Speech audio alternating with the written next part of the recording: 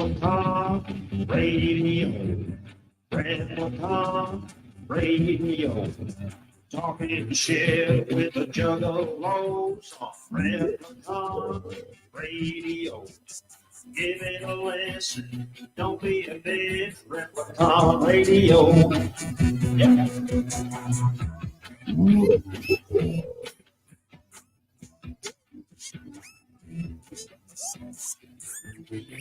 This is Replicon Radio.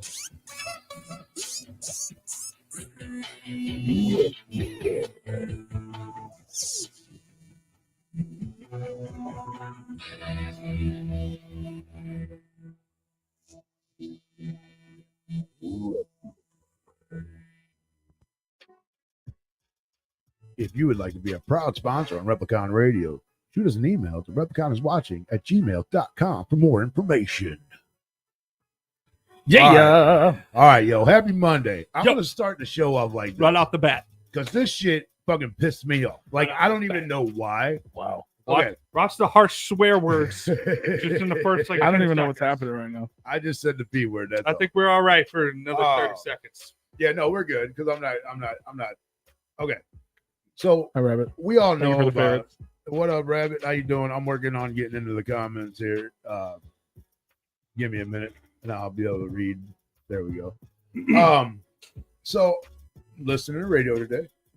Okay. And I noticed something that they were talking about something that kind of irritated me. Okay. Because I would never wear this, and I'm sure you guys would never wear this. Sounds like something I'd wear. Okay. Well, let me go ahead and tell you. Probably not. For like $824. I wouldn't wear it. For $824, you can get some jeans that look like you peed yourself. Oh, I can do that. $824. Yeah, bro. Like I don't need to spend $800. I could do that myself, right? But then they got some lighter ones. The same thing. But like people are For like $600. like people paying for this. Yeah, they're Bro, sold out, bro. Both of them, the $600 and Hey, $800 pair, are sold out. Sold I will out. come out with a pair for $300. Bro. I'm not like It's just a wet stain? Like that's what it looks. I like. know how to put a permanent stain on a fucking pair of pants like that. All right, I can do that. Like, bro, Who wants some bootleg pee pants? I mean, you ain't cool unless you pee your pants. You ain't cool unless you pee your pants. But yeah, bro, I was like, you gotta be kidding me. Who in the hell is paying for this? I don't know. But $800, $600 to $800. What do you mean? No, there's like something on my screen that I can't tell what it is. What up, Anthony? I don't know what it Purcell? is. It's like two little dots where my face is. I don't like it. It's like some type. I think that glare? it might be a. Yeah, I think there it is. Okay, all right. Is it a glare? It's a glare. I'm not used to being this high, so it's glaring off the. On your glass. Well, it's not even my glasses because like, Yeah, see, like if your I nose. do that, like it's not even the glasses. It's glaring on the camera itself, which I think is funny because like if I do this, you could see the four dots of the lights above me. Wow, I didn't even think about I it. told you you're way up high, bro. I know. I'm so That's as happy. low as you can go. I don't want to go How lower. low If you I like could, Can you go? You like being up high. yeah, because I'm Can you tall. go? I've been having my knees in my chest for the last fucking I don't know how many months. Right.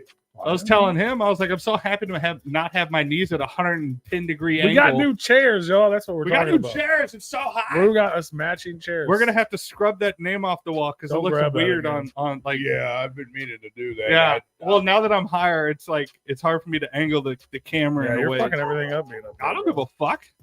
I'm Can happy. you take Sir, I don't want me blood clots in my higher? fucking legs doing this. All right, the 3 cents we get a year from doing this is not going to pay for blood clot. Damn, you got 3 cents?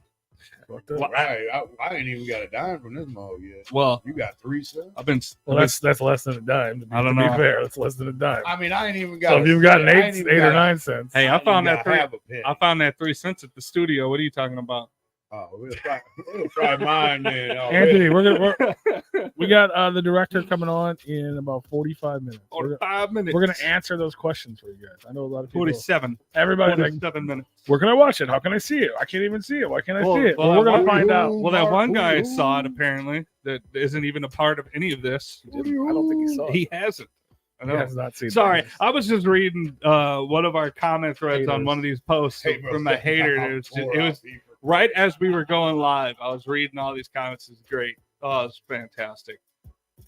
As soon if you're a Juggalo, as soon as you say the word fence rider, your credibility's gone.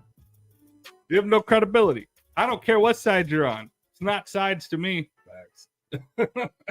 Yeah, I was like, I just let it go. Then I was like, Yeah. all right. Oh man, it was All so these good. positive people are commenting, Yeah. and the guy just kept going. So I was like, Shout I out gotta jump in on this. Shout out one. for Josh for I got- handling that shit, man. I got Shout out to that guy. I got a confession to make, guys. That was me. No, I'm kidding. Hey. I'm kidding. Oh, you were the fence rider accuser? Yeah. All right, yeah. That was you, man. I Man. feel like I'm so. Hey, you know big what in this the funniest part about that was? Is that like he wasn't fully talking about us. He was talking about the people that were mentioned in that movie, as far as like, you know, But then he was contact. like, and these fuckheads, no Twitters. It's like, Well, hold on, Anthony. Real quick, man. Like this movie actually ain't even hit out yet, and our review wasn't really supposed to. That's just a. But we like that was just a review of us watching it. It was like we didn't leave any. We didn't put any spoilers in there. We didn't really talk a whole lot about it. We're gonna do another review. I'm pretty sure we're gonna do another review, maybe. and it's gonna be more about the movie, about what you guys have seen, what we've seen, and so on. Yeah, we reviewed the movie because we're having the director on, and And it's to not, hype up it's the not movie. out, yeah, it's not out yet. Yeah, That's how we've done all of our movie we did reviews. 3 from Hell. We got Before it got early released. access before Yeah. it came to theaters. We did. Yeah, that's the whole point of a movie review. We wanted to get you guys excited to go watch this movie when it comes out. Yeah. I don't know when it's coming out. We're gonna find out tonight, though. Yeah, we haven't done them in a while, but fucking before COVID, we were doing movie reviews like fucking 2 or 3 a month, probably. Man, I forgot. From fucking Lionsgate. It was all early. Yeah. Here we get a preview screener to be the reviewer and tell you guys about the movie. Yeah, 3 from Hell we recorded 2. That was the last time we did 2. Nothing makes you feel more official than being like, here's a pre-released fucking Hollywood movie that you have 1 click that you can watch it. Oh yeah, Or 3 like from 2, Hell. yeah, 1 or 2 clicks. And Yeah, it's 3 like, from Hell was that's pretty it. secure. yeah, it was super secure. There's a little bit more security than that movie needed. You know, hindsight, like, you know, how it wound up being. I'm like, I didn't need that much. Well, but it's to not share it. no, I get it. What up, Ryan? How And you there's doing, bro? there's watermarks all over the damn thing of who's watching Oh it. yeah, straight through the fucking. Yeah, middle of just the a goddamn giant screen. Replicon radio is watching it. You Oh know? yeah, the one did have our Yeah. Most of them don't have our email like that, but yeah. Well, I know, but one of That them one did. did, yeah. That was fun, man. I wish we could get back to doing that. That would be fun. Me Especially too. now that we got this new setup, it's so much easier just to record a review. Yeah, I'm Yeah. trying to. Yeah. I want to get back with Lionsgate, man, because they were hooking us up. Yeah, no, we're not gonna leak it. Not gonna do that because then we don't get access to those movies before they, you know. That's Yeah, not we how want to you keep can't- bringing you can't guys do with that. like freshness, man. We want to keep being able to keep doing movie reviews and whatnot. Yeah. But yeah. So we're not going to leak. Yeah, I it thought out, that was but- weird. Yeah, People were I believe- commenting that, like, why are you commenting on a movie we can't see? I'm like, every movie we've ever reviewed, or any review of movies, mostly is movies that aren't out yet. Like, this comes out usually. Right. To be fair, usually like comes out this month Right. Yeah. or whatever. You know what I mean? Which maybe you don't know. But this movie is technically out if you go to film festivals. Yeah. It's touring film festivals. Just like when Kevin Smith drops a new movie, he tours it, so it's not technically out. But if it comes to your city, you can go see it, and he's usually there, and it's a whole thing. Independent movies need that promotion. Yeah. And we're going to talk about that tonight. Absolutely. We're going to, yeah. But we're the gonna, they director don't- himself because Yeah. they don't get like they don't have like a big budget that's backing them. So they definitely need like people to come out, show up, review it at these festivals, and just like give mad love about it. By the way, when it does, so they can get a bigger budget to do a better. And That's our what it review is. was an honest review. When it doesn't matter who reaches out to us, if we don't like the movie or product or song or whatever, we're gonna tell you how we legitimately feel about it. We're not gonna be like, that was a fucking piece of trash bullshit thing, and you should die for even making. We're not gonna say that, but we will be like, what I did and what I did yeah, not. we will tell you like, hey, is the space shuttle taking off? Bro, It we was, getting ready it to go was. to How was that? That's We're gonna get my Dino space helmet. I know, right? Just Yeah, in case. Oh, you got speaking crashed about through the glass. speaking of dinos going to space, I saw this on a tire cover today, and I thought it was dope as fuck, man. Look at that. Oh, that is That was dope. dope as Motherfucking fuck. dinosaur riding Look at across that, the look at that fucking shit. yeah. Yeah, it's Oh, like yeah. an I ET used to have a dino. lighter that looked like that. Yeah, Did you get my did you get that video I sent you on Instagram? I don't want to put that on the screen, but I saw that at someone. Which one? The dinosaurs golfing? Oh, I don't know if I've seen that yet. Oh yeah, dude, it's fucking funny. Is it the It's hilarious. inflatable dinos golfing? Yeah. Hey, I have one of those suits. I know you like- fought the fucking Stay Puft Marshmallow Man at Astro. Yeah, and I went viral.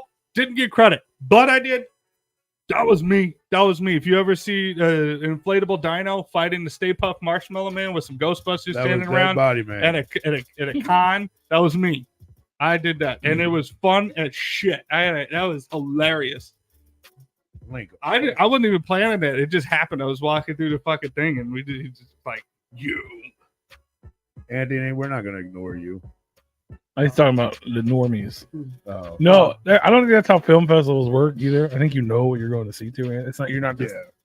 at the most of them. You're not just there, and next thing you know, the Juggalo movie comes on. You're like, what the fuck? Right. No, you It's definitely know promoted what's and it's going winning. We'll talk about it with the director in a minute, but yeah, it's like winning all kinds of fucking awards and shit. Like it's Very it's well actually shot. doing It's very- really it's- well at it's- film festivals. I'd love to hear that. Surprise! I mean, it's not. It's I'm not surprised surprising. by it. It's I'm- surprising to me. It's only Just surprising because it's the Juggalo. yeah, because everybody hates Juggalo. Yeah, exactly. That's the whole But reason. people that go see films are like, oh, But I mean, as far as the history of Juggaloism, I'm glad that it's going to be there in the catalog. That maybe I will reference this movie. That if anybody is like wants to know anything about being a Juggalo, I'll be like, well, this is what we grew up thinking. Go watch Off Ramp. Go watch Off Ramp. This is what in the golden era. This is how we thought. This is us. It pretty much was because like the first gathering. Oh, I can't say the first one. But the Back when we were innocent. the first one I went to that was actually outdoors. That was like our trip, bro. Like him and I in the front seat driving, just going to the fuck gathering, like bumping fucking ICP, knowing that we're gonna listen to everything that we're listening to. We're gonna listen to it there as well. Yeah. And like just that fucking vibe of just shooting the shit. What's going on? Like I can't wait. You know, I never like. This is our first time being outside. Well, my first time being outside. And he's like, dude, it's you were in a fucking bubble. blast. He's in a bubble his whole life. I had to break him out of the bubble. It was the first time he got to go outside. You're silly. He got to breathe fresh air. Yeah, I didn't mean it like that, but like, I knew what you meant. like, dog, this is like my You first. guys gathering didn't know Rue used to outside. be in a bubble. He was It was a I used crazy, to. bro. It was, yeah, it was a big bubble too. So. Well, clearly it was a big bubble. But I mean, it was like when we would talk about shit, and they were like, dude, I'm like, all I know is you there. Like, this is gonna be crazy. Like, all these people are gonna be here. We don't know any fucking body. He's like, oh, I know a couple people. I'm like, yeah, that's you. I ain't know nobody, bro. But then I met a lot of cool fucking people, and then kept going, and meeting more and more new, cool people and shit. I mean, I pissed off a couple of cool people, I guess, over the weekend, which unintentionally, but that per se doesn't happen, but there's definitely some bad Juggalo luck in that movie for sure. oh yeah, for sure, Like for absolutely. sure. like shit that would go down. Well, Oh yeah, well yeah, to a degree, yeah. It gets Yeah. exaggerated for sure, but yeah, there's some things that are just like, what the fuck? like I think a lot of people that have been to get multiple gatherings, that have been down for a long time, I think they'll really love and enjoy the movie because like there's a lot of references to a lot of legacy things that have happened at the gathering, like talking points of that make the gathering so infamous, Yeah, and like if you've been to a lot of gatherings, you'll be like, I was there for that. Oh shit, I was there for that. Oh, that guy. I know that guy that they Mark, just you're right, said. bro. Yeah. Yeah, So it's fun. It's a fun little blast from the past. I enjoyed it. So yeah. And the more when you started saying that, it's like from like the legendary golden era, and I'm like, man, I don't know if I really. But the more I think about it. Like, yeah. It is. yeah, It really is. it's not from a modern day Juggalo era. Okay, like it's definitely, at least in my opinion, I think it portrays the mindset of like first deckers. Okay, like Yeah. when maybe after the What you call me, man? first decker. That's what I fucking Oh, said. you a I said, dick. You a decker. I heard dick. Yeah. Decker. It's if you're a first decker, you'll like the movie because it's like it's like a throwback for real. I mean, and you'll I think resonate with a lot of the Juggalos having grown up. Like just imagine like you're 15, 16. You got a show like a local concert coming up, and you're just hanging out with your buds, and you're like, yes. Can't wait to go to the show, like in the parking lot parties and stuff like that. Like just the idea of it. There wasn't. I don't think there was parking lot parties in there, but it's the idea, like the whole mindset of the Juggalo of that time. Yeah. That's 7 or 8 gatherings. I went to the first 7 or 8 gatherings and all the rest. We're not all as cool as you. No, it's okay. I went to 10. It's all right. I don't judge anyone for not going to all gatherings. I'm I'm not on I've their. been to like 14. I'm not on their 13, Facebook pages being like, "You ain't no Juggalo." Yeah. You ain't no Juggalo. But at the same time, when I see people doing that shit, I'm like, "You don't know nothing, man." Right. You know what I mean? Like, come here, son. Let me come over here. And I school you. I feel that way. I mean, but like you that guy have to- trolling on the Facebook. He's like, "You guys are fucking bullshit Juggalos." It's like- blah blah blah blah blah. Yeah. Violent J says so. I mean, you have one of the. I'm like, bro, You have one of the. Violent J's drunk in my room on Juggalo Day. What the fuck you talking about? Violent J says so. Yeah. Because you're mad at me for fucking hanging out with Alex a year later. Like, Yeah. calm I mean, down. like some of the Yeah, stories. Anthony, I'm same with you, bro. Some of the things Since 93, 94. that you have done, like in the if you were able to like think of like into the Echo side where you have your deck of cards and things Right. that you've done in Juggalo, Just in Juggalo. like you have some banger cards I do have that some like cards. would in the game. I got some epic, some of those. You epic carried cards. Bushwick Bill. I carried that, man. You carried that man tripping on LSD through the Facts. fucking woods into Violent J's trailer or into the back area. I love where how it our was. I love that story. I love how our there's too many ninjas in here story is now turned into a fucking nothing. A lot of ninjas Right. in there. Yeah, It sucks, but it's still I fun. mean to it's still a say. great story, but now it's like Well, it's funny on our end. that's my homie. I can text. Yeah. You know what I'm saying? Like that's crazy. That's Anytime- still crazy. to Now, me. anytime he posts a photo of him and a bunch of dudes, you'd be like, "A lot of ninjas in here, Yeah, Alex." it's a lot of yeah. no. Yeah, we did. And he'll understand it. When we was hanging out with him on that Sunday, it was kind of like the ongoing joke. There's a lot of ninjas in there. I love it though. It's so funny. Yeah. It's so funny because like he was serious in that moment. And he was, yeah, fuck yeah. and you're like, "Oh shit, we're in trouble." It's What? just so funny to Daddy's look here, yeah. back on it now. Fuck yeah. They're like, that's a funny moment. That And, like, yeah. Like that feeling when he walked in was like, oh fuck. Yeah. What do we do? Where's the So window bad. at? What the fuck do we do? Like we're not supposed to be here. Fuck. You just had that. Like, This year? You talking about this year, Anthony? you just get that like gut wrenching feeling like we're in fucking trouble. I hold my own dick while I piss. he well, sometimes man. doesn't even do like sometimes he doesn't even hold his own dick. That's when he true. I pisses. I He got just pees everywhere. yeah. Our shorts are so easy. You just pull them straight down. You don't I'm touch surprised nothing. he probably has the OG pee pants, you know, because like it just Facts. dribbles on it, you know. There's True. no way. I've seen him pee in public Well, I was like, why are you watching me pee, though? because you do it in front of me. Like You're I'll not just watching me I'll just pee, turn you around just- and be like, oh shit, You god see damn it. that I'm peeing. I- I'm not seeing where he even said I've anything seen- about peeing. Oh, Let me go to all. there it is. Done. It keeps we both clicked it. No, we clicked it. We both clicked it. Click it. I thought you were going to click it. I think he's referring to Methric, but Yeah, I think he is too. Oh. But we're I think it's a Twizzler joke. there's but, more than one Paul. Oh, I see it. but my name's Paul. Fun fact. So I mean, that's what the P stands for. That's what the freaky stands for. Oh, PO's his own, man. Ain't nobody touching that motherfucker. Get out of here. that's right. I hold my own. Like I said, I don't even think he does that sometimes. Well, He just be sitting but there. it's if but I'm pissing outside, I don't hold my dick. I just flop it out. He just sits there with his little Oh. his little polar pop cup.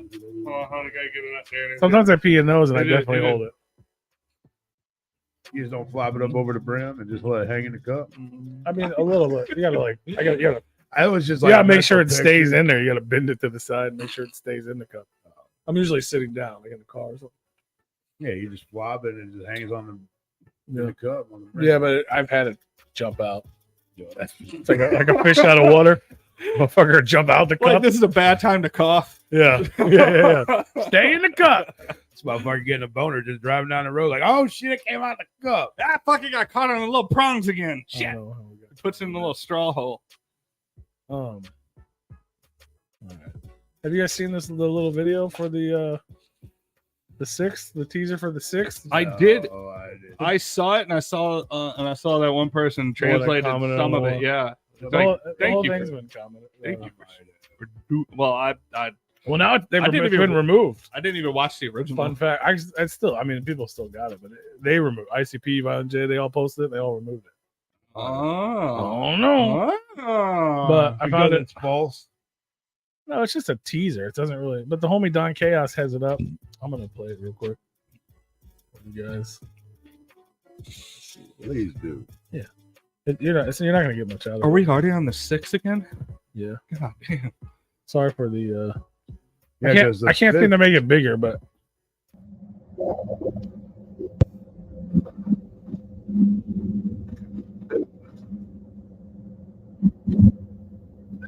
Everything is posted.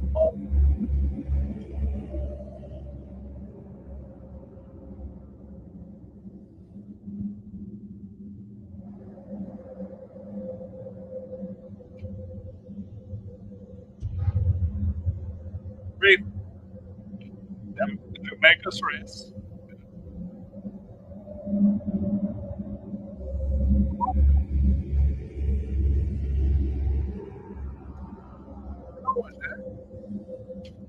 Kick up. Yeah, it's all making sense. You did. Yeah, so you don't understand. Right? Yeah, somebody fucking died with her hand. Big rock, but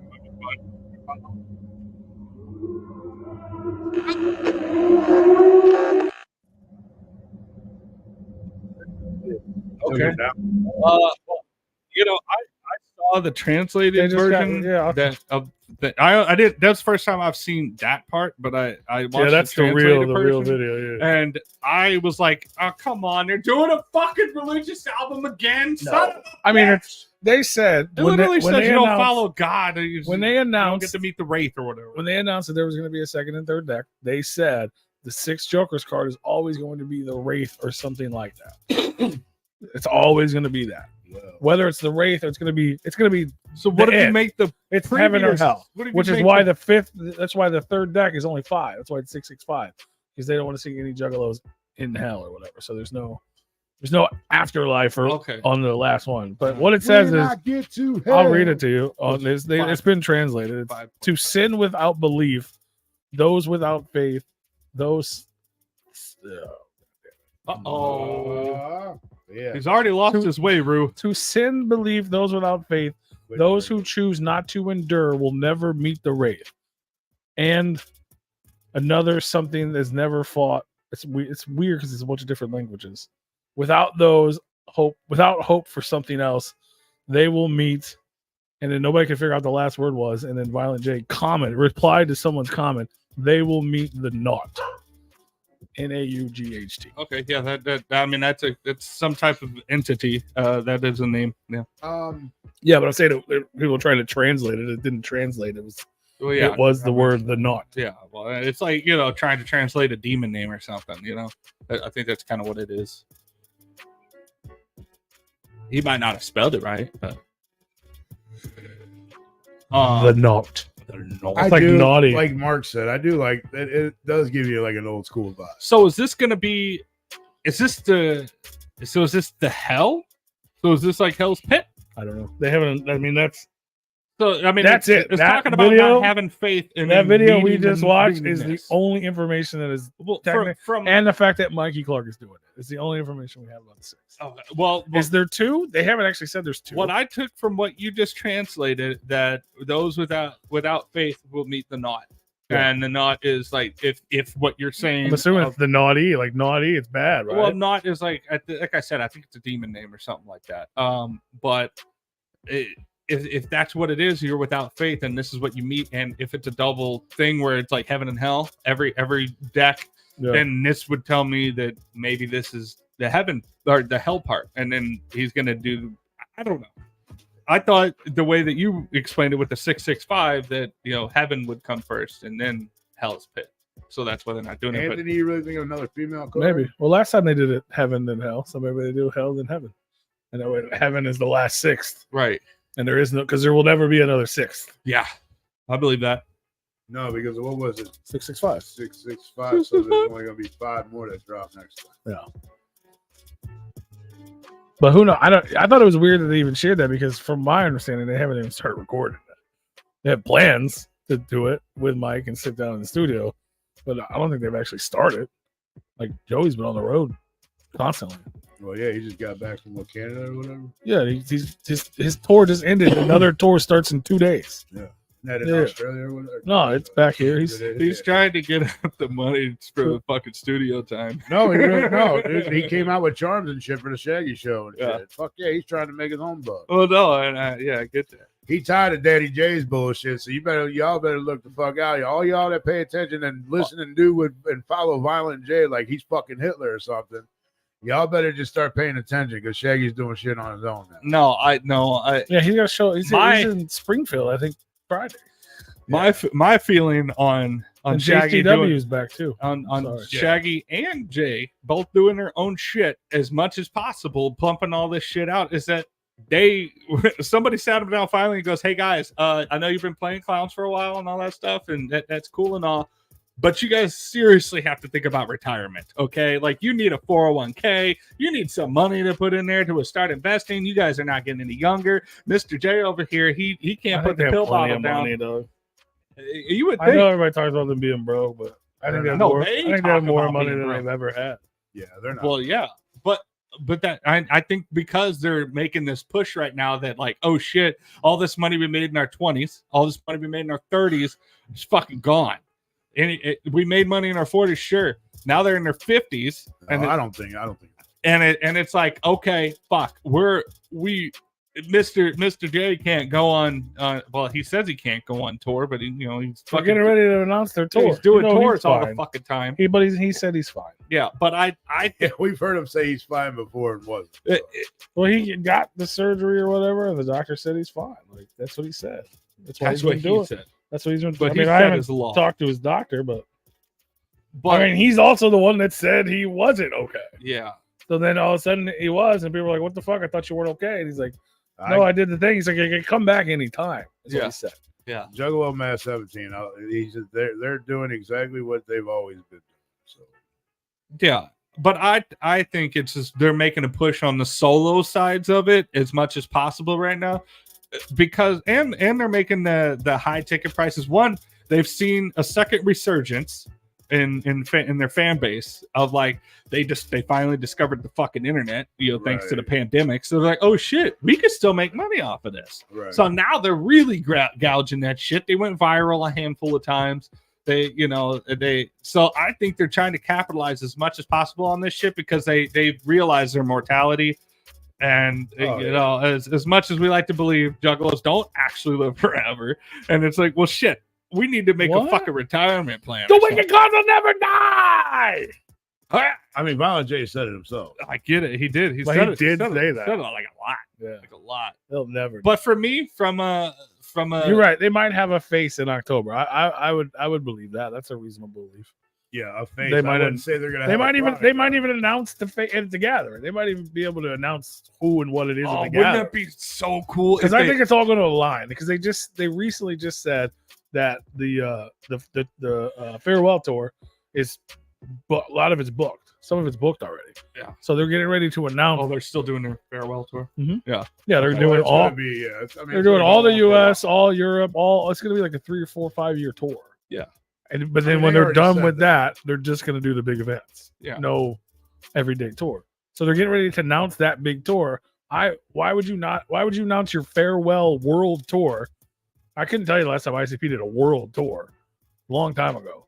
So you're going to announce their world tour and their final 6 Jokers card. You know what I mean? Like, why would you not sell that on a world tour? Like, it's all going to coincide together. Right? Yeah. Why wouldn't it? Even if it was done, I'd wait. Oh yeah. You know what I mean? Like, yeah, for sure. Oh, we're going on a world how cool tour. would it be though if the little smoky backdrop and all that stuff with that music that they had on that little teaser? How cool would it be? Is if it was just like an old school reveal at the gathering where it was just the whole stage is dark, just the backdrop of the smoke just playing for 10 minutes, and then out of nowhere they just put the face up on there, and then everything goes dark, and that's it. Yeah.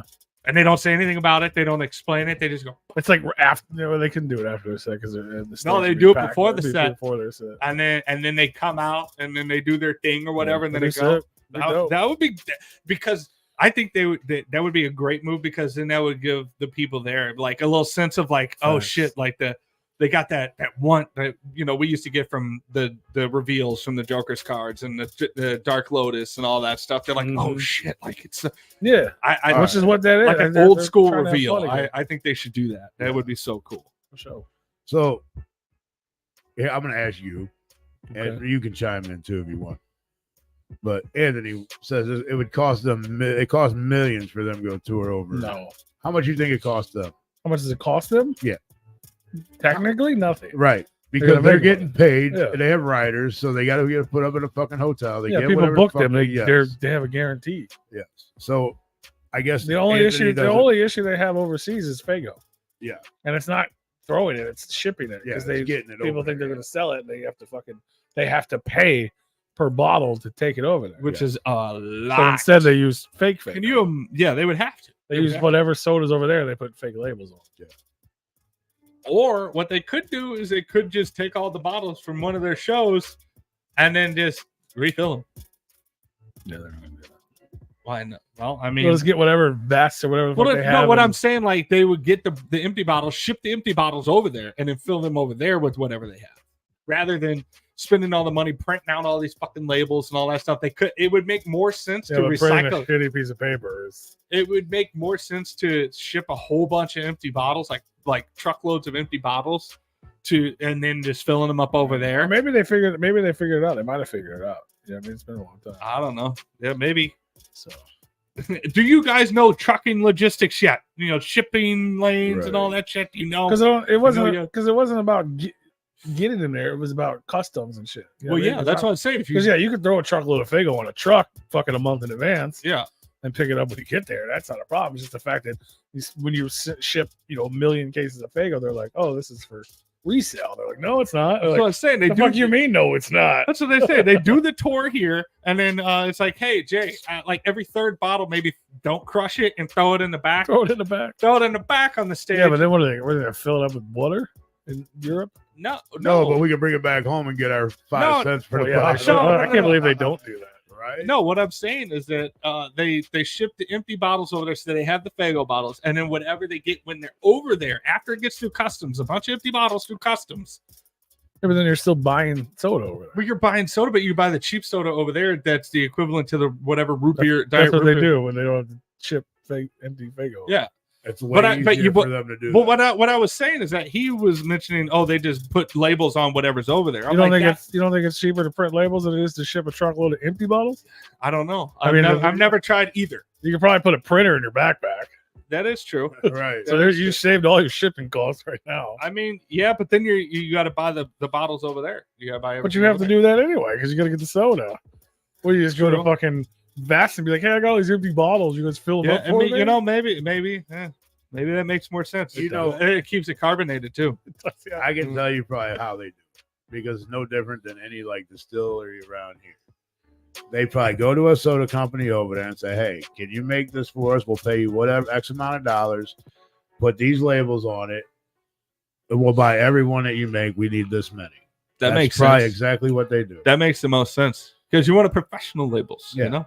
I mean, that's what a lot Yeah, of they had, like, distilleries do. People go to ICP labels or distilleries. something like That they were cool. People wanted them. You collect them. Yeah. Like, oh shit, I got a. They did like 10 shows or something. Like I got one of these cool fucking labels. So, Anthony, have you read this shitty comic book that you can say that it's shitty, or are you He just said earlier he bought it, but he hasn't read it. okay? He asked us what was on the CD, and I don't have an answer. Yeah, I don't have an answer for I that. think it's just the narrations or something. Yeah, I don't know. I haven't listened to it either. To be honest, I haven't taken it out of the bag. I mean, I just like when people call something shitty and they ain't even. The That's movie is really- terrible. It's He's such just shit. he's just a juggalo. it's just Yeah. it's a Yeah. terrible He's making movie. he made like a positive point, but then turned it into a Right. shitty thing. Right. That's why I'm a little confused here with it. But, Like obviously he didn't steal no money. He's got a shitty comic book. right. And if he stole money, you don't think that ICP would be fucking going to get lawyers? Why they wouldn't be He making was just it in public? Indiana this weekend too. I was like, man, you should have told me. I might have. Okay, I probably wouldn't have, but I might have. Yeah. That's pretty close. Exactly. They would just make a sticker. Exactly what they would do. Can we talk about this? Are we gonna talk about this thing we're doing Friday? We're doing something Friday, guys. We can talk about that now if you want. We don't have a flyer. Yes, we do. I put it in our chat. Remember? I mean, it's kind of tiny, but you might have to blow it up. Oh, it's not really flyers. Sure, it is. It's open mic night Oh, I guess it's. at your place, a bar called Your Place here in St. Louis.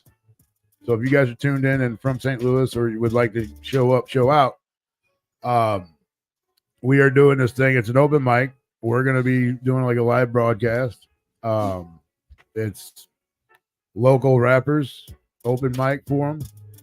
If you would like to participate, I believe it's like $5 or it's $5 a ticket. I'm not sure what it is to get in. It's $5 to get in, but I'm not sure what it is to get in a contest, but you can win money. I mean, who doesn't like to try to win money? If you're a Juggalo rapper, I don't know how good it's going to go over because, Not a flyer, but it's a screenshot of an Instagram post. yeah, I mean, it works. It tells you the address is where they're at. I'm saying we don't have a flyer for like Oh, yeah, we know. that we're a part of it or something. No, but we will. Because we're be there. doing something new. Yeah, we're trying something new. They invited us down the Agora Cypher Jam with Super Grease freestyle open mic, $5 at the door from 7 to 11 p.m. Is that what that says? Yes. And we're gonna broadcast live. And if we have a good time, if you have a good time, if they have a good time, what are you looking at? Oh. It's this Friday. It's this Friday, May 3rd, It's in our 7 p.m. to 11 p.m. It's at Little Easter 5510 Virginia You Avenue. can't see that. But yeah, we're gonna be out there. We're gonna broadcast live. We're gonna see how it goes. So you get bonus Replicon Yes. this weekend. This was just brought to my attention about a week ago. That's why you haven't like really heard us talk because I was touching up details with it. We're gonna try it out. we See also what it's got- like. Me Yeah. and P also got news. It was just last minute too. Well, yeah, I got it too. I just can't make that one. Yeah, we also doing something. So Friday we're gonna be live broadcasting from St. Louis, Missouri. Saturday and Sunday, me and Dead Body Man are gonna be in Memphis, Tennessee. Memphis.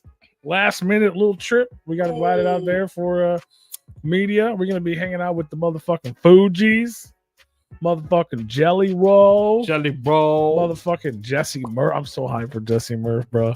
I almost went to her tour like 8 times. I didn't go to any. I've never seen her. I fucking love her. Yeah, I gotta look her Young up. Gravy, fucking Big Boy from Outkast, Killer Mike, 8-Ball and MJG, all kinds of other people that I ain't never heard of. If y'all know any of these artists and you want to see anything from them, let us know right now because we might miss them. You know what I'm saying? Right. I have not heard anything from. Those Oh, are just you all the heard ones "We Were that a I'm Wild hyped for. One"? Is that her song? Yeah, with Oh, Jelly. you had me on a wild one. So whatever. However the fuck it goes. I didn't know that was her. But I don't know that artist. I only know that song. But yeah, No, Mark, we're not in doing Frodo motherfucking show. Memphis. We weren't invited. Oh, were we? We are? weren't. I said we Oh, weren't. But they just announced it like today. Yeah, I've seen that flyer today. That's the first one I've seen. Look like a Kama King show. It'll be a good show. I mean, you just politics aside, I like Frodo. He does good music. I like his music. He just doesn't push it enough. And I like H6 Family. Oh, Bones, he's dope. I mean, it just. I know you guys didn't really want to like him in the beginning, but I like the guy. I like the guy. Yeah, I he like don't the bother guy, me at all. and the dude is a good performer, and he's got good lyrics. I find myself bobbing my head quite a bit when he's performing. I'm like, oh shit! I mean, I was in the music video. Like, bro. damn, that dude snaps. Okay, Yeah, okay. no, he don't bother me at all. He's I good think- people. I mean, I've never had a problem with him. I would He's good consider him people. good peoples now. Like, well, we were all hesitant in the beginning. We were like, I hung out with a dude before. Yeah. He's always been all right. well, we were looking out for our homie, Mandy. So Oh yeah, I didn't even know. Yeah, I see now. I was Oh, like, really? Any money? Just like, okay, all right. I mean, I don't know Is why that- you would is- say that, but Well, whatever. because he's using his Juggalo mouth. Well, That's that's why. Yeah, Alex is fucking a dope ass human. He was really cool. He's really nice, and he's a goddamn legend as far as Yeah. I'm concerned. Yeah, for sure. There was 3 people in the beginning: I Joey, don't and believe- Alex. Yeah, I don't believe Bones was part of Black Flag music. I'm not sure. No, I don't think I so. don't think so either. No, No, that was what was that? That wasn't. That was Beast Scan. Yeah, B scan. Yeah, B scan. Beast Scan. I think he wound up blocking me on Facebook, I don't know if he really does much. but he was sad about having to Probably block. blocked everybody. Well, he blocked me, but he was sad about it because it was in a time where I was in his algorithm and he was interacting with a lot of my shit. And then I made one comment that was anti-kid, and he was like, "Oh, I can't fuck with you no more." Block. So at least he told me. Oh. He told me. I was like, "Oh, dude, it sucks." I mean, I didn't reply because he blocked me before I could reply, but I was like, "Fuck them kids, bruh." That's funny. It's all right. He'll get over it. He'll be fine. But yeah, But yeah, no, Alex is actually a pretty decent human being. If you would even take the time, well, you ain't gonna ever have that. I chance, just- so don't All let those everybody- people you're hating on, they're human beings, and they're nice. I just people. don't. I mean, I got to learn the real him. So I hate that it comes up so often, and I normally just don't pay any attention to it because it's. But this is at least a real person that's here in our chat room. right. I just don't get. Like, I understand people were mad, they were upset, and when you hear one side of the story or whatever, you're like, oh shit, that's what you believe. But then people that have been around long enough or fucking have a brain of their own, or at least fucking pay attention to any fucking sort of thing, how do you not see? I don't get it, man. I don't get it because I'm gonna tell you right now. Somebody stole 3, 6, 9, 8, 10 billion million 3, dollars. 6, whatever 9, the fuck. damn thing fine. Motherfucker, you stole like $3,000 from me. I'm gonna get a lawyer. We're gonna discuss this. Didn't they say it was like millions or something? Yes. Yeah, like $3 million, some shit. After they all hung out, I mean, it just, After they all, yeah, it's a work, just like everybody said. It's a work. The dude wasn't around for 15 years.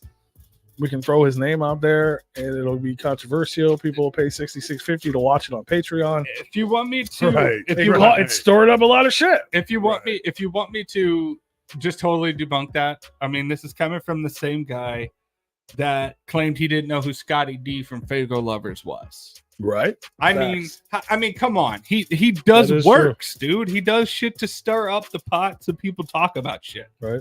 He's a genius marketer. We give him shit because he does dumb stuff. He gets too fucked up and he does dumb shit. But the man is a marketing genius. He Yeah, went the- platinum on fucking flyers, bro. The Talk interview that you fucking called all these people bitches in and fucking changed your company and changed the future of Juggalo had to be with Scotty D.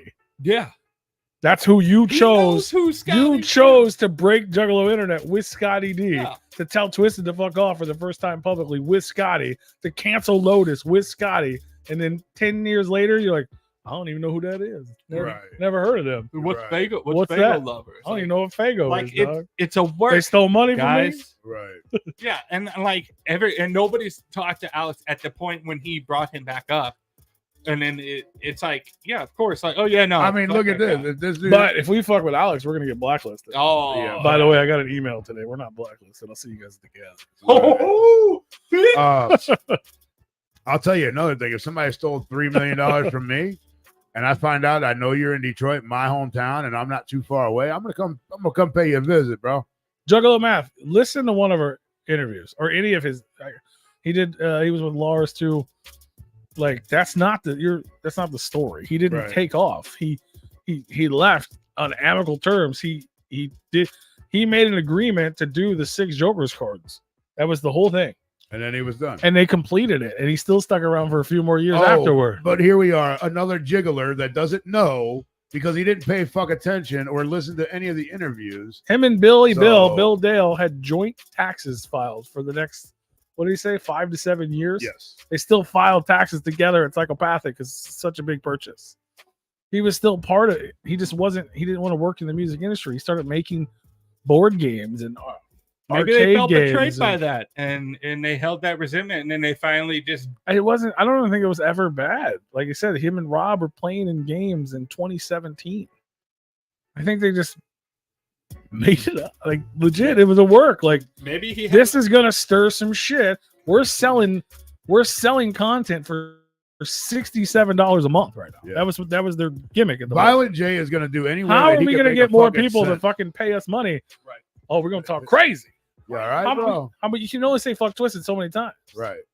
People get Twisted it. ain't fucked you. You fucked yourself. But I'm just because saying you're they an can only asshole. say it so many times. Who else fucked us? Oh, Yeah. Alex ain't been here in 15 years. Yeah, Fuck Alex too.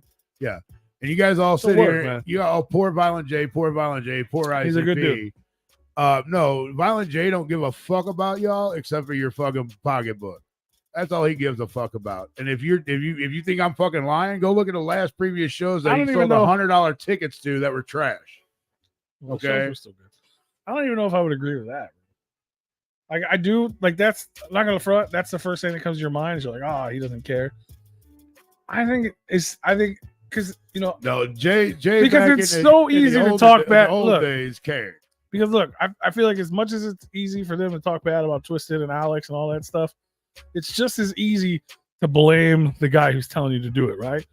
Which is Jay. No, I'm not saying he's fucking innocent by any means, but I think it all goes back to one simple thing. Actually, Alex does care about the Juggalos, by the way. That was a conversation that him and I've had. So these are things that you don't know because doesn't you make- wouldn't even there's- try. Well, the fact is, there's no traders. He didn't go to a traders convention. He went to a Juggalo comic convention. Right. They're Juggalos. They're not traders. That's technically not even. I mean, it is Juggalo, but it's not. There's more No. regular people there than Juggalo. Now there is. But you know what I mean? You built the foundation fucking 17 years ago with ICP, Twisted, Blaze, ABK. You come back and look, oh, Twisted's doing a comic convention. I have a comic book. Why wouldn't you go there? Yeah, could you imagine that? Like he hasn't been paying attention to any of this, and like he just comes up like, "Oh shit, they're doing this." He hits him up like completely oblivious to anything that happened. I mean, he Other found than- out about it in 2020 when he did the Netflix on your couch. Well, I know Yeah. that. I'm just saying that. Like, could you imagine that? It's like, well, what the fuck? what the fuck happened? I thought this was gonna be chill. But what I was saying was, regardless of how wrong or right Jay may or may not be, it just all goes back to the simple fact that they're I find that entertainers. bullshit too. You know what I'm saying? They're entertainers. You know what I mean? Like that's simple as that. Yeah. Was it a work? Most likely. You know what I mean? As far as I'm concerned, it was a work. But that's their job. They're entertainers. Exactly. The fans, us and other people, you know what I mean? They take it so serious. They take it to heart. They take it as code. And then people argue and fight. But when it all comes down to it, they're entertainers. I'm gonna probably hurt everybody's feelings here. They're all in it to make money. Yeah, they're entertainers. The whole thing was to make money. No. You're fucking full of shit, bro. That's a lie. So They're not in it to make money. You're full of shit, bro. I mean, I Are you hate to kidding break me? it to you. Literally, No, every they love single doing one of music them are and they doing love this. us fans. They're not doing this To to make make money. money. No.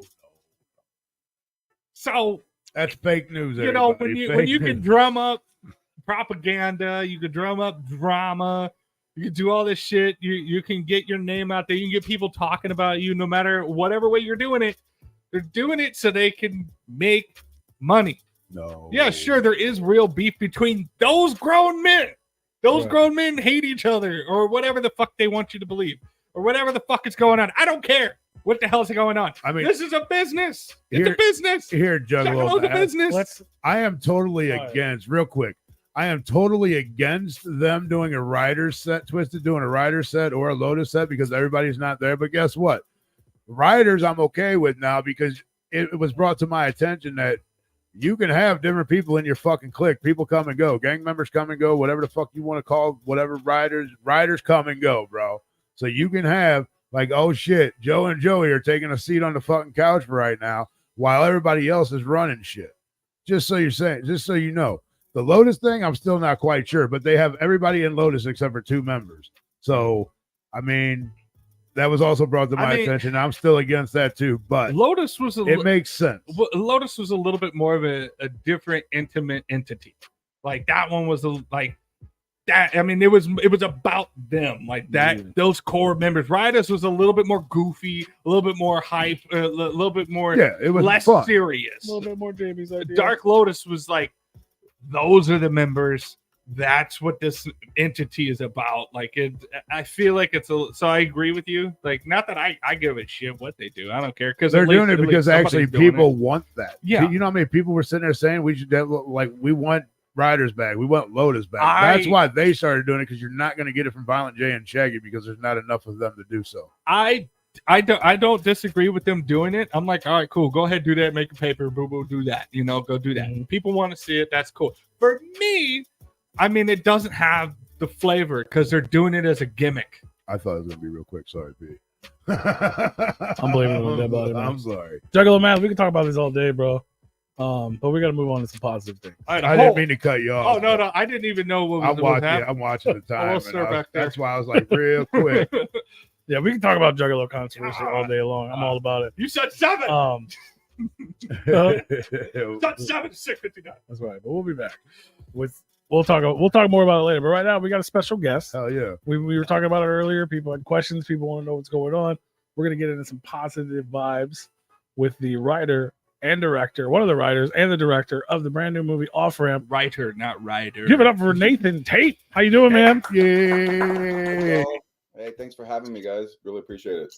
Oh, thanks for coming on, man. Thanks for taking the time out of your day to come join us and talk with us for There's sure. a dope poster behind you. I just want to start right off with I that. have a lot of them, man. There's a whole bunch of. This is a pretty crazy one. Oh my god! Oh, It went from like, oh, that's cool to holy shit. I don't know if you can show that. It's maybe not. I don't know. That's why I try to. But it's from Africa. It's okay. That'll you're be fine. good. That'll be fine. We're good. Cool. That's funny, man. Wow. That's hilarious. Yeah. That's awesome. Yeah. I love Clockwork Orange, man. That's super. Big fan of posters. Cockwork. Yeah, cockwork. Yes, exactly. I haven't seen that one yet, but I like the original. Yeah, I like the original. that sounds like a knockoff kung fu movie. It's like cockwork orange. But anyway, thank you, sir, for coming on our show. Yeah, for sure, man. Welcome. Sorry you jumped in. We had Yeah. Juggalo controversy going on in the chat, but that's a constant thing. Oh, good. I hear you. And there's a lot going on. You know, they just dropped a bunch of new trailers and stuff like that, right? Yeah, it's hyping up the new Joker's card. Yeah. Well, Mikey Clark's back. That's good news, right? Yeah, absolutely. 100%. It's great. It's great. It's awesome. But yeah, I want to start off by saying, man, happy birthday. Happy birthday. Hey, happy birthday. Yep, I share a birthday with Violent J. I think that just goes to show that, you know, it's all meant to be. You know, the carnival provides. It's all basically the way it is. Hell yeah, that is the theme, right? It's the tagline of the Right. movie. Everybody. That's right. That's right. That's where the shirts we made for for the crew. That's what we put. We put the carnival provides on the back because it just I kept finding it to be such a true phrase. You know, I mean, not only like, you know, what we experienced, like what I experienced at the gathering and like from the folks that I met and just whatever. But then, you know, if you just remain open to like magic in the world, you know, I think you see it. You know, I think that the carnival does provide, and eventually, like, you know, I mean, you get go through a bunch of shit and stuff, kind of like ends up finding its way to work out. You know, and I think it's a really beautiful notion, and I like using that phrase for sure. Yeah, it definitely is fitting. You guys, you kind of put it into perspective a lot more in the movie than as you did just now too. But like just as we think about it in general, it's always like a silly thing, but now it's like a, you know, it's almost like the secret or something. Like Well, it is, yeah. It's the power of the power of the putting it out there and letting the universe provide you with what it needs to. As long as you listen to the universe, you listen to the carnival, and it's gonna provide for you. You just got to know how to listen. Yeah, absolutely. You got to be open to it for sure. You have to be open for it all to happen. Otherwise, if you're going to turn your blind eye, you're going to be, you're going to be myopic and narrow-minded. You're going to be myopic and narrow-minded. You're going to miss out on the rest. And I think that's a good, that's appropriate for just life in general. If you're narrow-minded and only looking one way and staying myopic and you're not looking outside of that, then you're going to miss a lot of good things.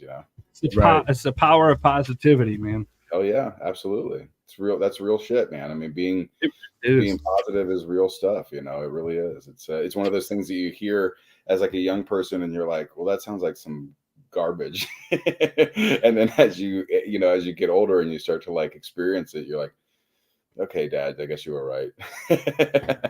I'm not super religious, but I'm into like the energies and stuff like that, and the universe, and like being in tune with the universe is saying, when you're on that frequency with the universe, you'll know it. Like things are just going to start lining up for you and all that stuff. It doesn't always go that way forever, but you got to stay on that path. Like, you just got to follow the signs as best you can. And yes, I mean, it's a real thing. The power of putting it out there. I can't think of the terminology of it, but yes. But yeah, and I mean, I think just in general, like the golden rule really goes above and beyond any religion or anything. I mean, if you just treat people like you want to be treated, it's a good thing to live by. You know what I mean? Absolutely. Yeah. Getting all philosophical already here. It's all good. I mean, we love it, man. I mean, we live. If you want to break it down, technically, all the Juggalo world is in a philosophical, mumbo jumbo belief and all that stuff. So, sure. Yeah, the clowns just like to follow God, but that doesn't mean you have to tap into the power of the universe and stuff like that, and the energies, and it's all kind of the same thing. It's just on what resonates best with you. Sure. Yeah. I think you guys see that in the film. By the way, thanks for such a great review, y'all. It was really enjoyed it, and yeah, it was great stuff. So I appreciated the movie. I think it's great for like I said in the beginning of this show. That's as far as like the Juggalo history catalog, I think it's going to be a great thing to be in there. Sure. Like I love. It's very well produced. I was watching and I'm like, this could have came out of Hollywood. This is I understand it's about juggalos and stuff like that, so it's not gonna be a blockbuster, but I love the way it was shot, the way it was done. Hey, it ain't too late. It can be a blockbuster. It can. Yeah, I hope it is. I'm not saying that I hope it's not. I hope it is. It was. I think it was very well done. Thank you very much. And that's not just me because you're here saying that to you, that's just my honest opinion. It was just so hard not to spoil. Yes, we wanted to talk about it. It was like, but yeah, things happen and it was cool. Yeah. No, I feel you. I guess I should have been maybe a little more specific about but it was. I mean, there's those two big turns. There's two big things that we just because it's a shame. We just want everyone to be able to have the similar kind of experience of watching it for the first time and having those moments that are kind of surprising in a good way. And it's everybody wants to have that kind of experience. We want everybody to have that, who watches it. And I'm with you. I think this is, somebody told me before, which I think is very true, that it's like, this is like there's potential that this movie could be like one of the biggest like cult hits of all time. And I'm like, well, that's the section of the movie store that I fucking lived in, is the cult movie section. So like, that's the greatest compliment to me, I mean, that's what I always kind of wanted to make. And I think the thing, it'll just kind of have that like trickle, kind of experience of a little bit here and a little bit there. I mean, look at Terrifier. I mean, it started out like it was an indie film, and then it became a cult classic, and now it's around 3, I think. Yep. And yeah, that's how it starts. Yeah. I think this definitely has potential for that for sure. And I was telling the gentleman to my left and right here that I really appreciated it because I don't know if you intended it to, but for me it came off that like this was like the golden era of Juggaloism. Like like in the 2000s to 2010, that when era. Alex Abyss was around. I'm just But like I think that like that's kind of how we all felt, like the magic in the air and all sure. that stuff, and like going to the gathering, like it was such a big deal. And you know, I think that it's like a time capsule for me, you know, of like, you know, my teenage years of being a Juggalo. It's like a time capsule, and I was like, like I felt that magic again, and I was like, I remember that. Oh, I know that guy. I was there for that. I was there for that. And you know, I think I appreciated that from this, you know, because like, yeah, sure, you could have made one that reflected how everything is now. I mean, I think he did, except for that's a younger generation. Well, for us, I mean, yeah, we're just old. We just see it through old eyes, yeah. I guess. I see it as like, oh shit, this is from, you know, when I was growing up, and who knows? The Juggalos now could be that way now. I don't hang out with them, so they still got that glimmer in their eye. Yeah, I hope. Yeah, so no, it definitely resonated with me as an old school Juggalo. So, well, thank you very much. I mean, I think one thing I'm happy about the movie in the end is that it is sort of like out of a certain time. Like, you know, yeah, you have one cell phone in the movie, but like that's the only cell phone, and cell phones have been around for, you know, whatever, 20 plus years. So other than that, there's nothing that really indicates like the time period other than, I mean, I think you're right. Like it's obviously post 2000 and maybe like, you know, but I think, you know, we were pretty careful to kind of keep things kind of vague in that sense.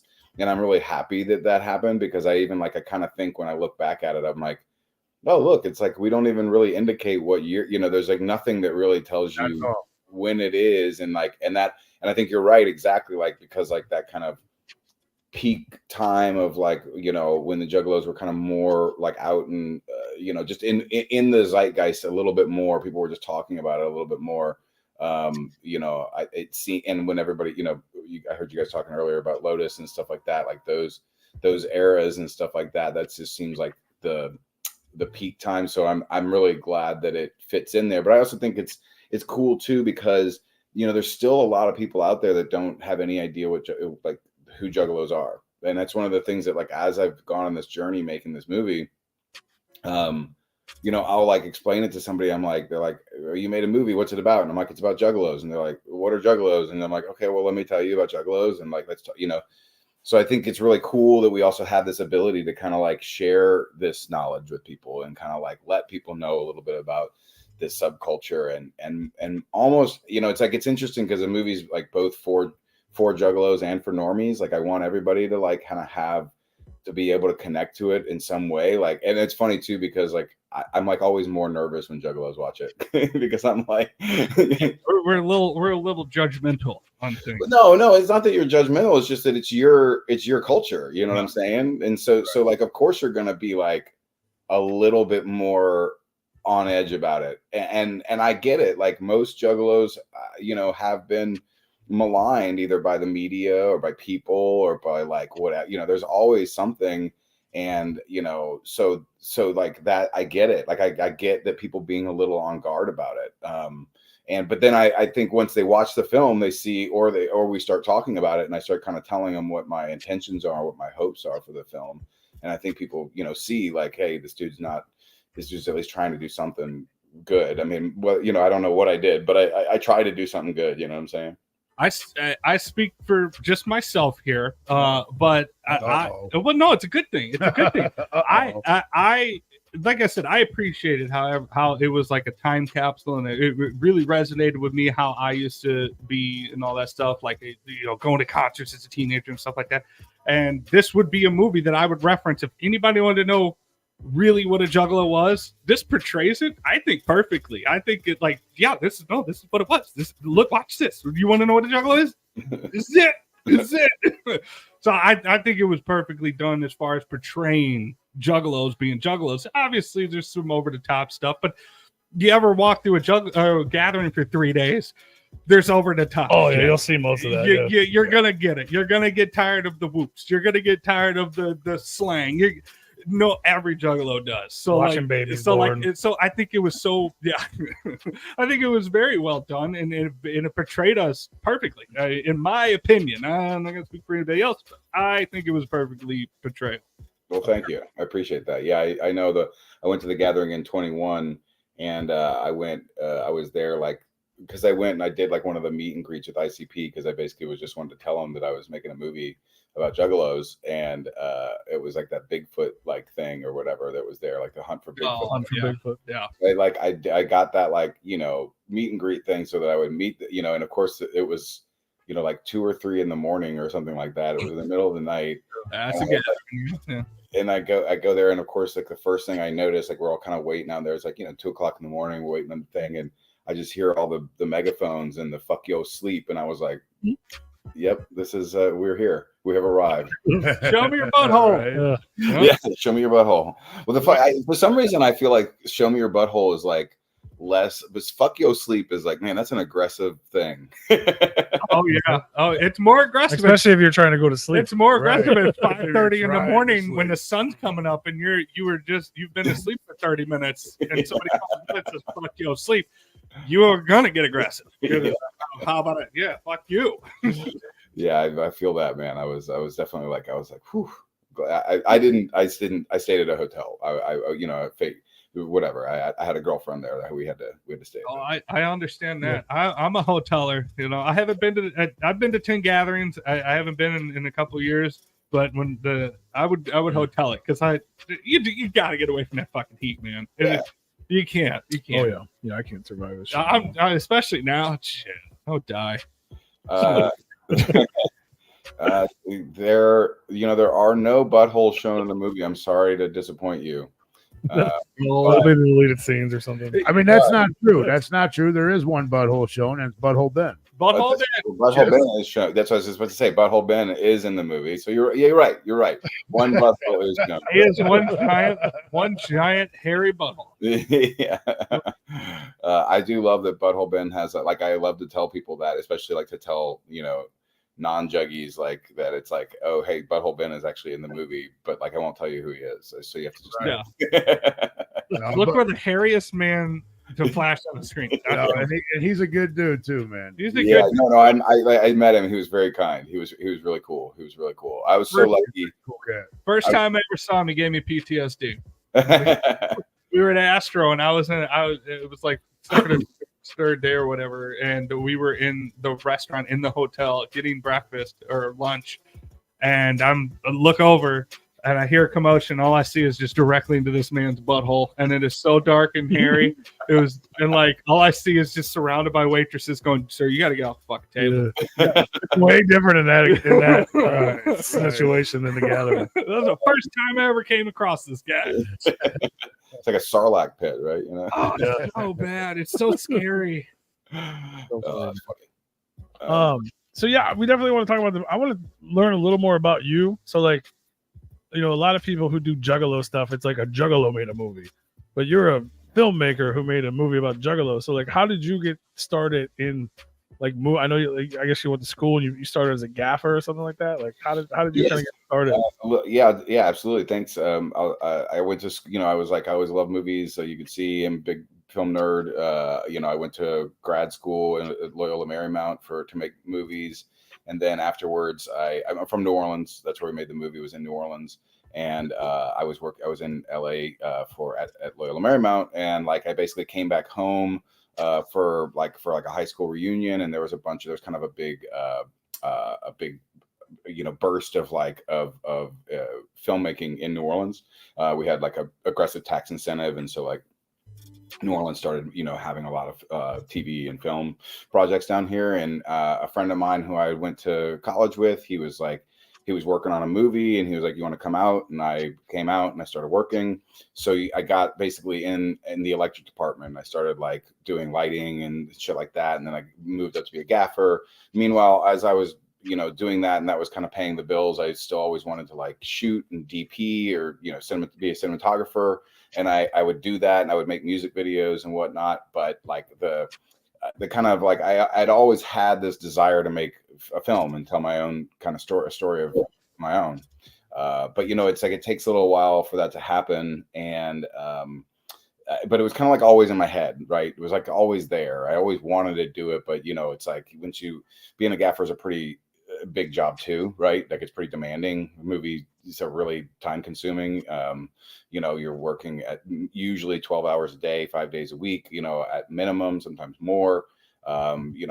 you have kind of big breaks and whatnot. But so during one of those big breaks, I'd had this idea to make this movie, and it was about Juggalos. I saw, a little of my history with Juggalos. I, had like the Chicken Huntin' maxi cassette single, cassette from back in the day, and like I bought it, and I thought it was kind of silly and fun and whatever. And I think then I just kind of like moved in a different direction, kind of like went more like backpacker hip hop or whatever. But like I did, so I didn't necessarily follow ICP. But like I knew of them, I knew that they were there, and I knew that Juggalos existed. And then there was, kind of those times you were talking about, like the Vice documentaries were all around. And so there was a lot of like conversations about, and the Tia Tequila and all that shit and all that kind of stuff. I was there for that. Yeah, oh, nice. There you go. So like that time was like happening. And then, I just kind of like, again, we just kind of knew about it. But then afterwards I saw somebody pointed out to me and sent me the link to American Juggalo, the documentary. Yeah. And that I watched that one, and it was the first time I had heard of the concept of the Juggalo family love, and the idea that like a lot of Juggalos find each other and find this found family kind of thing. And that, a lot of the people in the documentary, they came from broken homes or from other things. And it was just something so sweet and kind and beautiful about that I really, really connected to, particularly because, these are also a guy who's, spray painting his face, you know what I mean? And like, and to me, like, the guy I'm talking about, the juxtaposition of that kind of stuff was really interesting to me. I thought it was really, I grew up, like going to the church and stuff like that. And I always was like, I always hated the hypocrisy that I would see in the church. And to me, and it made me kind of like, go like, what is this? I don't get this. You're trying to tell me that like, a Buddhist is not like going to make it into heaven. That's like the biggest pile of shit I've ever heard. He believes in the wrong sky guy. Yeah, exactly. Yeah. Wrong sky guy. Yeah. And you're like, this is absurd. Like, there's no way that if there isn't a benevolent God, that is what is happening. It's like, that makes no fucking sense. Yeah. Makes no sense. And I think, and so for me, I thought that, I really connected to the fact that, Juggalo, these Juggalos in the documentary, that there was this idea of like, that they were behaving in a way that was, more Christian than some Christians. And I thought that was something really cool and really unique. And I just had this image of like, I won't do it because it'll be a spoiler, but there's the big thing that happens whenever they sing Miracles, which know. So that was like the moment, that was the thing that popped into my head, was this moment of like this thing. And I was like, I kind of worked backwards from there. So that's a little bit about me and about that. That's wild. That's just right from that. That's super great. And this movie actually started. You did a short first. Is that how? I did like a short, like it was like a trailer. It was kind of like more like a teaser trailer to like make kind of more. They call it a proof of concept sometimes, right? So like you just do this little thing, and then you can kind of like raise money or something from it. And really, so this process was long. My co-writer and I started writing the first draft of this film. Well, I had written it as a short film, but then I knew, I was like, what's the point of making it as a short film? Because like that scene I was just mentioning, it's like so expensive to do that I'm like, well, if I'm going to do that, I want to just do it, for real. So I had written it as a short film. I went with my co-writer, stayed with him for like 2 weeks. We wrote the first draft, and that was in 2015. That was like a long time ago. Then I kept wanting to make the film, but I kept, getting jobs and stuff like that, and life kept happening. So I kept kind of getting like interrupted from that. So at like sometime around, I think like 2017 or something, I was just like, I felt like I just needed to do something, to just kind of like get some momentum going. And so we did like a little, teaser trailer thing.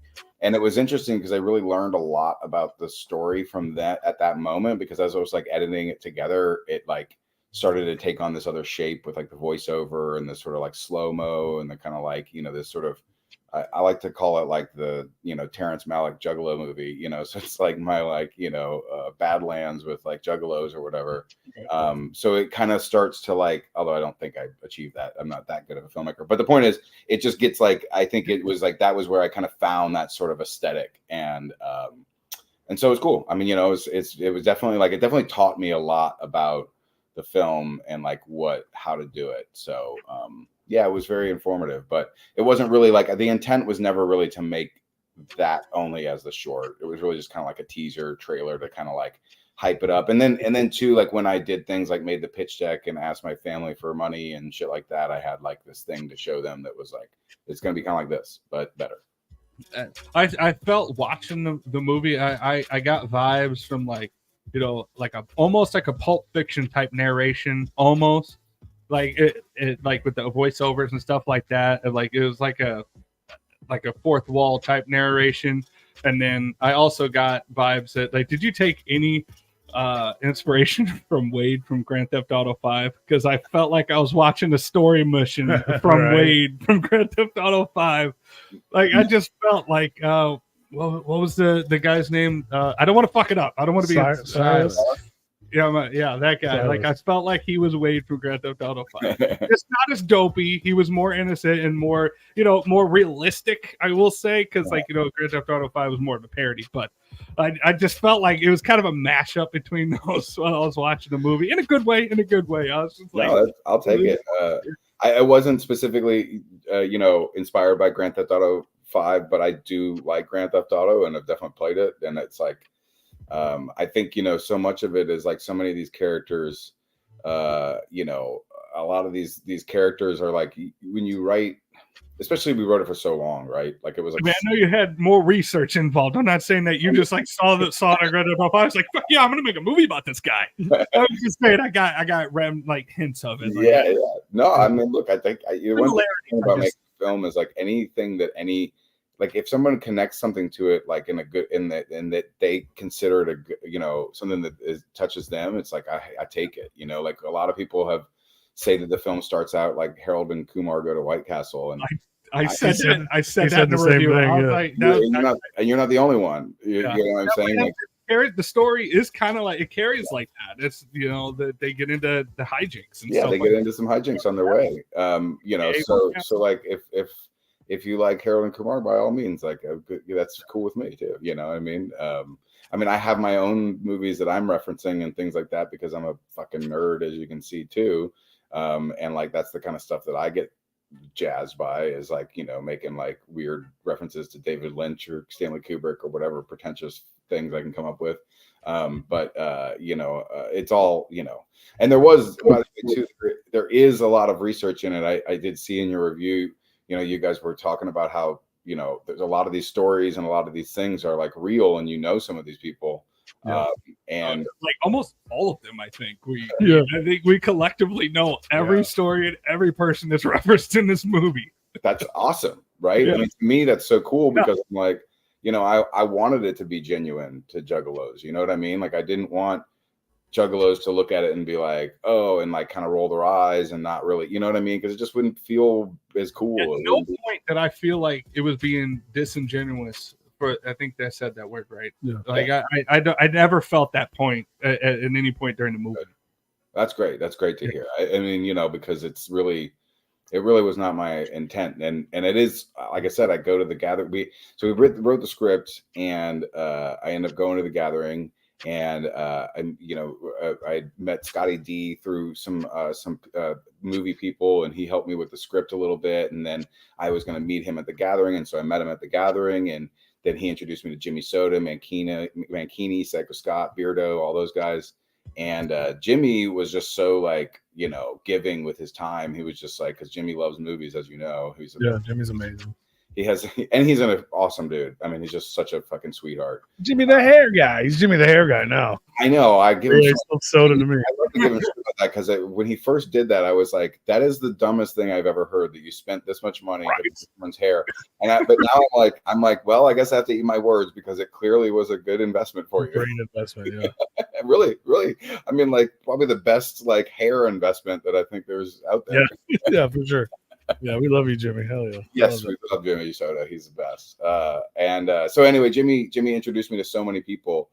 He basically took me around the gathering and was just like, "Here's all the people you need to know, and like you know if you want to film these guys." And he was just telling me story after story and introducing me to people and hearing story after story. And I came back from the gathering with just like a litany of stories that I was just like, these things have to go in the film because Juggalo talk for days, man. yeah, You just sit down at any campsite, they will tell you stories for hours. yeah. They will, but a lot of it comes from especially at the time I was really hungry for all that, because I wanted to hear all these stories and try to put them in the film and share them. And like I said, I can report back that at the film festivals we've been screening at, people really connect to it and they're really very curious and interested in Juggalos, and they're I think a lot of people have a sort of have a bit of a bias about Juggalos because they just all they've ever done is seen the Vice documentaries.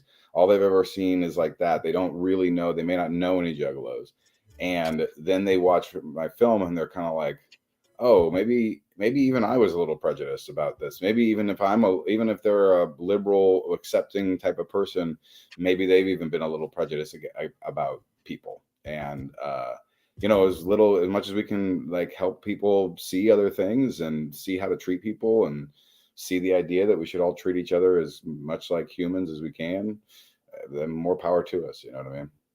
I mean, only if you would have had a Cheeto in this video, it would have probably sealed the deal. He doesn't know that. That's a pretty isolated story that you guys have. That's great, but Things like that happen that's more not often than it don't.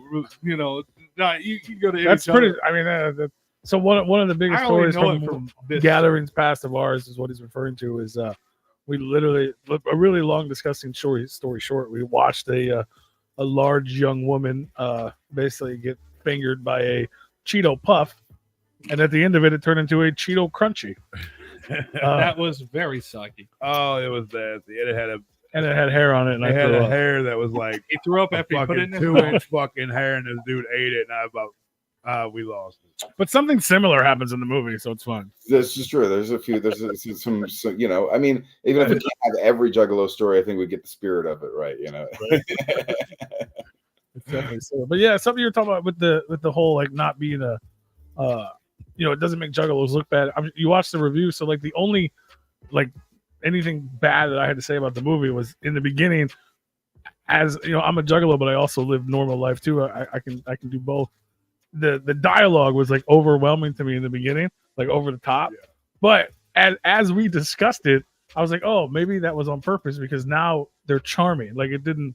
So someone who didn't know us at all would probably think the same thing. Like, what are they saying? Yeah, Why do they keep saying this? I brought that. And then you're like, yeah. so like you have that mentality of these guys are idiots. They're Juggalos. And then you're like, oh wait, no, they're compelling and they're nice. Yeah. Like, was that purposely done, or is it just me like noticing? I mean, I think it's yeah. I mean, yes, it is purpose. Like a little of my journey with Juggalos is also that like when we first wrote the script, it was kind of more of a comedy, and it was a little bit more, it may even have had a slightly mocking tone to it. And like as I continued to go on with the script and kept rewriting it and kept getting to know people and kept doing research, I wanted it to become more and more human and more real and more about people. And I realized, definitely that it was like that was the wrong tone. And like, why would we, what's that about? But I think what does happen is exactly what you said, is that like it's because at first, I mean, I will say that like for like a normie audience, they're laughing at a lot of those bits. But I think that's the same thing as we sort of like play into the stereotype a little bit at the beginning. Mm-hmm. Because we want to sort of like make you feel a little bit like, just that this is what it is. This is a status quo. And like you said, as it goes on, you get to know these guys and you get to love these guys. And then they're the heroes of the story and like the shit they go through. And like you said, it sort of starts to taper off. I mean, they're sort of like the over the top Juggalo sayings and stuff kind of like starts to kind of like, sort of kind of peel back a little bit. So I definitely think the intent was definitely to, I mean, I wouldn't say like to me, they're not obnoxious, but like, I think some people would say so. Some people would think that they may start out obnoxious and that they kind of get to this other way. I don't see it that way. They're my characters, so I love them. But that, you know, I think that is, and I think it was really interesting to hear you in the reviews kind of like say that, and then like it was interesting too, because at first I remember you saying like, oh, you know, you kind of, and then like later on in the review you were kind of like, well, maybe it is kind of like that, like maybe it is like to kind of get you into it, and then we kind of all like get to know each other. And I think that's kind of human, though. I mean, that's how we all are as people, you know, especially if you meet somebody who's like really just boisterous or loud or whatever. It's like at first it's like, whoa, like what? Let's slow down a little bit here. And then as you get to know them, table ninja. Yeah. Stop showing me your butthole before I ask for it. You know, right? It's just like old boy getting on the fucking chair and rapping in the diner. Exactly. So yeah, so it is intentional, and I think it's one of those things that it gets. You know, that was definitely a Juggalo response. Sorry, I don't mean to cut you up, but that was definitely a Juggalo response from his buddy. Going, instead of going like, "Bro, what the fuck was that?" It was like, "So great, yeah, so dope." I'm so proud of you. Well, plus he hadn't been rapping in public, you know. So yeah. You know. I just thought it was a funny response, because I mean that is a Juggalo response. They're like, we're just totally like fuck everybody else. Like, dude, that was dope as fuck. You're brave as hell. Yeah, I love it. That's great. I didn't mean to cut you off. I'm sorry. No, it's good. It's good. I forgot. What was I saying? Was I saying anything interesting? Yes. Yeah. Well, I don't know, but here I'll show you guys this. I got this here. This is fun. This is our Juggo punch. This is one of our. Okay. I told you it's Fago. Everybody, they're like, no, it's real Fago. I'm like, no, it wasn't. Fago, because we couldn't use Fago, but we made Fago our don't fuck with ICP. Juggo punch. It does not fuck with ICP, as you know. It's so dumb. Let me get one of those, man. It is. We had to. Maybe we might be able to figure something out. I've got some labels left. Yeah, we got a few. That's cool as fuck. I would love that.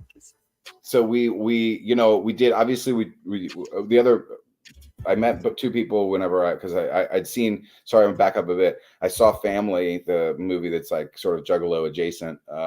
Yeah. And it was, what happened was in the credits, I noticed a guy who I'd worked with he was like the unit production manager on Family, and I'd worked with him and knew him from working as a gaffer.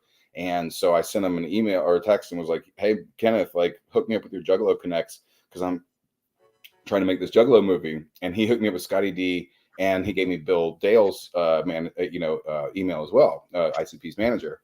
And so because we were going to license Miracles, and I wanted to license the Hatchet Man and do all this other stuff, just because obviously we wanted to have, and originally we wanted to try to have ICP in the movie, but it's a challenge to do stuff like that. We're on a budget and all those kind of things. I think it would have kind of taken away from it unless it was like them on stage or something like that. I think in the end, I think it was again, the Carnival provides. I think in the end, it's better that this is a movie about these guys, because it's like, because I mean, ICP is obviously where it all comes from, but I think, I've tried to say, this is another thing I say at a lot of the festivals. I'm like, I really believe Juggalo culture belongs to Juggalos, and I want that to be what the film is about. Is really we are the best cult following there's out there in the music industry. God damn it!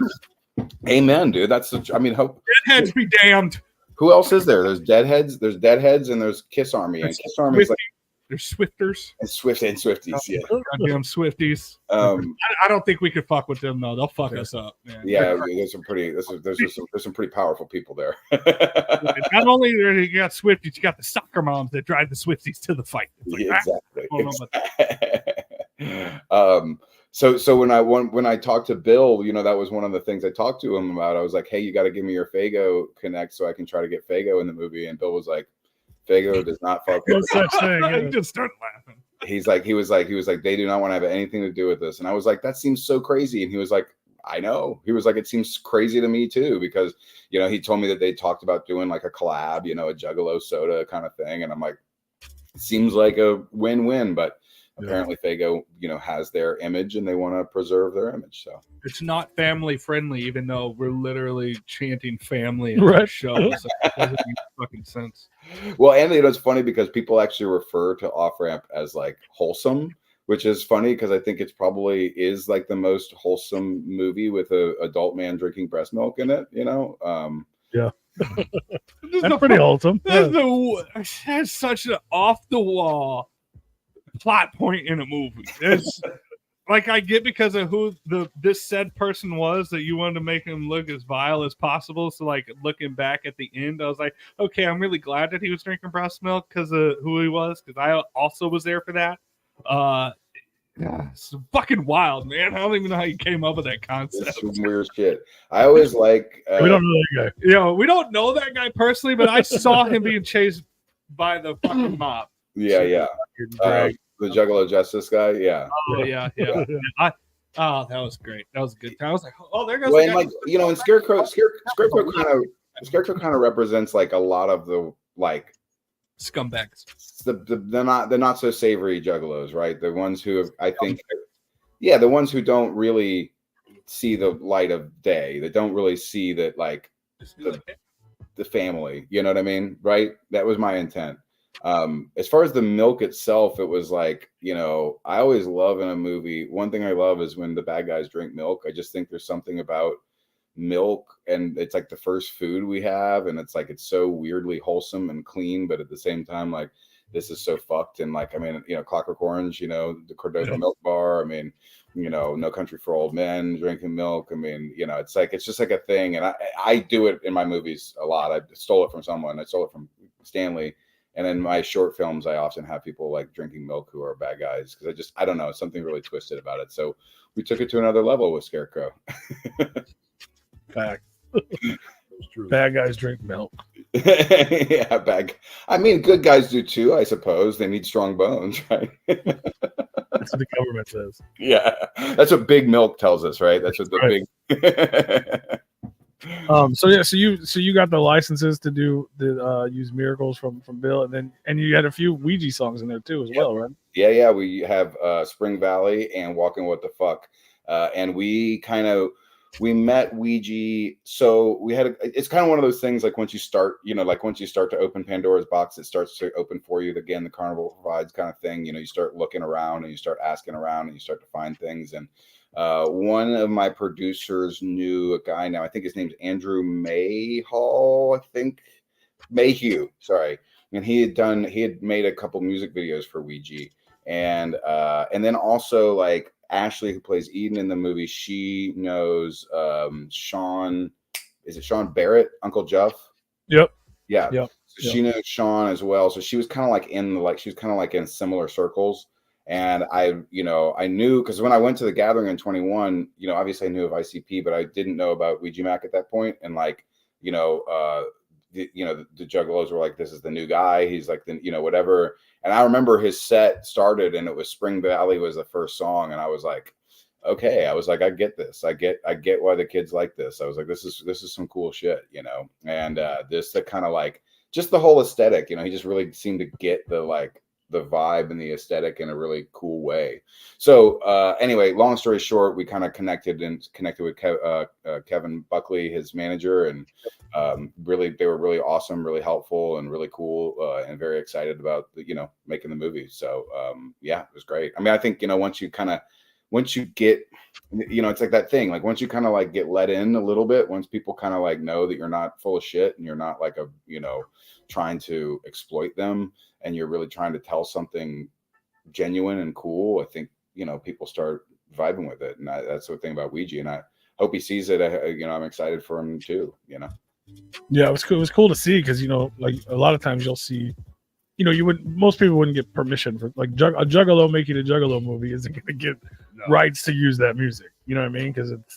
But yeah, at least they know you're legit. Because a lot of people are asking, like, is there music? Did he get the rights? Is this real? Do they know?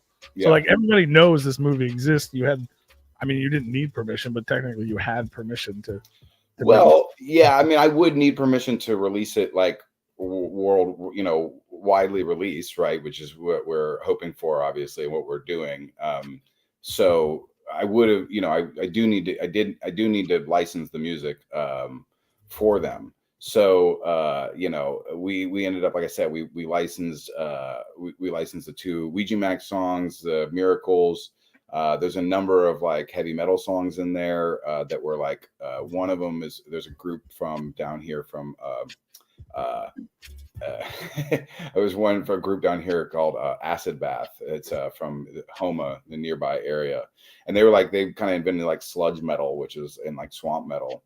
And anyway, I was a really big fan of them growing up, and they we ended up connecting with them, and we're like, hey, can we do some license this song? And yeah, it was great. It's really cool. I'm very happy with a lot of how the music works in the film, and because then also the score is like so different.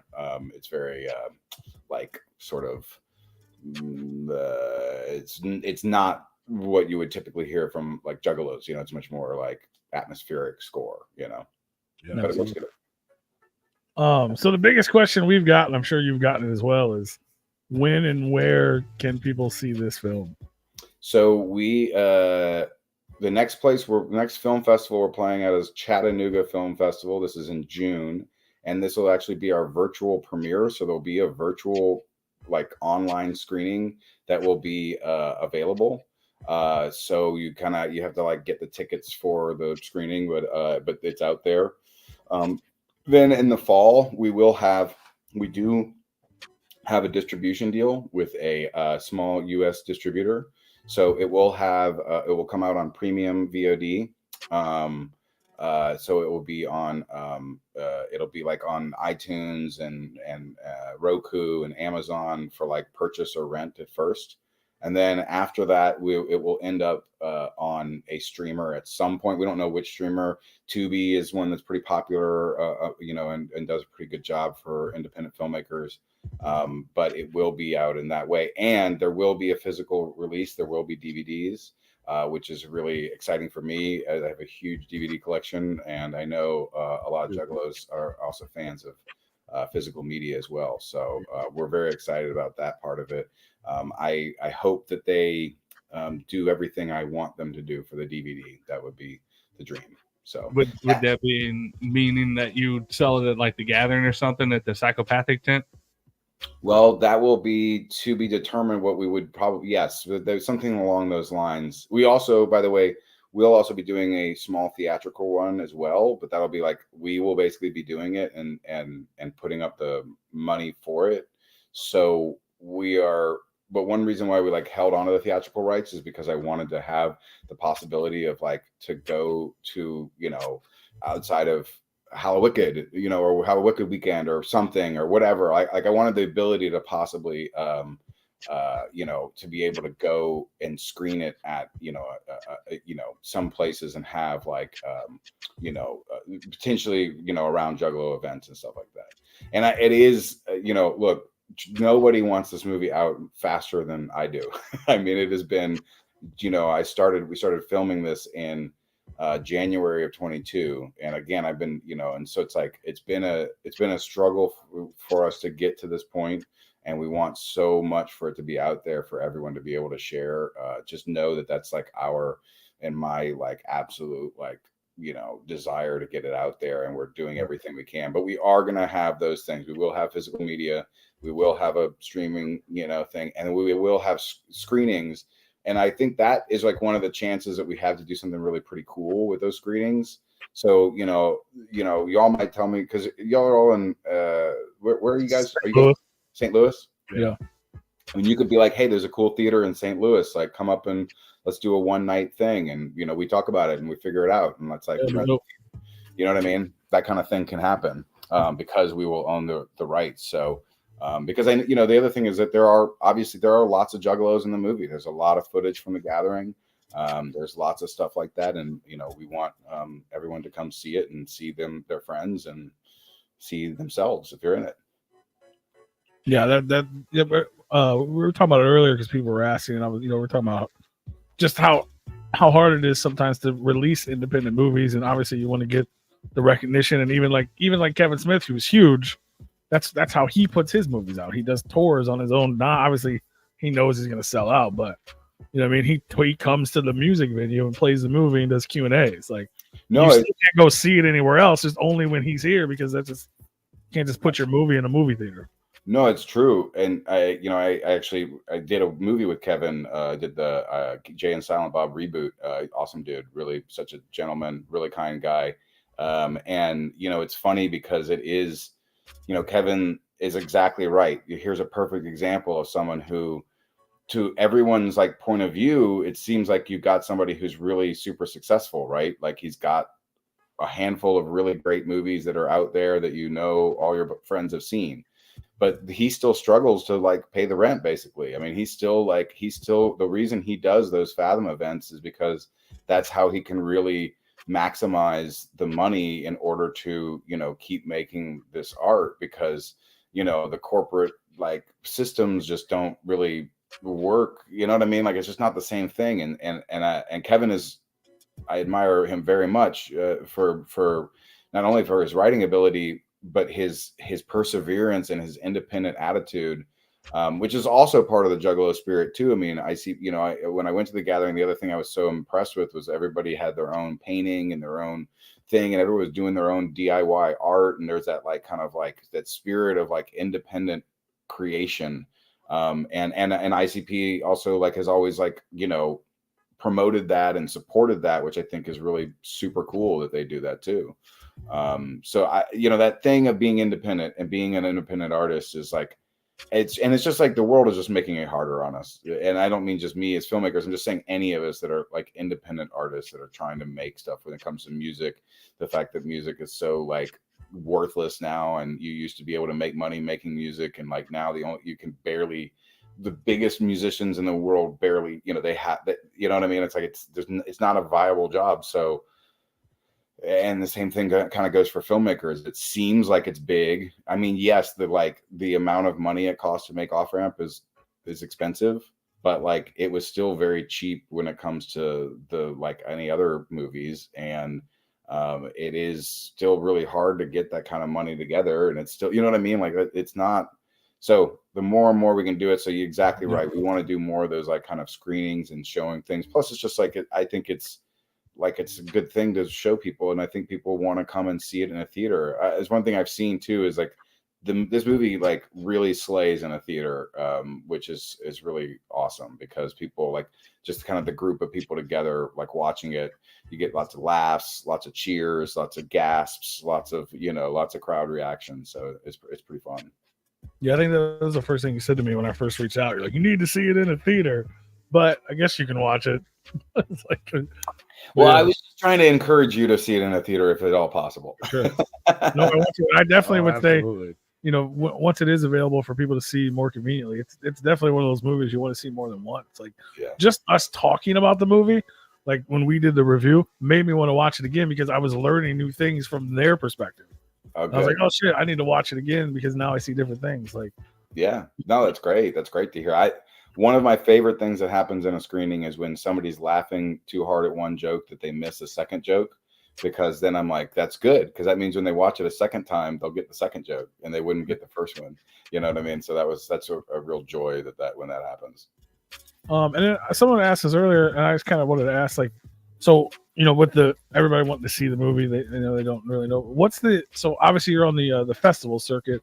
What kind of, like, for people that may not know, like what does that do for you as a filmmaker? And like what, obviously you guys have been killing it. I see, like, best in show and all these different things. Like, I don't know, just explain like how that festival circuit works and what that does for an independent filmmaker. Sure. So it's like there's one route to make a film, and to sell a film. A lot of times you'll see these kind of straight to video releases that like come out on a streamer, and like that's the only place, and they don't do film festivals. That is certainly like an option. Oh yeah, look at that. That is certainly an option that you can just basically just kind of go right to a place and release the film. We always felt like that we were making a film that was like a film festival film. And the thing is that what a film festival will do a couple things. One, so like getting your world premiere is like a big deal, right? That's like what you have when you have a film. You have your premiere status, they call it. So number one, the biggest tier is your world premiere. Ideally, you would want a world premiere at one of few places: Sundance, TIFF, Cannes, South by Southwest. I'm sure I'm missing some, but one of these really big festivals that I just mentioned, Venice, Berlin, like these really, really big festivals that have because also Francis Ford Coppola is also premiering his film at Cannes. I mean, you know what I'm saying? Like, that's the thing. So that's the most ideal situation, right?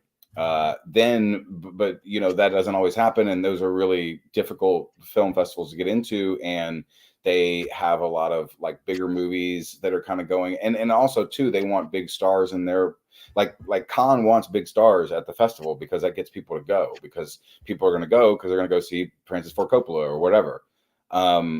So you have this process where you kind of have to go after the sort of like biggest festivals you can, and then you're kind of like and you have to kind of wait to hear no from them before you kind of go to your next level of like festivals.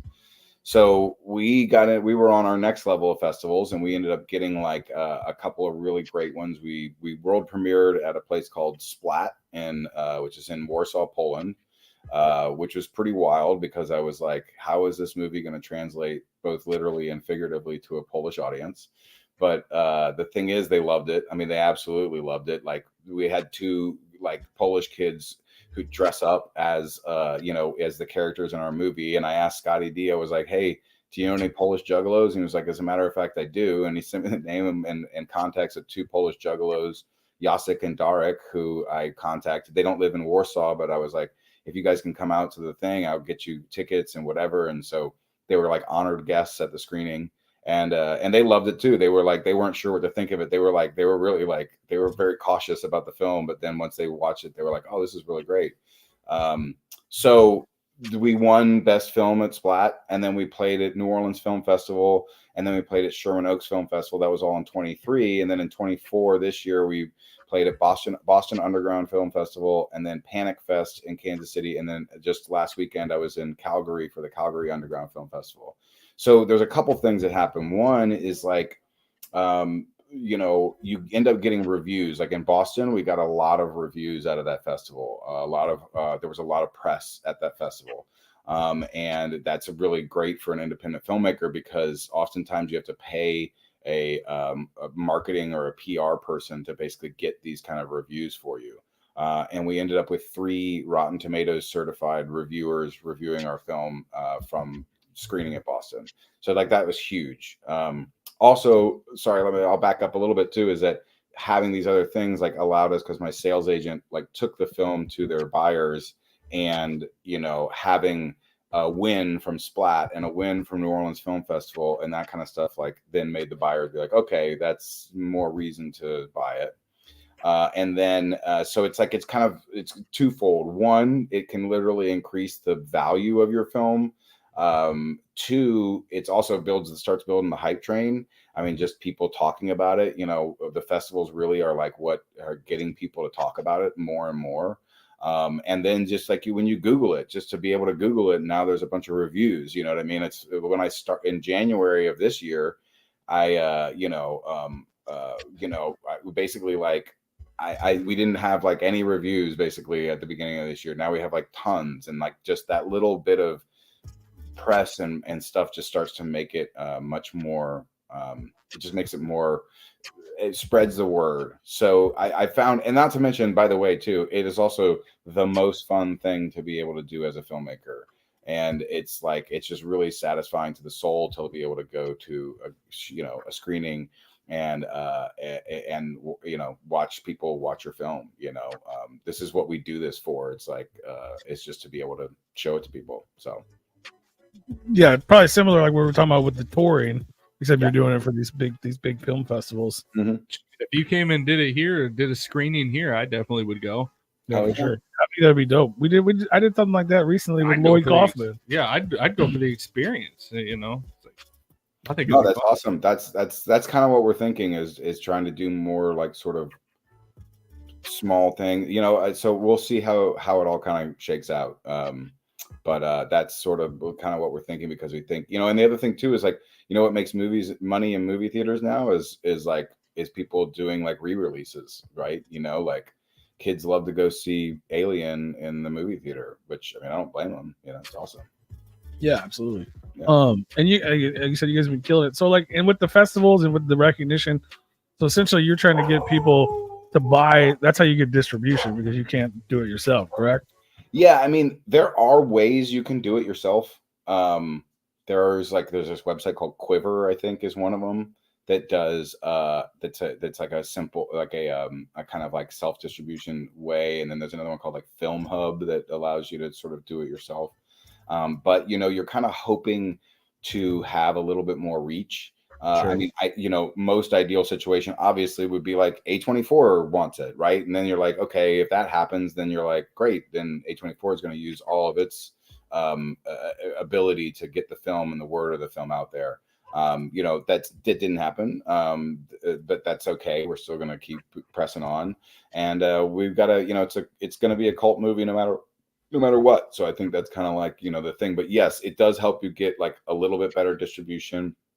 It can help you get the word out there for the film. The other thing is that for like the next film that you're going to do, because I mean, this isn't the only film I'm going to do. And I've met a lot of great people who worked in different parts of the film industry. And once you've kind of broken into the festival circuit and kind of like started to get to know some of these people, it becomes a lot easier the second time because now they know who you are. You're not just kind of like just a random person sort of submitting on, you know, whatever. But, you know, the main thing I'll say too about it is like, it's weird because we had like almost a whole year of like just no acceptances to festivals. And I was pretty discouraged. And then, you know, we started getting into festivals and then we started winning. And you're like, okay, I mean, it's either like we don't want this movie or this is the best movie. And you're like, I don't know what to think. Right. I know, that's awesome. Like, and myself included, and I've seen other people's comment like about, you know, good and bad. Like obviously all juggalos are going to want to see this movie and you'll probably sell a shit ton of DVDs. But it's like, people think the normies are going to be scared of it, but obviously these film festivals aren't juggalos. I mean, I'm sure some of them may come out, but you're seeing film people coming to see this movie and you're winning best film and official selection and grand jury. Like, is that something you expected from the quote unquote juggalo movie? Like, I mean, I certainly hoped so. You know, I hoped that, you know, because again, I mean, you guys have seen it, like it's for juggalos, but it's also is for other people too, because I mean, the whole movie starts out by being like, what is a juggalo? And the voiceover starts talking about, you know, what a juggalo is. And obviously juggalos know what that is, you know, there's no news there for them. So I always wanted it to be that. I mean, I am a little surprised in a good way at how, you know, how many people are connecting to it and people you wouldn't necessarily expect to connect with it. I tell a story about like at the New Orleans Film Festival here, we had like this very lovely, you know, rich white woman who, you know, I met her. She was like a board member of the festival, and I met her and was like, I want you to see my film. And she told me afterwards, she was like, I saw the picture and I read all the warning, you know, the trigger warnings, because New Orleans had like an option of 15 different trigger warnings to put on the film. And our film checked off 13 out of the 15. Oh, wow. So next time we'll get all 15. Next time we'll get all 15. That's a goal. Right. But we had 13 out of the 15. And so this woman, she's like, I did not know if I was going to like her movie because of the pictures and because of the description and because of these trigger warnings. But she was like, but in the end, it was actually my favorite movie of the festival, because it's like, because I think, you know, once you watch it, you see that it's like, it really isn't what you expect. I think it's not what you expect, no matter what you expected in some ways. Like, even if you expect it to be like this, like, you know, super over the top, gritty, realistic, super dark juggalo thing, it's not exactly that. It's kind of it's got a little fairy tale element to it too. But at the same time, like, it's not, you know, it's like, it's just kind of like a lot of different things. And I, you know, I'm very happy that people are you know, connecting with it. And I think it's kind of like, it's almost like, in my opinion, I feel like, okay, I think the juggalos are going to like it because they're going to like seeing themselves and seeing some of the music and seeing some of the stuff. And then I think normies are going to like it because they're going to learn that maybe they were judging these people and maybe they could, you know, be a little more open-minded and accepting. And really truthfully, like, the other thing is that what I'm trying, like, you know, did the little interview with Humble Among, and he asked me what was the one thing I could try to say, and I was like, I think we're all juggalos. Is like really the truth of what the spirit of this movie is that you know, a juggalo is just another name for something that, you know, people like. I mean, I would call myself a movie nerd. That's what I would define myself as. You know what I'm saying? And like, how is that really any different? You know what I mean? Like, I'm wearing a Twin Peaks shirt. You know, that's the same thing as like wearing an ICP shirt, right? It's just fandom, and it's just people being like having passion for something that they connect to, and some piece of art that speaks to them in a way. Clockwork Orange behind you over there. It's Clockwork Orange behind me, yeah. Because, you know, because art speaks to me, and I think art speaks to a lot of people, and I think whatever kind of art it is that speaks to you is like pretty irrelevant in the end, you know. For sure. If it makes you feel good and it don't hurt nobody, I mean, fuck yeah, just go after it, man. That's why I love that, like, you know, being a nerd, it became like kind of cool in the mainstream. You know, like, yeah, embrace your fandom. Like, you know, there's nothing wrong with it. Well, if it makes you feel good, everything else is shit outside. Like, the fucking world is burning. Yeah. Like, we gotta grasp it. Any little bit of dopamine we can find. And absolutely, if you want to nerd out to something, like, absolutely. Like P here, he got into comics recently, and like, well, I say recently, been a while, but you know, like, fuck yeah, do it. Absolutely. Yeah, and it's all just the same. It's all just, sucks. just different forms of the same thing. And yeah, you're right. It does when like, and I think just we, you know, our generations, because, you know, they just started to really grow up with like a lot more, you know, we started growing up with all this other, with just so much more stuff, so many more things to choose from, that we find we really, our generations are really the ones that like have like, and a little bit before us, but like, you know, there's taste, you know what I mean? Like people all had like a certain, you know, a certain taste. There you go. Buy some Replicon stuff. Comics. I'm gonna mute your buttons. I'm gonna take his buttons. You brought it up. I figured I'd put it on the screen.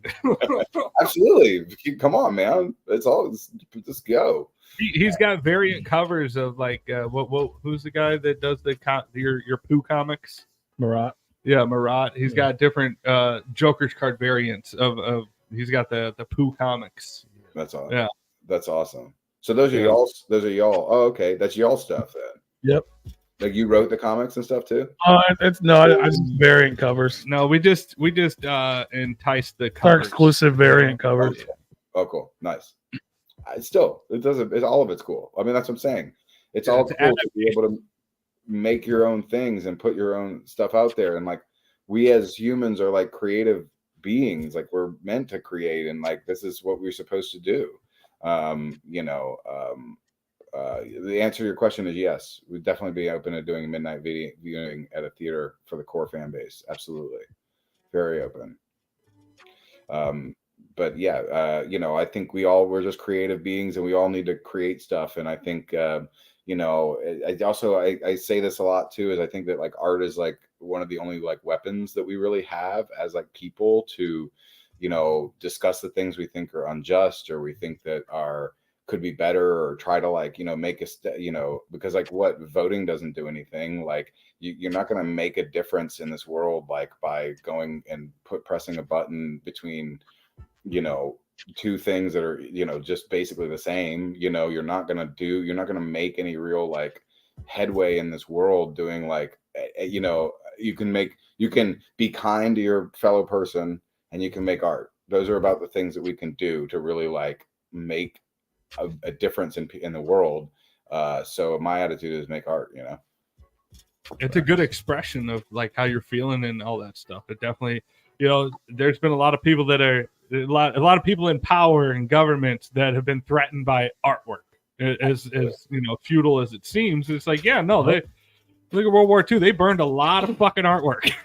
Well, you know, like, you think about it, it's like there's this movie, you know, talk about World War II. There's this great fucking old movie called To Be or Not to Be, which is it was basically, there was a German Jewish guy named Ernst Lubitsch, and he escaped Germany and came to the US and started making movies. And he made this movie, and it was like mocking Hitler. Like it's so fucking funny, and they're like just constantly ripping on Hitler.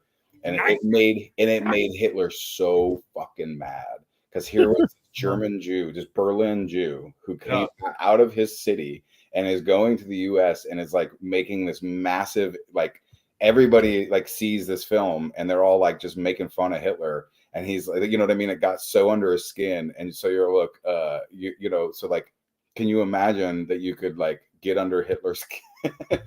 That's hilarious. Oh yeah, I mean that's one of my favorite stories from World War II. Is I can't remember his name, but it was a black runner from America that won the gold medal in front of Hitler, and he just it was like the biggest jab. Yeah. Oh yeah. Yeah. Cool. At the Berlin Olympics, that was fuck. Why am I thinking? I'm not forgetting it too. But it'll come. Jesse Owens. Yeah, I knew it was a J. I was thinking Jackie, but yeah, Jesse. No, I know Jackie Robinson. Well, he was a great baseball player, you know. But, yeah. But yeah, you're right. For Jesse Owens to win, I mean, that's the kind of stuff. And again, that's so. Yeah, I mean, maybe I guess you know, athletics can sort of make that sort of, you know, can do that too. I think. I mean, that, you know, that's actually a good point. Is that somebody like Muhammad Ali is another great example of someone who said, you know, I'm going to fight the system by using my like celebrity and using my like power to like fight the system. But you know what I mean? Like, it's just, it's the only way that you can actually fight the system is to play their game and be better at it and learn their loopholes and just beat them at their own game. I mean, literally, it's the only way. People don't like that though. Well, they really one man did that and people blew their fucking tops. Hang on, we got Nathan, we have a special guest that wants to say hello. Guest. We have a friend that wants to say hello to you. Special guest. Oh shit! What's up, buddy? Nice shirt. Hey, thanks, man. What's going on? What's up, Jimmy? How you doing, buddy? How are you? I'm I great. have about 2 minutes. I'm at work. I just wanted to pop in and say hi I'm and so tell you I love you. love you too. We were all talking shit about you a little bit. You have to. Sure. Okay. Jimmy, the hair guy. I'll be sure to do that. Yeah, I'll be sure to check out the whole thing. You're 2 hours into this? Holy shit. well, I've only been here for an hour. They had an hour before, and I've been here about an hour. But yeah, we were. We of course. I was just telling them how much you gave me the open door through the gathering and introduced me to everybody. And Hallie did anything. That's. I was just there. Joe, shut up. The gatekeeper that opened the gate. That's not true. He is the gatekeeper. Well, Scotty was like the gatekeeper, but the Jimmy was like he was the one leading me around, like holding my hand through the Juggalo. Hell yeah! It was great. I barely And you did guys anything. can see Jimmy in the movie. He's in the movie. You're a movie star now. He absolutely is. Jimmy is in the movie quite often, as a matter of fact. You better Yeah, tell too all much. That's You not. better tell all your View Askew fam. That's right. I plan to. I'm gonna pump the shit out of it when it comes out. Yeah, and that is one of the challenging things about the film is that it's like it's hard. We all want to talk about it and we want to get it like when it's out there and there's like a click to link on, which that's when we all want to talk the most about it. And it's like it trust me, we're dying to get there, and I want to get there as fast as possible. Yeah, don't we all? Yeah, It's pretty amazing. I think it's a good thing that you're letting the universe take its course with it, because then when it's time to come out, it's gonna be the best time. Like you said, the carnival provides. Let it guide it to the public. I mean, it'll come out when it needs to come out. that's right. And just build that traction, and I think it's gonna make a hell of an impact for sure. Thanks, All right, I gotta go. I love you. Hey, what are you watching tonight, Jimmy? What are you watching tonight? What am I watching tonight? I just finished watching Downton Abbey, so I don't know what the fuck I'm doing now. I'm lost. I fucking love you, man. I'm a lost fucking man right now. I don't know what I'm gonna do. Did you next. watch Probably Fallout? Fallout? That's what I was gonna say. Probably Fallout. Oh, That's dude, probably what I'm Fallout gonna do next. fucking rules. Yeah, it came out while I was in the middle of fucking Downton. Everybody's watching it, and I'm like, well, I can't give up on this now. So I as I did not finish. want to love Fallout, and I loved it. yeah, I know I'm gonna love it. I know I will. I'm surprised you did, but You're gonna I'm love it. I hyped really as liked fuck. it a lot. I really liked it a lot. All right, that's what I'm doing tonight. Yeah. All right, have fun. Enjoy the interview. Love you guys. Be good. Love you, brother. Hey, Jimmy. Talk to you soon. Nice meeting you. Yeah, you too. Have a good one, Mo. I've never met that guy. I love I you. love you, man. I What- what a Yeah, month. they have. I just, If you ever go to the gathering again, you'll randomly see him running around in a diaper. well, yeah. Now, okay. All right. That was actually the day we were doing the day we did the majority of the gathering footage with the stuff was diaper day. And Diaper so, like, at the end of the day, Jimmy's like, I got a fucking rash. Yeah. Every time I see him on that day, I'm like, get the fuck away from me, bro. Right. I love you every day, but right now, like, Yeah. I can't with it. Oh, I got a fucking rash. Oh, fuck. Yeah. Great. I love Jimmy too because he always like he'll watch like the trash cinema and stuff like that, and I'm always like I always like to give him shit about what he's watching because I'm like the pretentious nerd, right? Like I watch the like arty and old movies and nerdy fucking shit, and he's like he's gonna watch like every horror, anything that even comes close to horror he's gonna have seen. But I love to give him shit and like just talk about it, because anybody, again, that's my thing is like people who are passionate about something are the people I want to spend my time around. You know what I mean? Yeah, my wife loves cult, like shitty horror movies from like the 70s and 80s, and like there's a movie group around here that like rents out theaters and stuff, and they do viewings and stuff like that. And they actually just went on sale with their like movie marathon. It's like a 12-hour marathon. It's just cult class, or not even cult classics, like hidden movie gems that are just buried in just great horror movies that are just so bad. And we have a great time doing it, and it's got a little community that go and view it. It's great. Well, that's one thing, the last 3 to 4 festivals that we've really played here and Splat where we premiered are really like they call genre fests, right? Which genre fests are kind of like are certainly they're not always horror, but it's like they're mostly horror in the genre fest, but a lot of times you get what they call like a fantastic film, like New Orleans. I mean, Off Ramp is kind of a fantastic film, like it's kind of horror adjacent. There's some like horror elements, but I wouldn't call it a horror movie. It's funny that you mentioned that it's the horror aspect of it, because when this was pitched to me by P, like, hey, we got this movie we need to review. We're gonna have a link and all that stuff, and he never really explained what it was going to be, except he mentioned maybe horror movie type thing. I thought it was going to be horror-ish. Horror-ish movie. He didn't know. Was. So I didn't look it up. I didn't do nothing. I clicked on the link and I pressed play on it, and I go, oh, this is a Juggalo movie. What? It was it took me so off guard. I was like, I was just laughing for like the first 5 minutes because I was like, this is not a horror movie. I thought this was a Juggalo horror, like a Juggalo. I was like, I thought this was like a actual horror movie. I didn't know this was a Juggalo movie, and it was a pleasant surprise. But it was just so funny to me because I was going in thinking it was going to be like a cult horror movie. And that is further truth.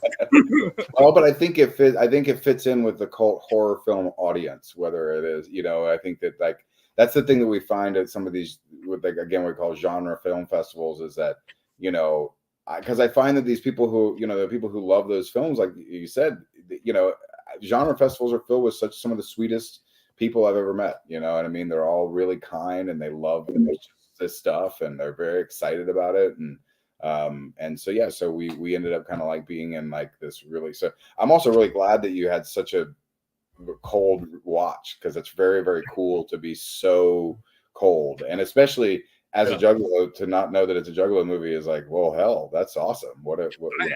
I had absolutely no idea what I was getting myself into, and I clicked on that and I was like, wait a minute. All right. Well, I guess I'll just see what the fuck happens, because I have no idea. I knew it was Juggalo. I knew it was a Juggalo movie, but I didn't know it was like. I thought it was like family had a little bit of Juggalo in it. I didn't know it was straight up Juggalos the whole time. I don't remember, and I don't know why I thought horror. Yeah, my memory's not too good, so he might have said the word Juggalo, but I didn't know he said the word horror. And I was like, sure did. Yeah. I was like, all right, man, okay, so it's a horror movie. All right, cool. Cheesy horror movie. We'll watch it. And I clicked that. Nope. It's like Juggalo wrong turn. Yeah. I was like, oh, okay. I mean, for the people listening, I mean, there's gore in it. And stuff it like kind of is a wrong turn. It's kind of wrong turn. Off ramp. It's yeah. But you're right. There is a lot of gore. It is horror adjacent. There is gore. There is some freaky things that happen. There are some, like, there definitely. I think the gore was done well. Like this.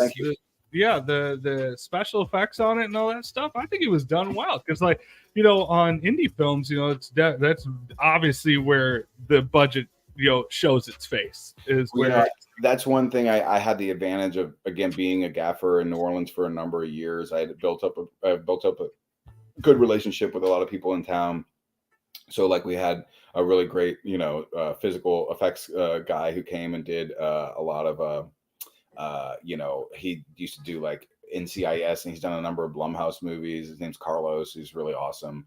So there are like legit like, there are people who have worked on bigger movies than this, and so that was something that was really one reason why the film kind of like looks so polished in certain ways.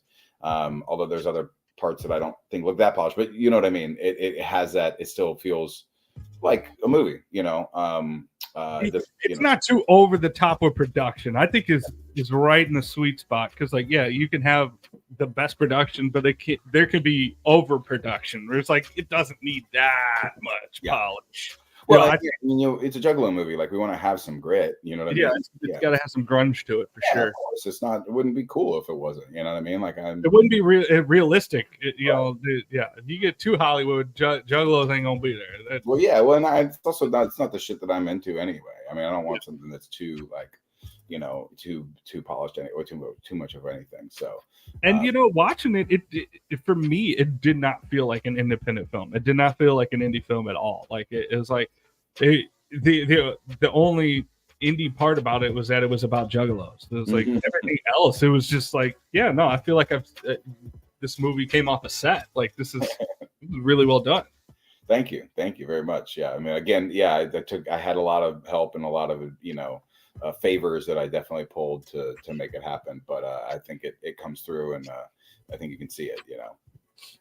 Absolutely, I'm ready to watch it again, man. Hell yeah! I wanted to ask a little bit about like the casting process. Like, how did you end up with like the two guys, or then like I didn't know who the girl was, Ash Smith, who's also in some crazy Trash World band. Like, I love all four of their songs. Right? On Spotify. It's so like I love their discovering that. I was like, oh shit! It's like a fever dream. It made me like her and her character even more, discovering her as a person. Yeah. But like, how did the casting process for this movie kind of come about? Good question. So like, some parts like I knew going in because again about like my history in the industry. So like Reed Diamond, who plays Gavin, the sheriff, the real bad guy. He he's somebody I worked with on a TV show called Underground, and then we did Purge, the TV series down here, and I did both of those, and I met him, and he was just a guy. He was just a really nice guy, and I sent him like an email, and I was like, Reed, I've got another evil white guy for you to play.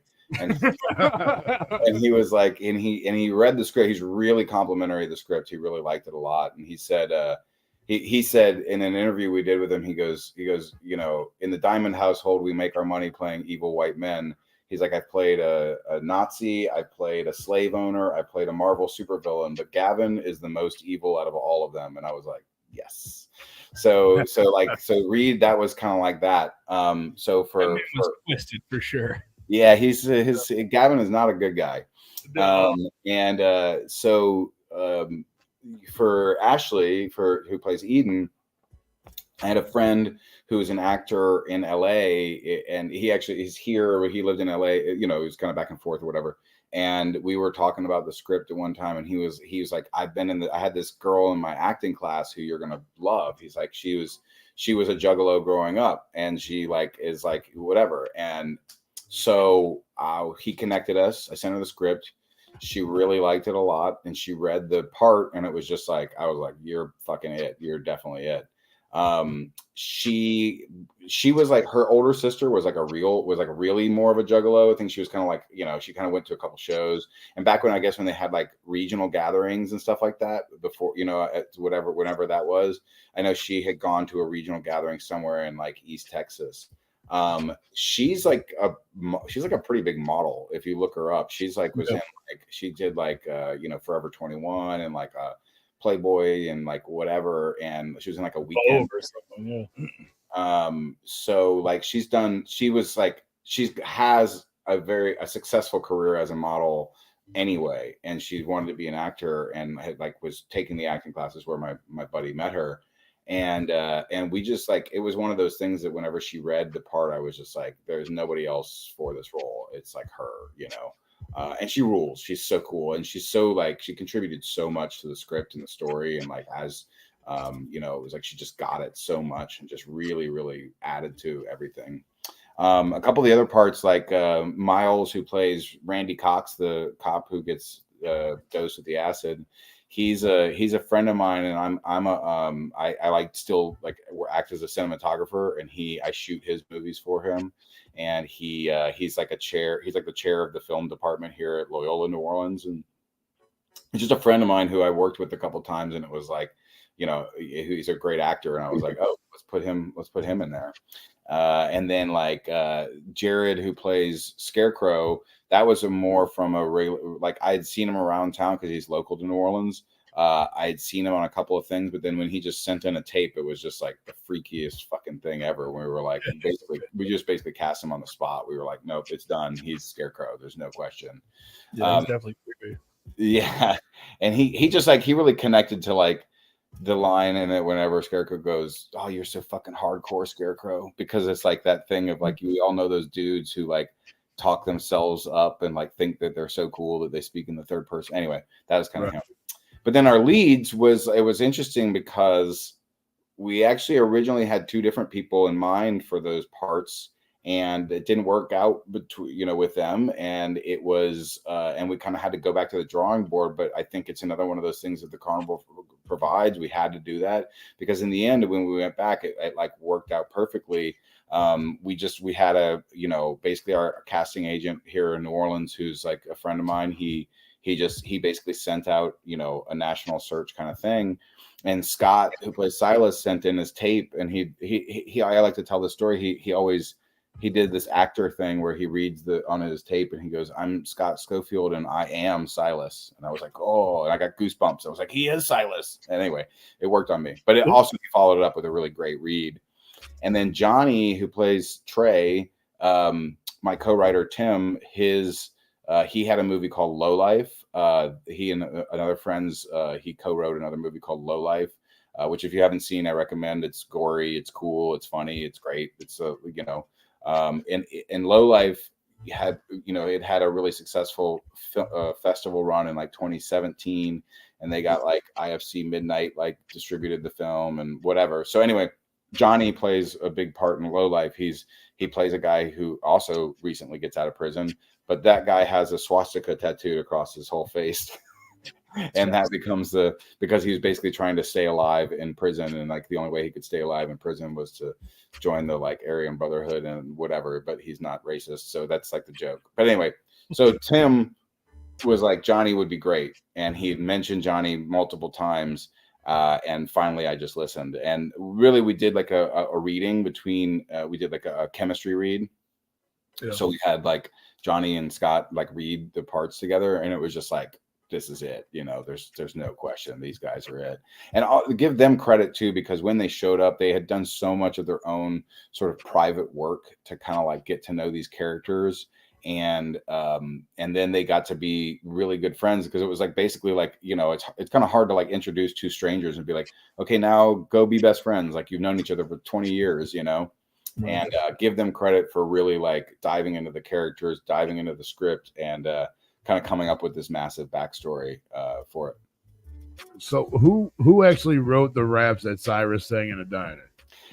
So mostly Tim, my co-writer, did most of the. I mean, we kind of like wrote them back and forth, but because I used to make beats and stuff. I had like a hip hop label and shit in New Orleans, and like there's a couple of beats in the movie that are mine, and anyway, so like we both, and like Tim loved rap too, so we both like know it, but Tim wrote more of them, and he'll always say, well, it helps that they're not exactly supposed to be the best rappers. Right. I'm a Juggalo rapper. I mean, they definitely were funny, and they did flow pretty good, to be honest with you. And I was amazed by that, actually. I mean, it was pretty accurate for people, for artists that go to the gathering. They're like, bro, we're gonna go on the Sunshine stage at noon. Well, and the funny part is Scott plays Silas, never rapped in his entire life. Never.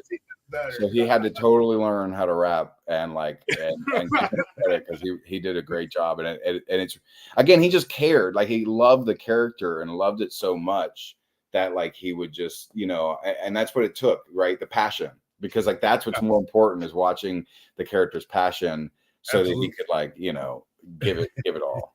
Yeah, that man is clearly an actor because like watching the movie and then looking at him, like photos of him on IMDb, I'm like, how the fuck did they make this guy a Juggalo? I thought they were. No, I thought the two guys Hold on. for real. Like, yeah, no, he's That's him. He's a what? He is a phenomenal actor because I thought he was like legit. Like they pulled some They found a juggalos. juggalo They with found some braids in his hair. juggalos that knew how to read, and they gave him the script, and they acted. Like I thought they was legit juggalos. Like Yeah, bro. at least him. He's got the blonde Billy Kudos to that Cyrus guy. hair. Like, Kudos to that guy. Scott is very happy to hear that. Well, one thing is that doing Scott's hair as Silas sort of transformed him, right? You know, Oh, it's like all right. the twisted braids. Yeah. Yeah. Oh, I think it was dreads. Oh, Was yeah. it dreads or spider legs? they were like the spider. Yeah. The spider. Okay, yeah, the spider legs. The Yeah. Coolio Okay. hair, as I like. to That's call it. why we do too. It makes us feel alive. Yeah, it makes you feel like the character, you know, and the Coolio hair. It was always in the script that he had the Coolio hair. That's how we wrote it. But the hard part about the hair was it took like 4 hours to put it in. And so we did it. And we shot over 3 weeks, 3 6-day weeks. So we like had no time off. So basically he had no time to take the hair out. So we did it before the movie. And then it was in for 3 weeks where he would just like sleep with it in. And like, it was not the most pleasant, comfortable thing for him. That shit hurts the scalp. Yes. Absolutely. Especially after 3 weeks. So he just got to be a Juggalo for Yeah, 3 and weeks. it's like, God damn it! Yeah. Can I wash my hair yet, He please? was just out there living life. The moment we wrapped, it was like He's like, shave my head. they Right were, now, I'm no, they shaving. were all coming in, like all the like the hair and makeup girls were coming in and like undoing it and like rubbing his head. He was like, Got 4 people on just was- fucking making his hair for 2 hours. he literally had 4 people like on his head helping. I mean, it was like, he was so ready. But with the thing is, we actually ended up like losing some footage and having to do reshoots, and so they had to come back. And I was Hey, bad news, buddy. We got to put the hair back. that's basically what happened. And it was like, but it was going to be a much shorter time. It was only like 2 days. One of the funnier ones is that John Trey had like he had cut his like because he had the little the Lou Albano, the Captain Lou Albano, right? And he when he went home, his wife was like, "You have to cut that thing." So he cut it, but he kept it, and he brought it back with him when we did the reshoots. He's like, He could put it in the frame next to like the poster and all that shit of the movie. Like it could be like you know memorabilia. what? I bet you Jimmy the hair guy might buy it. Yeah, he probably would. There you go. He'll fucking put it in his own. So it was funny. We tried to like stick it back in, like using like pins or something, and use the like cut off, and it didn't work. So basically, he just took what he had and was able to get enough to like put a rubber band around it, and it worked fine. So All right, so we're gonna have to look for that scene. Yeah, right. Yeah. well now, you definitely if you watch it again, you can definitely notice in his hair, his chin hair changes a little bit here and there. There's another one I won't tell you because I hate it, but and embarrassed. It's like a little Easter egg. But there's one really bad continuity error that does happen like a couple times in the movie. But I'll just let it be. I'll let the internet tell us. I'm sure they'll find it. One One more thing we're asking when we posted about the movie was the face paint. Like, where did the concept for the face paint? A lot of people were comparing it to like Kid Crusher. I don't know if you've seen or heard of him, the Australian. I've heard him. There was a version of a script that had him in it. But you know, really with the paint, what happened was I kind of wanted the like actors to like sort of kind of contribute and like help come up with it themselves, because I was also like, well, if you were a Juggalo, you'd be kind of coming up with your own paint style anyway, right? And so I thought it was really more accurate for them. And Johnny, who plays Trey, he was a big metalhead, and he was like in a bunch of metal bands and stuff. So I think he kind of chose the kind of kiss like, you know, sort of like, you know, with the kind of flames on the eyes. And then, you know, Scott kind of, and again, Scott worked with the make. They both worked with like the makeup artist to like kind of help design it. Scott wanted, because like Silas is sort of like, you know, the happy, sad clown kind of thing. He wanted to kind of have that sort of opposite sort of thing. And then Ashley just did her own makeup herself. She was just like, I'll just do this, which was awesome. So really, the truth is like I basically let them do it. And like I can, you know, I was like, if there was something I didn't like, I would have changed it, but I thought it looked great. And I think in the end, it's like the fact that it's kind of their own sort of designs and styles really ends up like making it makes it work for them, because, you know, because it's genuine to them. There's Reed, the guy, evil man in the world. No, he's a lovely human. Also is Jared, by the way. Your daughter, bro. What's wrong with you? I know it's. But yeah, so just Jared, who plays Scarecrow, that guy, he's a lovely human being, not the asshole he portrays in the movie, but that's what good acting is and good writing. I mean, but yeah, look at him. That's a beautiful man we showed earlier. yeah, right. That's wild, bro. That is wild. Yeah, and he was smart too. I like that you portrayed that. Yeah, no, we're idiots, but we also have our smart moments. That like he knew how to save certain scenes, like right off the bat. Like, oh shit, we got to do this. We got to do this. She going down. We got to do this. It's like, yeah, no, that's dope. No, thank you. Yeah, that was that's a bit of like, I mean, because I think I think we're all that way. I mean, like you said, I mean, juggalos they're just people. It's just like, you know, it's just like people are normal people. You know, they just like think of things, you know, and they, you know, so there you go. You look at the paint. Trey also, you know, they kind of did a little sort of nod to Violent J with the mouth a little bit, you know, but then he with the eyes, it was a little bit more like kind of Kiss and like almost heavy metalish, which I think like really worked for. Shit, I think is that more Shaggy right there, or maybe more Shaggy? Yeah, with a square off. Yeah, I think that one's Shaggy. Kiss right there. So yeah, but I mean I think that's real. I think that, you know, I mean, I think that's the thing, is that they're goofy, but they're not, and they may be like, they may do some dumb things, but they're not idiots. You know, they're just goofy, you know. We have our moments, you know. Right. We just want to live life and be happy, man. I mean, and I think that's portrayed pretty well. That's like, you know, we're all human, man. Yeah, hell yeah. I mean, and like I said, it's behind the paint, we're all human. Exactly. And I think that you know, it kind of goes full circle back to the, you know, how normies take the movie, is that I think normies really appreciate that thing of like, we're all, and truthfully told, is like, as you know, you see the movie, like it's really more about like a metaphor that I kind of use juggalos as a metaphor for everybody, right? That we're all just kind of like, if you feel like an outsider, then this movie's for you. If you feel like you've ever been a little bit outside of society, that's what this is about, you know. We are the weirdos, mister.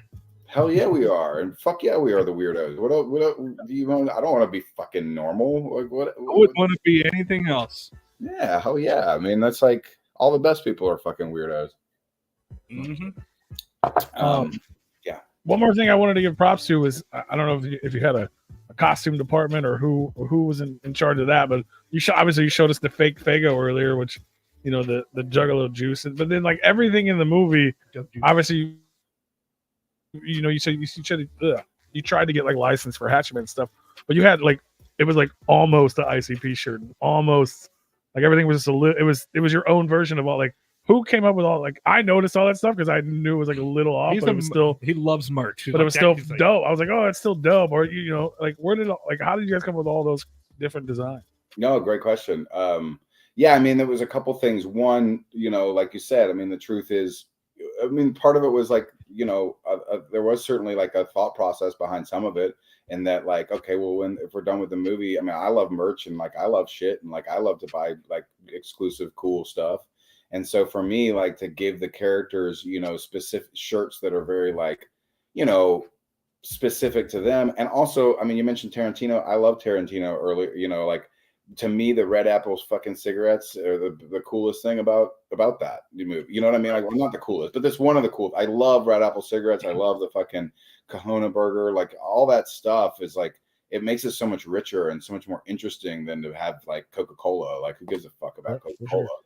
And and it's so it was always like intentional. So it's like what you notice if you like look back at it is we have like a couple of like we use some shirts from like some bands that were like local, and like we did like Les Legs, he's got a couple of shirts in there, and then we ended up doing designing those specific shirts. I had a friend of mine who's down here who used to be on my rap label, as a matter of fact, and he has a printing press, and that's what he does is like prints shirts.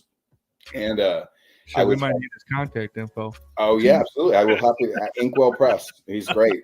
We print our own. Well, we don't print our own shit, but but he's great. He's called Inkwell Press down here, and he does a lot of stuff down here locally, and like he made like hats, and so we did all this special stuff because it was like, and it was true to Juggalos, right? Like Juggalos definitely have like it's like the merchandise and like having that stuff is very important to the Juggalo, to identifying and seeing a Juggalo.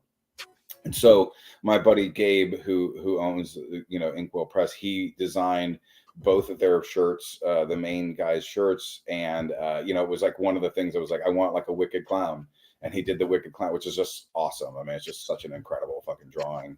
And then I specifically did the other one that said "Get fucked," and I will say this: it's not the best idea to have your lead character have fucked in the shirt, because then like when you try, like I'm cutting my trailer for like the distribution, and they're like, you can't have fucked in the shirt, and I'm like, but he's the lead character.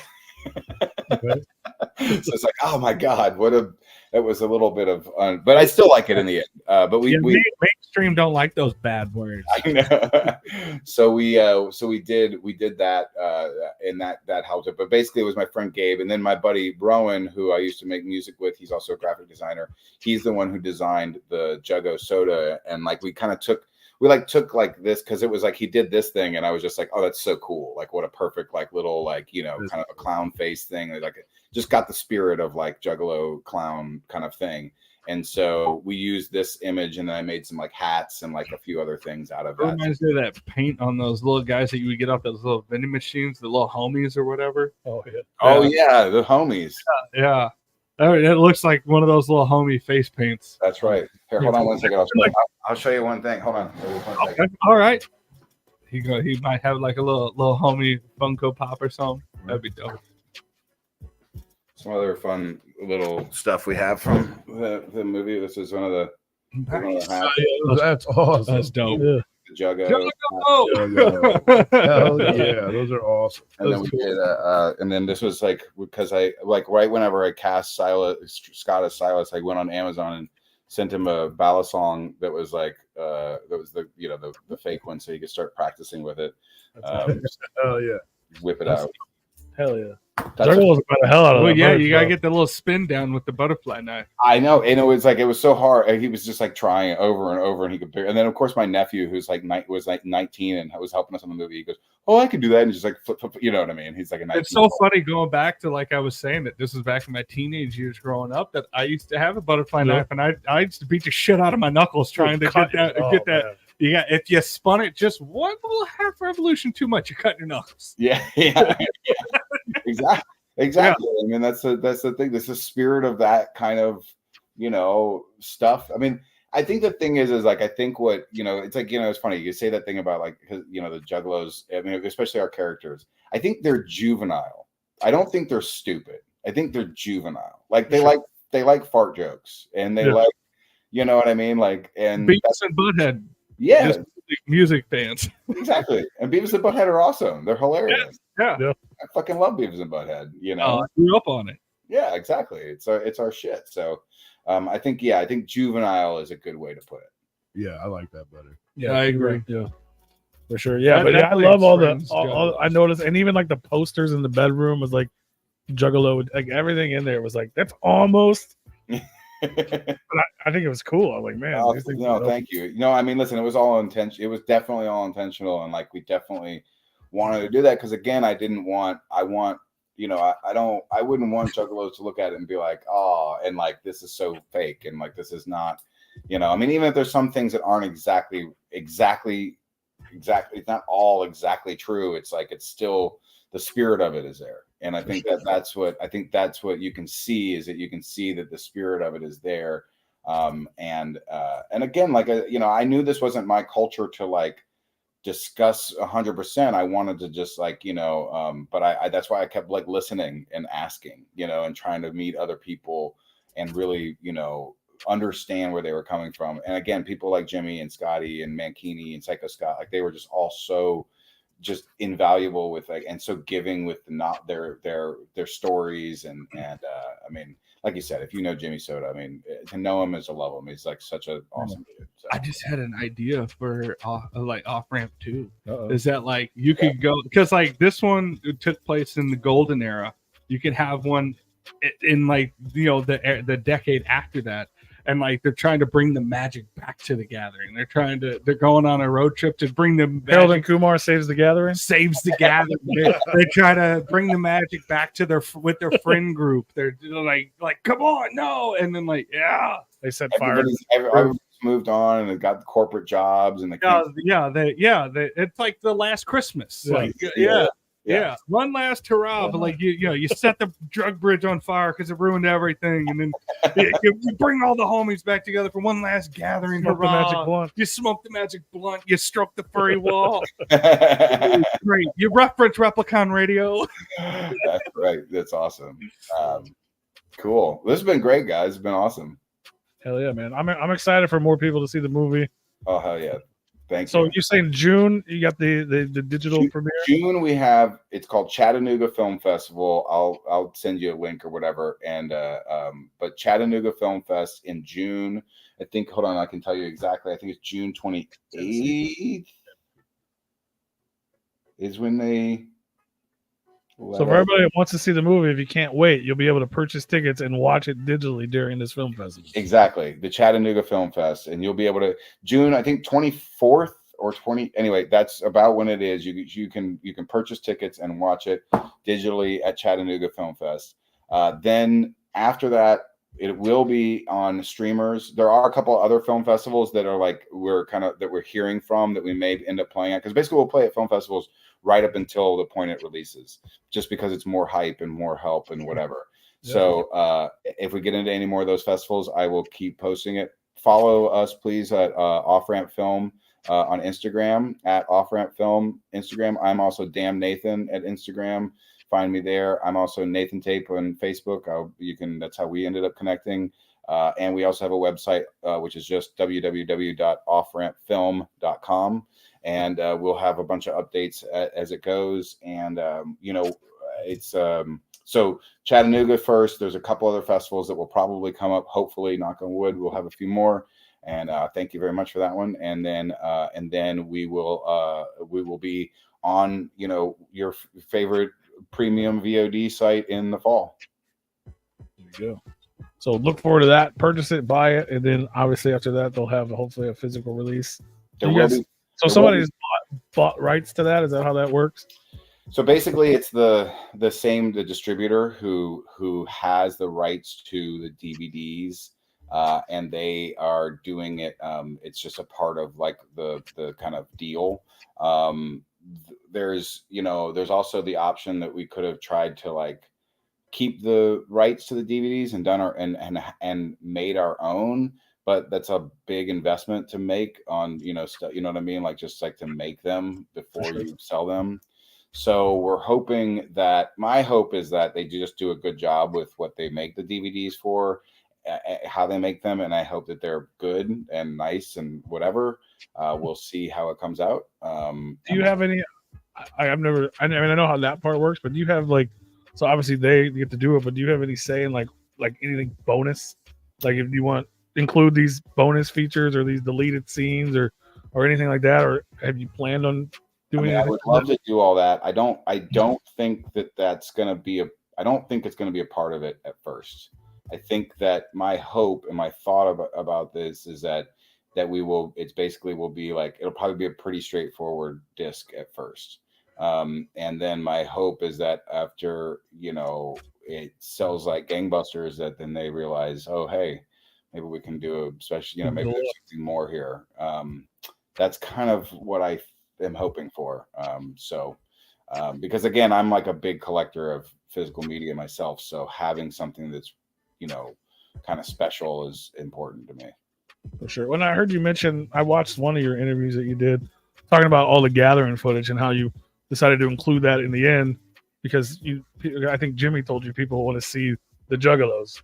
So I'm assuming you have a lot more footage of that type of thing that obviously isn't in the film because it's not about People love the seeing gathering. themselves on the screen. But yeah, people do love seeing themselves. And I mean, I could probably put together a 2-hour cut of just a Juggalo supercut of. And also, people love seeing their homies on the screen. Yeah. Like they Well, want to see if they see somebody they know. I think that's actually true, and that's actually what Jimmy told me. Jimmy, when I sent him like an earlier cut of the film, he was like, "Put more Juggalos in it." He goes, "Juggalos love watching other Juggalos," and I was like, "Yeah, you're right," and he was right. And it is. It's a kink of ours. And that's why, you know, at the end during the credits, there's all those like even more Juggalos. I love that outro, the credits that you just start because I agree that like you don't necessarily need like the raw footage throughout the film more than really what's in there, but like I love that the end of it that they're at the gallery, that's when the raw footage comes out. That's when you see, oh shit, that's my homie. Oh, okay. I just love those end credits that you guys did implement that into the film, and I it was a really nice wrap up to the film. But I was like, oh, because it really gave that family feeling that like, oh, they're home. We made it. They're home. And anybody that's ever been to a gathering, like you get that warm, fuzzy feeling, like, oh shit, there's footage from the gathering. Love it. No, you're right. And so, like, if I have my way and we can all make it work and whatever, I would do that. I'd put a 2-hour supercut of just like Juggalo gathering footage. I mean, also I actually put there's like 3 clips, 3 little like edits I did of like one was ICP, one was Ouija Mac, and one was Big Hoodoo. I did like because Scotty gave, you know, I had like a press pass, so I was up in front like filming at the gathering with you know and stuff. So I got some really good footage also of the bands. I mean, obviously couldn't use a lot of that stuff in the movie because it's like, you know, it's their images and stuff. But I just put it up on YouTube. You can find it. I'll send you a link to it. But some of it is like, you know, there's just some like little things that. So there's plenty of gathering footage to do, you know, more special features. that's awesome. So I wanted to ask this earlier, but what actually inspired you to do a movie about Juggalos? Just the culture itself, or? Yeah, it was the culture itself. It was like specifically, it was American Juggalo. That documentary really, it showed me the Juggalo family love element, and that was, I had not seen that before, and I thought that was just a beautiful thing to basically to have this idea of found family. I mean, you know, not everyone is blessed to have like a great, you know, genetic family, and that doesn't mean that it doesn't mean anything other than they just the luck of the draw. And so I think that finding people that you really truly connect with, and that you feel like people really have your back. And that's what the thing is, that the movie really is about. You know, Trey and Silas have this relationship that lasts for a long, long time. And their friendship isn't just about rap music or about this or about that, but their friendship is about really being brothers, even though they're not blood brothers. But does that make them any less brothers? Fuck no, you know? And like, the 3 of y'all are probably brothers yourselves, you know, but like you're not blood, but that doesn't fucking matter. You know what I mean? And so I think that concept, I think, was just so beautiful, and to dress it up in this with this culture that is so unique and so fascinating. And like, it's really is unlike anything else, because it is like the last American subculture. And it is something that is, and that's, you know, as I kept kind of like diving more and more into Juggalos and learning more about it, I was like, man, you know, I mean, 1, I love the passion that these people have. And 2, I love that they're just want to, you know, they just want to be good to their friends, and they want to just see their friends, and they just like, they work their whole year. So many Juggalos spend their whole year on getting to the gathering. That's all it's about. And you're like, anything, and they just hitch rides to get together, and I witnessed it. I'm sure you heard stories of like, oh Yeah, no, I hitchhiked a week to get here, and I don't know how I'm gonna get home, but I'm here. Yeah, I did. I heard there was somebody who was like, they drove from Portland all the way to fucking Legend Valley. And they were like, they did it in Portland, Oregon, and they did it in like one go. It was like a 36-hour drive of like straight through whatever. Somebody else, like I remember meeting another guy, and I was like, he was like, "What's your movie called?" I go, "Off Ramp." He goes, "Off Ramp? I live under an off ramp." I think he was joking, but still. Now He probably where wasn't did No, he the probably would. where did the name come from? What, Off Ramp? Yeah, like what inspired the name? Well, I give credit to my good buddy. His name's Clayton Netvu, who also helped me. Like he was always kind of like reading scripts and stuff, and he just kind of came up with it and was like, "This is a good one." But to me, because what the movie is about is that it is about like, it's like not what you expect, right? And you are kind of like, you're going in one way, and then sometimes you make a decision in life that like sends you. It's almost like you said, Wrong Turn is a great example too. It's like that kind of thing. It's a similar kind of feeling that like, you know, life is sending you in a one way, and then you may make a decision, and you kind of go off, and you go take the off ramp. And when you take the off ramp, you know, because basically they take an off ramp that is like, you know, it leads to all of the things that happen, right? They're driving. If they didn't take off that off ramp, they'd have been fine. But because they get off on that one thing, and I think that's kind of what life is like you know, taking that sort of detour. A detour would have been another decent title, you know what I mean? Like, but I think Off Ramp, you know, it's also just one of those things that has like a kind of a bold like look to it too, and like when you see those two words, you're kind of like, what? And like it just kind of has this kind of cool look. So it really like, I think it just really kind of coalesced everything. It kind of brought it all together in a way that made you kind of go like, oh, this is cool, because it was always a road movie, right? Like road movie was like number one like goal, road movie about juggalos. And so it was like, as we were working on the script, it just kind of like came out. I forget it was called, I can't remember what it was called before now. I can't even, like, I mean, it's been called Off Ramp for such a long time, but it was called something else. I'll have to look it up and try or ask my co-writer. I don't want to keep you. We've already had you on here for a long time. You got to get back to making movies and stuff. But I did want to ask you one thing. So like, obviously from the inception of this movie, the idea of a Juggalo movie, you yourself were not a Juggalo. You weren't even in the culture at all. You just had heard about it from random big events and then saw that movie. Now, after going to obviously you said, a lot of things in the movie even changed from your experience and like the stories you were told. But what about you personally? Like you going to the gathering, experiencing the culture, meeting these people, becoming friends with, Juggalos and learning, like, how have you personally changed? Would you consider yourself to be a Juggalo now? Like, how's your perception different? Absolutely. Yes to all those things. Yes, I do consider myself a Juggalo. And to, it's, Mankini made me see, it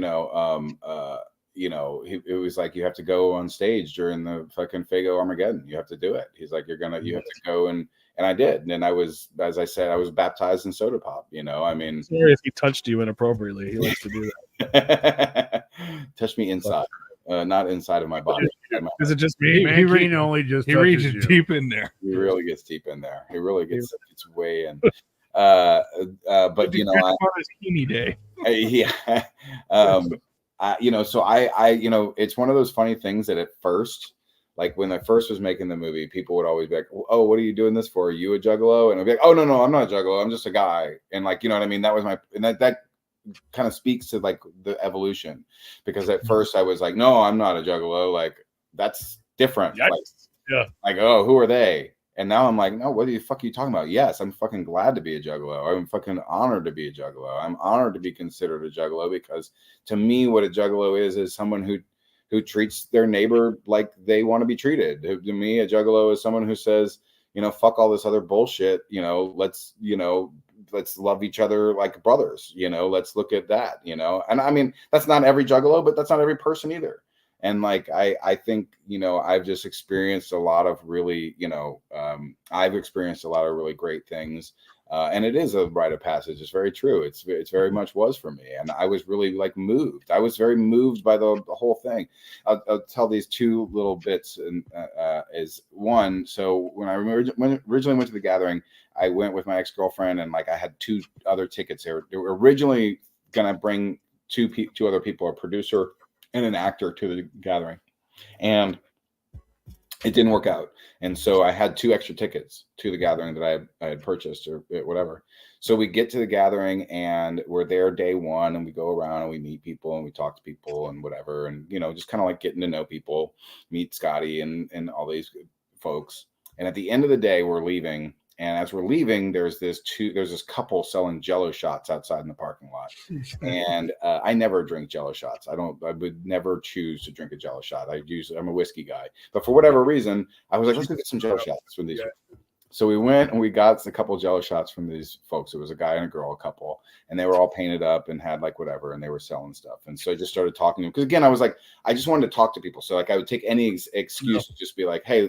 And just start talking to somebody and be like, tell me your history with being a juggalo, just to learn, because I really was going with like this open mind and trying to like learn as much as I could.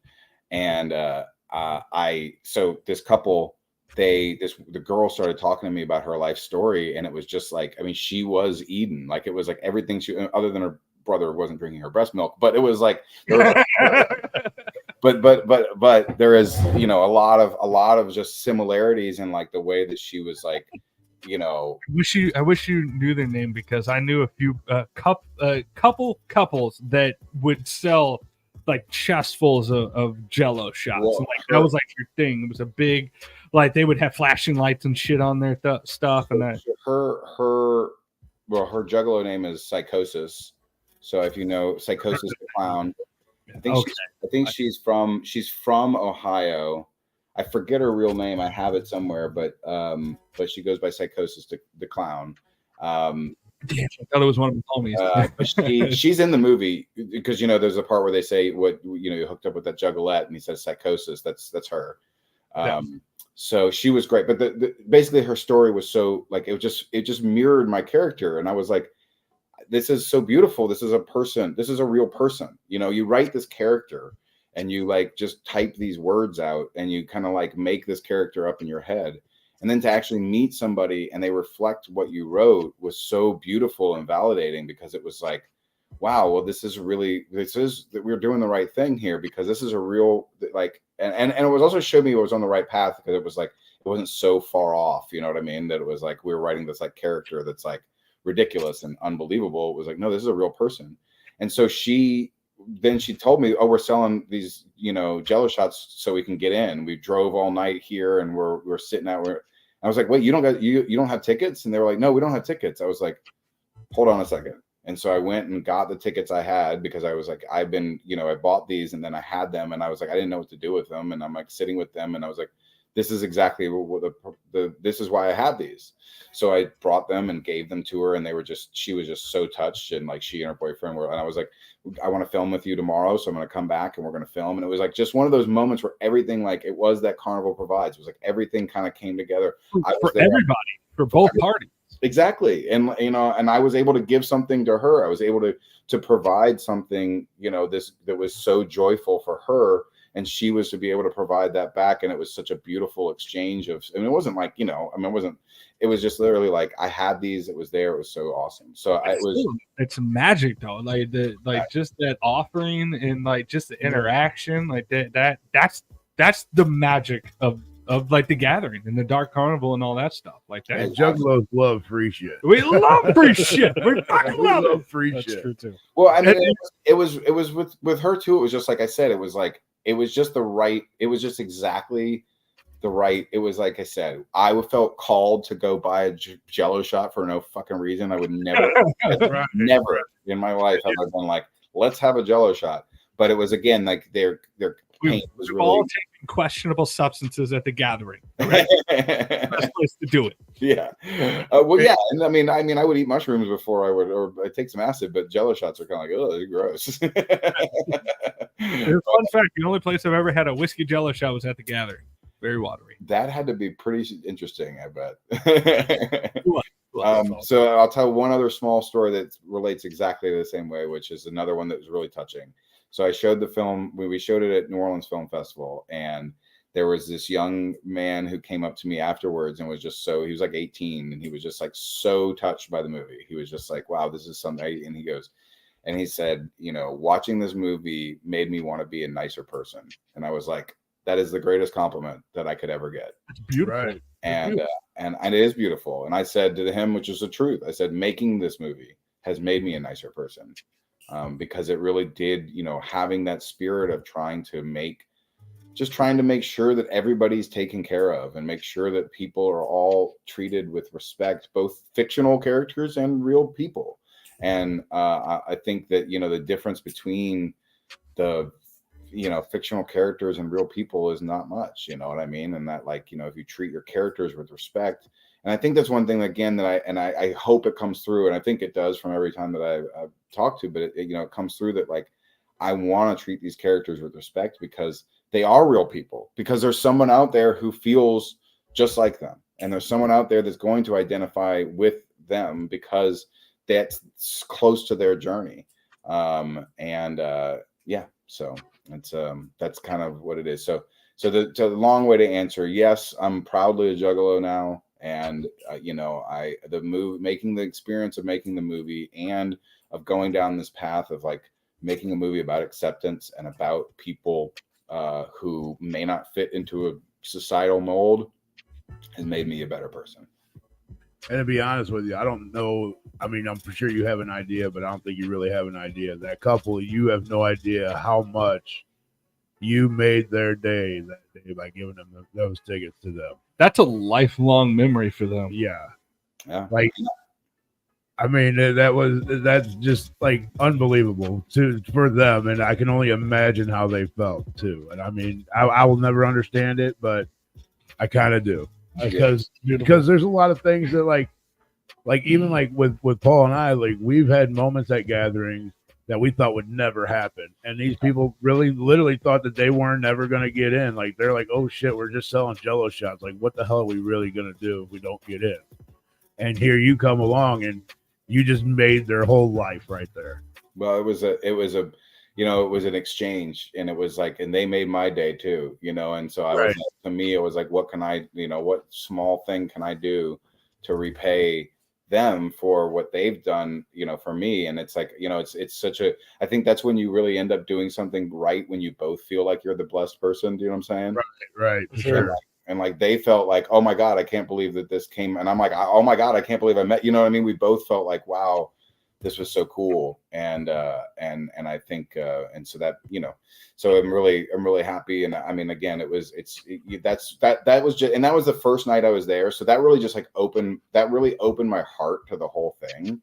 And it really was like, okay, we're doing the right thing here. You know what I mean? Like this is right. These are good folks. And they they deserve to be talked about in a way that is caring and human, and again, and the carnival provides. Amen. It's the truth. It's so true. You know, I really find it. And again, it's just another. The Dark Carnival it's a real thing, man. It really is. I really did experience the magic of it all, and I think that's what, you know, getting good people around each other. It happens. You know. Yeah. Yeah, you did a good job on that film for sure, and I want to thank you for making a phenomenal film, because it was very enjoyable to watch for sure. Well, thank you for those kind words. I appreciate y'all enjoying it, and yeah, I'm excited because I'm just excited to keep getting it out there, and I'm excited for more Juggalos to see it, because I know that they're, you know, and like I said, I'm just excited that people feel like seen, and that, like, you know, we're talking about something that's like, because it is universal, the feeling of wanting to be accepted and to be, you know, have homies and have your friends. That is a universal need. That is not specific to Juggalos, you know. Right. And it's just that this was just the vehicle that was inspiring to me, and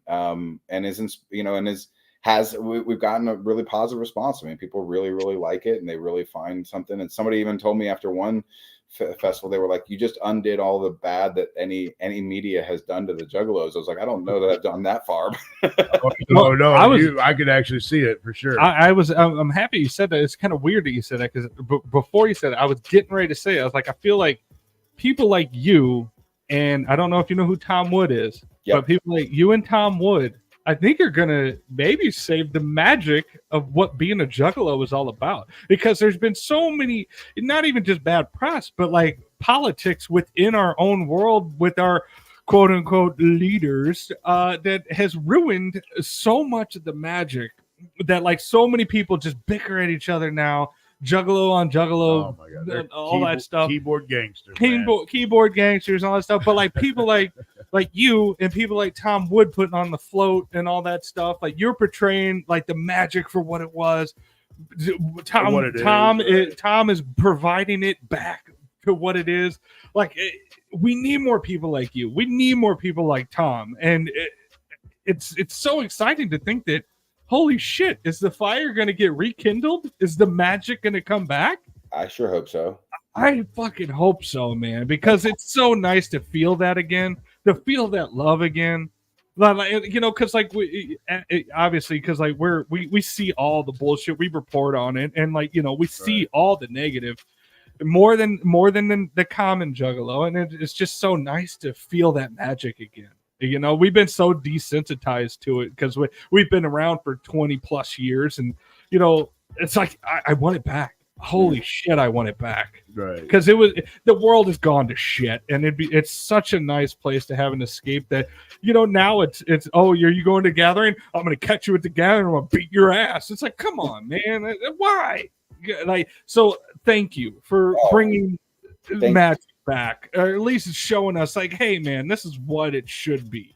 Well, you know, I think sometimes I thank you, first of all, thank you for saying that. And Tom is awesome. I met Tom at the gathering, and he's such a lovely human. And like, I think sometimes it might take somebody from outside the culture to kind of like look into it, to, you know what I mean? Like just to see what, you know, because sometimes if you're too in it, you know what I mean, you kind of can't see whatever. And like, I think for me to see it from outside and to kind of be touched by the magic of it and to report on it back to the rest of the world, and the same with Tom, because Tom was I talked to him a lot. In fact, I talked to him at the gathering and then afterwards in multiple different times. Actually, I haven't sent him the film yet, but I've talked to him many times, and he was echoing that same sort of thing, that, you know, he just was like, I just did these paintings, and then like they kept asking for paintings. I'm like, okay, I'm just gonna keep doing the paintings. And then suddenly he like came to a gathering. He's like, wait, holy shit, what is this? You know? And like, he's just like, and you know, sometimes the you know, the old school heads are the ones who are jaded a little bit because you've seen it all and whatever. And sometimes it does take sometimes that fresh blood to kind of, you know, it's the same thing with films and being a movie nerd. Somebody comes up and suddenly they see fucking, you know, Full Metal Jacket for the first time, and they're like, holy shit, have you seen this movie? And you're like, yeah, I fucking love it. But, you know, sometimes you got to be reminded and whatever. So thank you for saying that. I'm happy to hear that, and I hope that continues to be the case. I hope it continues to touch people, you know, in a good way like that. Now, can we see a part 2? We can. Well, you know, we'll see what happens with this one. I already gave you a script idea for part 2. It's already in his brain. Yeah, start working on it. You know, I've had ideas, you know, I mean, there's other movies I want to make, you know. I don't want to only make Juggalo movies, but I would make an off-ramp too, if all the stars aligned and it worked out, you know, the right way. I think I do kind of like, you know, I mean, it would be interesting to do something like that, or it would be interesting to be able to go, you know, if we actually had, you know, something, you know, a budget that wasn't like begged and borrowed from my family and whatever, that, you know, we could, you know, go shoot at the gathering. I mean, I always wished I could have, you know what I mean? Like, it just was not, it wasn't exactly in the, it wasn't in the cards that we were able to do that, but that would be my dream, would be able to be at the gathering and be able to shoot, like, you know, a portion of a film there, you know, other than just kind of the B-roll type of stuff. I mentioned to Rue when we were talking about it on the review that I think it kind of added to the film that you didn't spend too much time there, because I was like, yeah, no, okay, cool. They, you know, the end, they get there, it was, and some could be like, oh, it was hurried and rushed to like, oh, they're here, that's the end of the movie. But I mean, you focus really more on the family love. Like you really focus more on the character building, more so than the gathering. Yeah, sure, the gathering's the end goal, but that's not the pinnacle of the movie for me. Like, the journey is the pinnacle, not the gathering. So like, I think that the fact that you didn't add a whole lot of gathering scenes. I think that was good for the story that you were telling. Yeah, for sure. Well, yeah, and I think too, my experience at the gathering was like that. I mean, the music was great, whatever. I enjoyed the hell out of it. But like, what was really the gathering to me was really people sitting in between RVs, talking and sharing stories. That's the best part. Yeah, and that was what that to me was really the most. That was what was really human, and that's what I connected to so much. But yeah, I think an off ramp too would be cool. I mean, Trey and Silas are pretty awesome, watchable characters. I think and they have such chemistry. We could go a lot of places with it for sure. And I don't mean to toot our own horn, but like for people that know stories that have been for a lot of legendary stories, you should hit up P and Rue, because P has been to every single gathering, and Rue has been to almost every single gathering.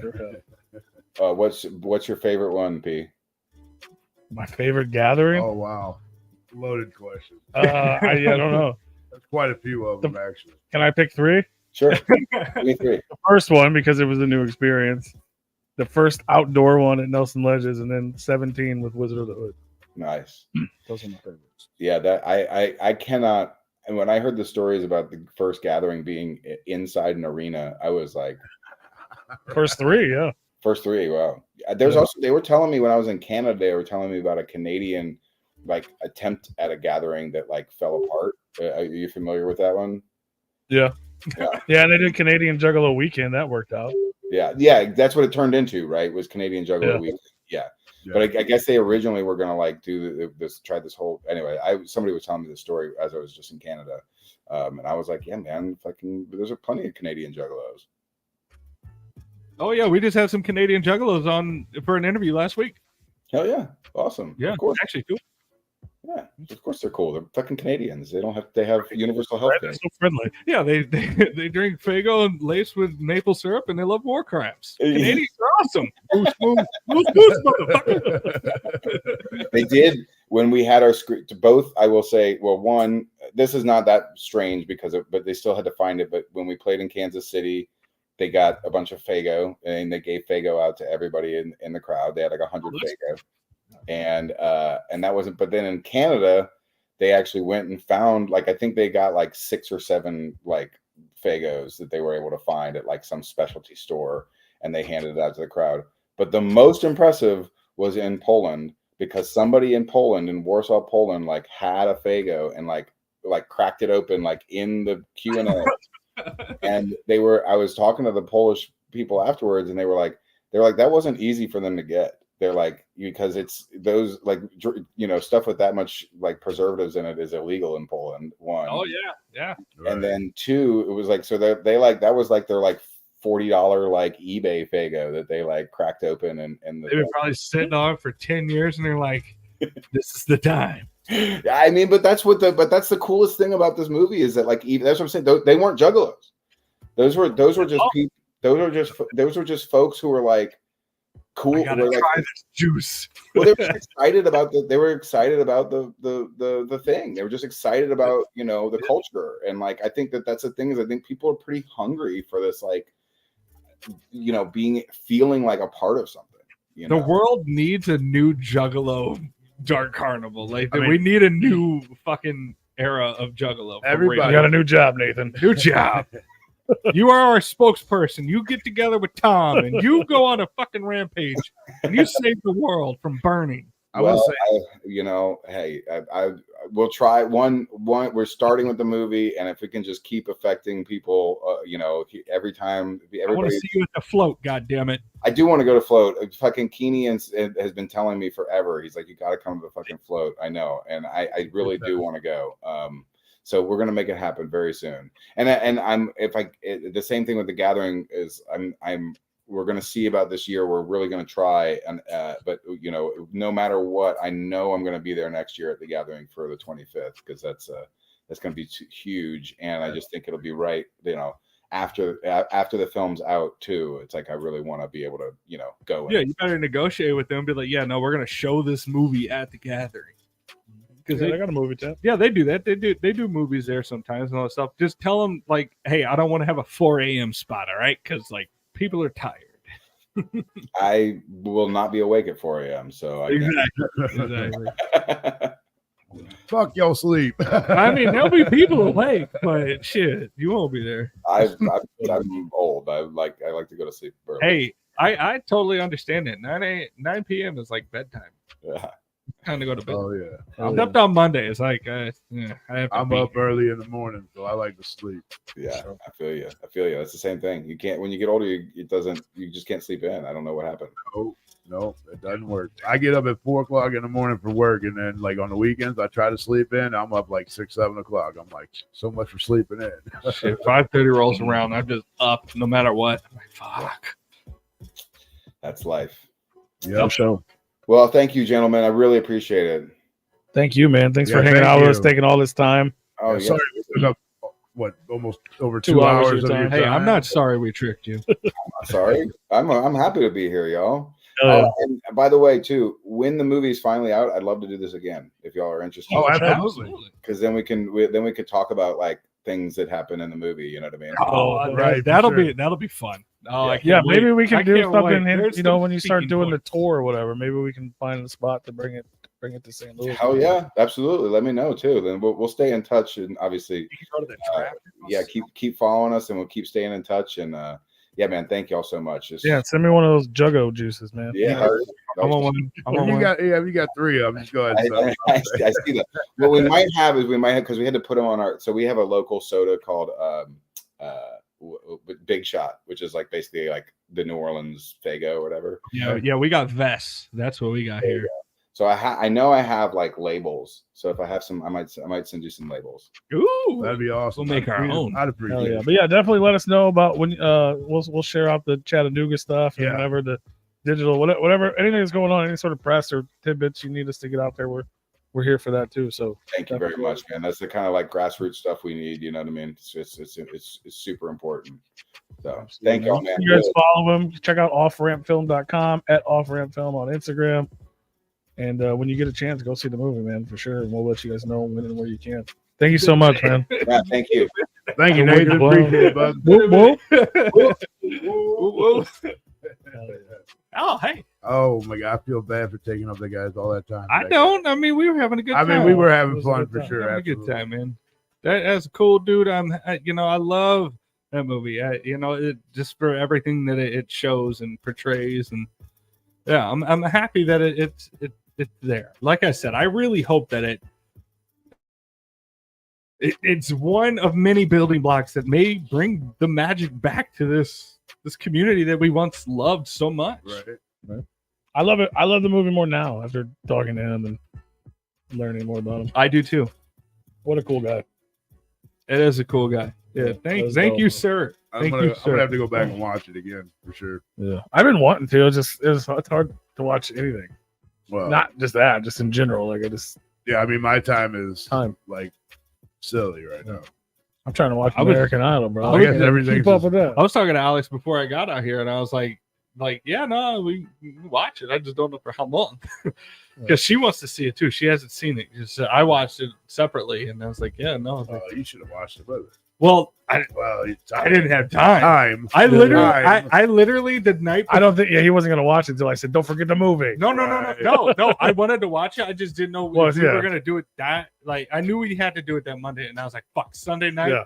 I was That's like, why I sent a I message. was in bed. because I just talked to him and I was like, I better fucking put something in the chat so Tony could be like, oh shit. I remembered, but I was like, "Fuck, let me put it on." And I watched like half of it, and then I was like, I fell asleep, and then did the same I thing. watched the other half on the way back from one of my deliveries and shit. And I was like, I watched the other half of it on the way back home, and I was like, all right, so it's super fresh. I'm not gonna lie. I'm gonna lit up on boy the chat up. Damn motherfucker. Lit 'em up. Yeah, but he means well. He means well, I suppose. Yeah. We got those trolls. But yeah, shout out to everybody that was interacting in the chat with all their questions, all that Absolutely. stuff, and we appreciate that. Yeah, shout out to Anthony. Too. That- Yeah, he was very impatient, but like, Well, he's been on like the Yeah. post yeah. this week. Like They've been promoting this movie forever. Why the fuck can I see it? I was like, dude, I promise you we're going to find out on Monday. I promise you. Maybe we, And he kept asking, like, when is it? I was like, obviously, we're going to get that answer, but maybe we should. but I'm glad he showed up. He didn't just fucking complain in the Right. post. And He, not show up, yeah, right. he came here. And Yeah, looked no, and- I can appreciate it. I don't know. Maybe if you showed up in our, I don't know, when our Patreon tier, we might. We might have gotten more answers for him. We might. I don't know. He might get to see the movie. No, He will. we wouldn't do that. We might give you spoilers on the Patreon. True. I don't know. I'm more kind-hearted. I'm like, I don't know. Maybe. Yeah, well, we can't. I know we can't. We can't. It's not breaking the law, but it might as well be breaking the law. Officially. Unofficially breaking the law. Oh, So you can watch it in June. It's May tomorrow. Next thing. It's gonna be May. Thanks. Oh, it was fun talking. You keep trying to do something. I'm I'll try to. gonna have to hit him up with my ideas for a part 2. Yeah. Yeah, I think so. I'll put my ideas out there. What are your ideas? I can't say it right now. Why? Every time he's publicly saying an idea, someone steals it. You want him to steal your I idea. I do, told but- my idea but- directly to him so he would steal it. But the movie's not out yet, so it'd probably spoil Oh, quite okay. a bit. Oh, you want a see- continuation of whatever happened in that Well, movie. it's similar. I think I just. More breast milk. I got it. No. I mean, there's like a whole fucking like this. Well, there's a dude- whole new character now. right, but Breast this milk dude, man. Well, no, the Oh yeah. but this dude just like he's like just chopped. Mhm. So I've got a whole I got a whole nother script, a whole nother movie in my fucking head, a whole nother movie, Mhm. like a whole nother Bloody hour and a half. reference. And a whole nother hour and a was- half that I have in my head that I was already after watching it, I was like, man, this would be cool if this happened, or if we tried this, and this, or if we did this, if he would have did this, if this, oh my god, dude, I have like a whole fucking movie in my goddamn head. Yeah. So I'm gonna have to give him some ideas. I mean, he's probably got a million ideas already, but I was just like, well, you need one. I actually have one. Mine didn't. My tailbone hasn't hurt until like just now, but it'll be all right. I got a pillow at the crib that I used to use for when I drove a truck. Because goddamn, if anybody's ever drove a fucking semi, they know them bitches ain't got no goddamn I mean, I'm suspension. good. I thought it was better than that. No, I thought it was good. I need to stand up and stretch. Yeah. I haven't had any issues with this chair until just 2 seconds ago when my I'm a- tailbone was like, ah. I'm in one with bag issues, and here I am, like, oh, we're I- good. I don't think I don't even need my little back pillow. Yeah, but I don't know. I think just it's good. I left everything alone, just moved everything over the side so I can get him in here and see what it would look like at least. Oh no, I'm a big fan of this chair. I like this chair. Yeah, I'm I'm glad. gonna take that out. I appreciate it. Thank you, sir. I appreciate. I don't that know. you If, guys I don't know like if he has said thank you, but thank him. you. Oh no, he has. Well, I don't know. No, he I ain't don't come think- out. I was gonna say, there ain't no way. There ain't no way. He ain't straight came out. So He don't think that way. that's. I know his thank yous though. Like, He- oh man, he- these are nice. He Oh. knows it's a yeah. Yeah. But yeah, no, I really enjoyed talking to him. You know, yeah, for sure. Dude, like I said, I got fucking millions of ideas for a whole new fucking like. it's like, man, A I whole got this part script. two. You want to read it? Like I didn't write nothing out because that's it. I don't write movies. I got Yeah. movie ideas. Yeah. But I did kind of like I went through like scene for scene and just like, man. Oh, I'm good. Yeah, I'm good now, bro. Like luckily I haven't had any slips. They say this shot only works for like 6 months. Well, we about right at that point, and I haven't really noticed any difference. Yeah. I haven't noticed if it's wearing off or not. Now, are they waiting to see if it once Oh, it wears no, off, but- or this is just No, if it this wear- is just yeah, we're good. If it wears off, I gotta go get another shot. okay? So that's Like, if where I they start left it to off have- at. Okay. Unless I have like excruciating pain. Did I say that right? Excruciating. Excruciating Yeah. pain. Yeah. Then I go see my neurologist. If not, I just call the fucking pain management. Tell them I need a shot. Now, are Go these in. shots or a fucking arm and a leg after insurance? No, not really. No, well, you asked that, but I have a $500 deductible, and so everything that has added up, Yeah. So basically, insurance takes care of it. I just don't $500. Yeah. So, but no, but it's going not forward, bad. if you're not having any more medical issues, except you just need the shot every 6 months, like it's gonna hit you one of these times if you ain't hitting that deductible. Yeah, I don't think it's that bad. But I mean, the insurance still will cover part of it. Because like and then this, I get the other you half. say you're coming up to that 6 month mark. I You're think I'm gonna already there. you're gonna need it. If hopefully you I don't. think it was November. So Hopefully you don't. But if you're gonna have to get another shot, that means that you ain't met your deductible yet. yeah, so I guess I am. Yeah, so November, so figure December, January, February, March, April, May will be like the 6 months. Yeah. But yeah, my insurance pays for it.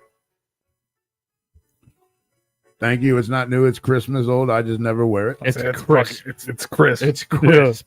It's Christmas fun. It's That's 'cause Christmas. I keep as it fuck. clean. I keep it clean. I haven't seen you with a clean hat on your head in years. Yeah, I need to get. Well, to yeah, get maybe, some of it's that. been maybe like two because I think the last Replicon radio I had was I made those 2 years ago. Yeah, I need to get a new hat. But I need to go make another one here soon. I just want something different, and I'm Shout out trying to to Nathan get something Tape different. again, bro. Fuck yeah, Yeah, I enjoyed the fuck out of that. Shout out to Soda too. yeah. Yeah, shout out Wow, to him for hair. jumping on New there. hair, Yeah. good hair. Depending on what Jimmy, good hair. Jimmy the hair guy. Yeah, Jimmy. Depending on what circle you're on, he's either Jimmy the hair guy or Jimmy Soda. It Jimmy Soda. But he's Soda. I bet him as Soda. But he's killing it, bro. I don't know if you follow him or pay attention to him, but like he bought that hair. He went to James Silent Bob's Secret Stash where they got to tell him Steve Dave shit in the back, and they had Q's hair, Q from Impractical Joker. Yeah, He bought his hair. They had a piece of his hair. Yeah. They never expected to sell it. It was a joke. He Right. bought it for $2,000. Oh my god. Right? And everyone just thought he was fucking insane. So they were like, wait, you bought, like, someone bought that? And they hit him up. We're like, come on the show because they do their little podcast. Yeah. So they had him on the podcast. And like, why the fuck did you buy that? And then, like, people liked it. They thought he was funny. right. And then they had him back. Now he's a regular on all the fucking, like, Kevin Smith type shit. The Tell Him Steve Dave with fucking Yeah. all those guys. Like, he's like one of the main characters on their show now. Fucking, he's like, That's awesome. that's some crazy thing turned out into this fucking nice. It's dope, Right. man. That's good. And Soda's just a good guy, so like it works out.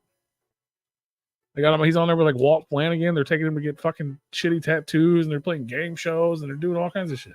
It's dope, man. Soda's the shit. I'm glad he got to meet Soda. And he didn't just get. Did you hit him up or did he hit No, up? I hit him. But Soda's the reason I got in touch with Nathan to begin with. Right. Right. But I figured I was like, hey man, you want to pop in and say hi? I thought it'd be was cool awesome. because Soda's the shit. Yeah, that was awesome. You know, and obviously, like, old boy was talking shit earlier, like, oh, you're only with this certain crew. And I can agree and disagree with that shit. I'm trying to go back and see what he said. The dude that had all the bad comments. You still here, Juggalo Math? No, everybody left. You might still. No, usually the haters stick around.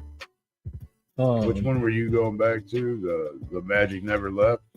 No, I was older than that. He said something about when he was talking about how he linked up with Scotty and Mankini and they were showing him around or whatever. Or and he said, All the Oh, people yeah. you have to know. yeah. He's like, that's where Yeah. you're fucked up. So I replied to that. And I could see that from one side, and you know, I can but see not both from sides. Soda. Like No. that's like if it would just been like Scotty or something, I could see. Yeah. And that's not even hate towards Scotty, but you know, what I mean, even people that like Scotty have argued that Scotty's like, if there was such a thing as an elite Juggalo, you know what I mean? Like he runs in a different circle. He That's a nice. Don't That's ask a, me about him. that's a nice. I'm cordial with the man. I like Scotty, but he, you know, what I mean, he doesn't. He's not running. He's not. At least not anymore. You're not gonna see Scotty D in the trenches with the Juggalos anymore. You know what I'm saying? He's elite. You're not gonna see him fucking partying in the woods. You know what I mean? And if you want to get a true experience, if you Go to Astro and see him. you need to be in that. You need to be in that. You know what I mean? Go But to I'm not Astro hating and 'cause see I him do if you both. want I somebody do within both. the trenches. I'm not hating on it because I do both. You know what I mean? I don't party as much as I used to, but I'm still out there getting fucking wasted with the What the Juggalos. fuck did you just say? I said I don't party like I used to. Maury Provich said that's a lie. Oh, right. Well, I mean, we just came back from Astro like 3 weeks ago, bro. Yeah. The fuck you mean? I didn't party like I used to.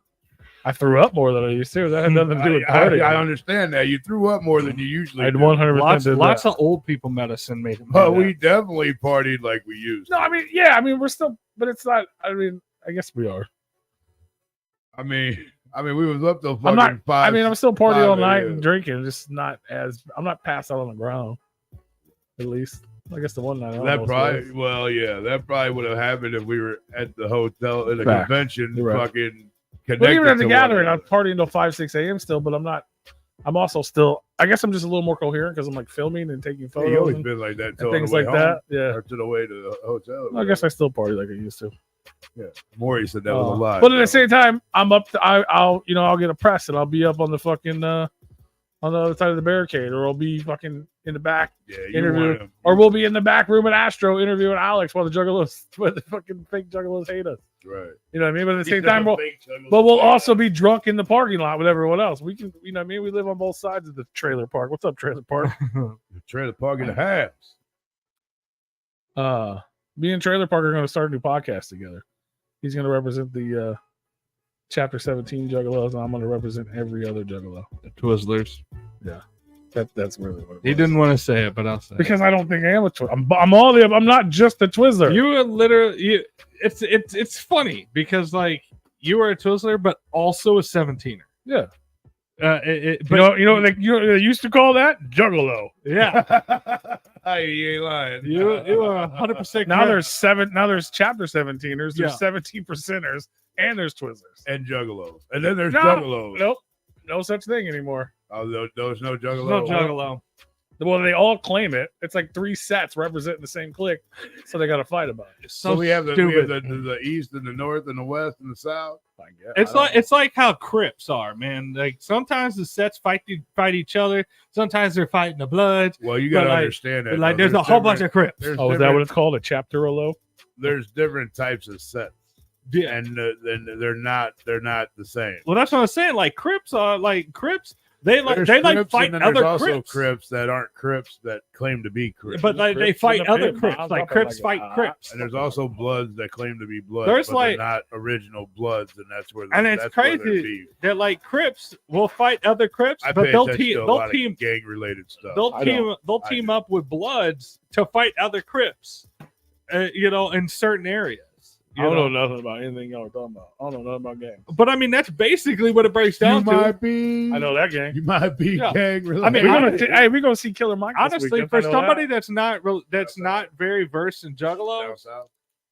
like So that's the what? best way to put it. Like somebody that doesn't know about the beef and the divide and all that stupid shit, just related to them.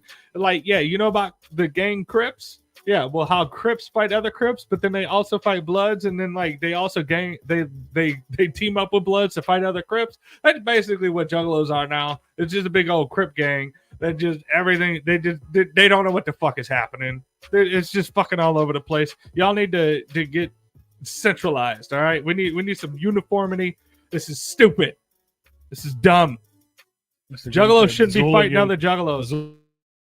Hooligan life. Zooligans Hooligan isn't big enough to be in the equation. Zooligan is literally the Juggalo of Juggalos. Okay, like those guys, I feel like you find behind dumpsters. Okay, no offense, but all offense mean. Unplug that over I'm like, what? Oh, there. the fucking headphone jack. Yeah, there you go. Oh my god, Yeah. it's so loud now. What My is? tinnitus went from What's like my tinnitus went from hearing the buzzing to like 100 because of the silence. Holy shit! That's a bad thing. You want the Yes, buzz back? Yes, I mean it's fine. It'll be fine. That's weird. Tinnitus is a bitch. No, we don't want the Never buzz mind. back. He'll be okay in a I'll be in a few fine. minutes. But the problem is that the buzz was the noise. But when you have tinnitus and it goes super silent, it's so loud. I was hoping you'd keep talking while I got his attention for that, so it wouldn't be noticeable. Oh my god, the ringing. I mean, nobody heard that but us anyway. Yeah, nobody heard that ringing, but now my Live but head. dead inside. Yeah, we're good. Yeah, I'm alive. Shout out to SON all day. I'm For sure. alive, but I'm dead inside. Ain't nothing wrong with Zooligans. Zooligans are dope. I'm just No, saying I'm they're not a just- big enough entity. I was just fucking with y'all. We Y'all, growing though. the Zooligans are stinky juggalos. Oh, hooligans. Juggalos are stinky juggalos. What the fuck you talking about? No, hooligans are the Oh. stinkier versions of stinky juggalos. All right, so what the fuck's going on? We just had Nathan Tape on the show. Off Rent movie coming soon. We'll let you know more details when we get them. June will be the digital premiere, and then it's coming to VOD. This Friday, we're going to be going live for a special presentation, live on the spot at where are we at? It's your place or your spot, your place. You're not going to be at my place.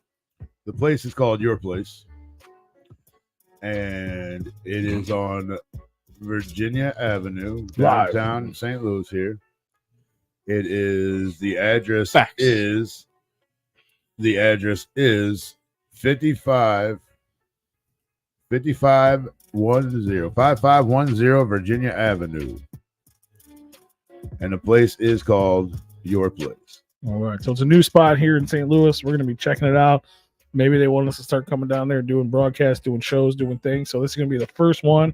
It's our trial era. That's why we haven't really been promoting it hardcore. Yeah. But if it's dope, it's going to be a thing where we invite you guys out, and it's going to be cool. There's going to be we're inviting you out. Shows. Yeah, you guys can come if you're local or you want to travel. You're more than welcome to come. You want to come hang out with us? Fuck yeah. We'll be going live Friday night, so look for that if you're not in town. If you do beats, come on out because it's an open mic. It's a freestyle open mic. If you do beats, man, it's a good way to come out, promote your shit, man. Let these rappers know, these freestyle rappers that come out. It's I don't want to say it's a battle, but it kind of is because I think at the end there's a prize fund. A what? A prize. Oh, okay. Like a money prize. Oh, okay. All right. Freestyle. So for you guys that promote beats or that do beats and promote them, it'd be a good time for you to come out, link up with some of these guys. If you find somebody that's dope, or even if you find somebody that's whack, and you like, damn man, I can create you some beats, man. This is what I charge. Here's a couple samples, whatever. What if they're a rapper? If you're a rapper, then come on out and do your freestyle. Can they sign? Do we know? I don't know any information yet because we're out there. But can they sign up tonight, Friday, or is it like an advance thing? Do we know anything about that? That I'll have to find out. All I can say is show up. I'm pretty sure you can fucking sign up right there and you can get going. That's what I asked. You can get up there and you can spit your bars. Actually, I could probably shoot a message. Called Your Place. Yeah, Nathan. Your Place. From 7 to 11. 5510 Virginia Ave. $5 to get in. Come on out. Rap. Do your thing. We're going to be there hanging out, commentating, having fun. And then this Saturday and Sunday, me and Mr. Dead Body Man here. Hey, I'm going to try and be at the bar. I'm going to try and do that too. So, you might see all three of us Friday, and you'll see two of us in Memphis, Tennessee. We should go. Yeah. Are we coming back on Monday? Yes. Okay. When it's over. But that's what I figured, that we'd stay there and then we would leave Monday morning. Yeah. So I want to spend a little time in Memphis. A little time, man. Sure. Well, at least Saturday night. Well, we're going to be at the festival. Not after it's over. Well, what time does this go to? Probably, I'd say 11. I'm not used to mainstream festivals. It's not a gathering it in. I know. I'm not used to that. 11 o'clock, midnight at the latest. Okay. Shit. We still hit up Beale. Hell yeah! How far are we from Beale? We're close to Beale. We got to be pretty close. All right. This is like Memphis. Yeah, Memphis. Our hotel is probably further away than Beale. Probably. But we're gonna be down there kicking it with the motherfucking Fugees. Lauren Hill in the building. Hey, Jelly Roll. We might just end up with him. I'm hoping. You know what I mean? I'm hoping. Give Bunny a high five. I'll tell you what. You can hang out with Jelly Roll as long as I get to hang out with Jesse Murph. You can hang out with Jelly Roll as I get to hang out with Bunny. I want to hang out with Jesse Murph. I've already hung out with Jelly Roll. Yes, the question is if rappers want to come to this event, you are guys be there a little bit before 7. I would say probably check in, probably get there about 6:30 or so. You guys can sign up and you guys can participate in this open mic freestyle. Like I said, if you're a make beats or whatever, come on out and promote your stuff and there you go. Try to get come down this Friday, get on stage, impress some people, win some money, and you probably even be on Replicon Radio. You might be famous. Look at that. You never know. Come on out. And if you're in the Memphis area, come find us, man. Hit us up. We're going to be out there. Killer Mike, Big Boy, Jesse Murph, a whole bunch of bands I don't know. But it's going to be dope. They invited us, and we're going to come. So The place is forward to called that. Your Place, Mark. Your Place.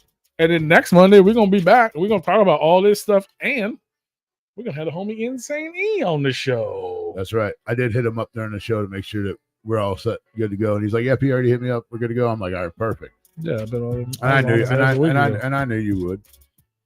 I had to give him shit today because I was like, I need the motherfucking logo so I can share something. Right. But yeah, next week on the show, he's got a new record coming out. We're gonna talk about that new record. Hopefully, he draws us the dinosaur. Get on his ass. We got the homie Insane E pulling up.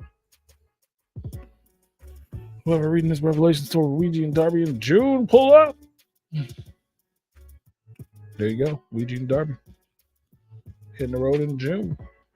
Go hang out with Trailer Park. You on the whole tour? You the host? I'll go on tour with you. Scum and Lex the Hexmaster are out on the road right now on the They show is. Shadow Snuff Tour Leg 2. The homie AZ the Fallen's out there with him. Michael Lawless and many others. Go peek that out. What the fuck else is going on in the world, man? The gathering of the Juggalos. If you guys are going, make sure you get your tickets. It is out in August. What is that? The 15th, 16th, 17th? No.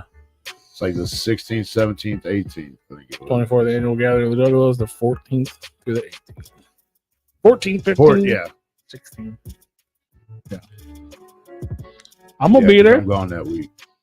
I'm going to be there. I leave on that following Sunday, the 12th or some shit. And you got, motherfuckers got me looking at a calendar. I'm going to be there. And I tell you, they doing They doing the damn thing. They doing it. And I'm going to be there. Yeah, I'm going to be gone from the 11th to the 18th. We may or may not be doing the podcast event that went down last year. Yeah, I haven't heard anything about that yet. Yes, but we have. Oh, there is. So they don't want to do it? Didn't say that. We're just not going to be a part of it? I didn't say that either. They didn't like us? Everything you're saying is the opposite. They like us. So whatever Rue says right now is the complete opposite. So they like Yes, us. we've heard about it. Yes, they like us. Yes, we're a part of it. Yes, it's happening. But all that is purely speculation because it hasn't been announced yet. Unofficial. Yeah, so that ain't happening. Don't even worry about that. But yes, all those things are happening. We are a part of it. Going down. Everyone said we're going to get blacklisted because we're Alex. It's not going down until it's announced, so we don't know yet. I mean, we are going to get blacklisted eventually. So we're too little that nobody knows who we are because we're not big lovers. We're on the list. We're not cocksuckers and suck on Daddy J's dick like some of the media parts around here. That's why we're there. We say whatever the fuck we want. We're free. Shit about everybody because Me too. I think that makes us the most juggalos. Like we truly don't give a fuck. I mean, it is not talking shit. It's not even not speaking giving our a fuck. opinion. It's just fucking thinking for yourself. Yeah, free thinkers. We call people out for doing dumb things that we think are dumb. I'm not gonna do the Alex thing. Really fucking bothers me. Like It's so dumb. like the twisted shit is annoying and stupid, but it's whatever. I get it. They're like I said earlier, they're fucking entertainers. ICP's entertainers, Twisted's entertainer. You chose this entertainer over that entertainer. Whatever. You know what I mean? I disagree with it, but you can have your own fucking. You know what I mean? Fans Whatever. shouldn't be fighting fans. I shouldn't be scared to go to an event to get blacklisted from another fucking event. But Fuck the you. Alex thing is just ignorant, like especially because it's coming from the wrong side. Because they said one thing one time. Now their whole legacy is trash. Like I don't like that. That bothers me, especially meeting the man, literally hanging out with him, and even just having him on the show man. was what I was already like. This is fucking cool. But then actually like spending days with him and like literally getting to know him, I'm like, it's a good dude. I mean, everything. I mean, that you work so hard for someone else's dream, literally. You know what I mean? Like, obviously, it became his too. It wasn't like, it wasn't but shitty. you work so hard to bring these motherfuckers up and get them to where they're at, and you get a little bit of shine out of that. Cool, but he did that. They did that together. Yeah, that was them three dudes. Obviously, Rob was involved in and out. Yeah. Other people came in and out. The Dales were in and out, but it was Joey, and Alex. Rob was an EMT. I mean, yeah.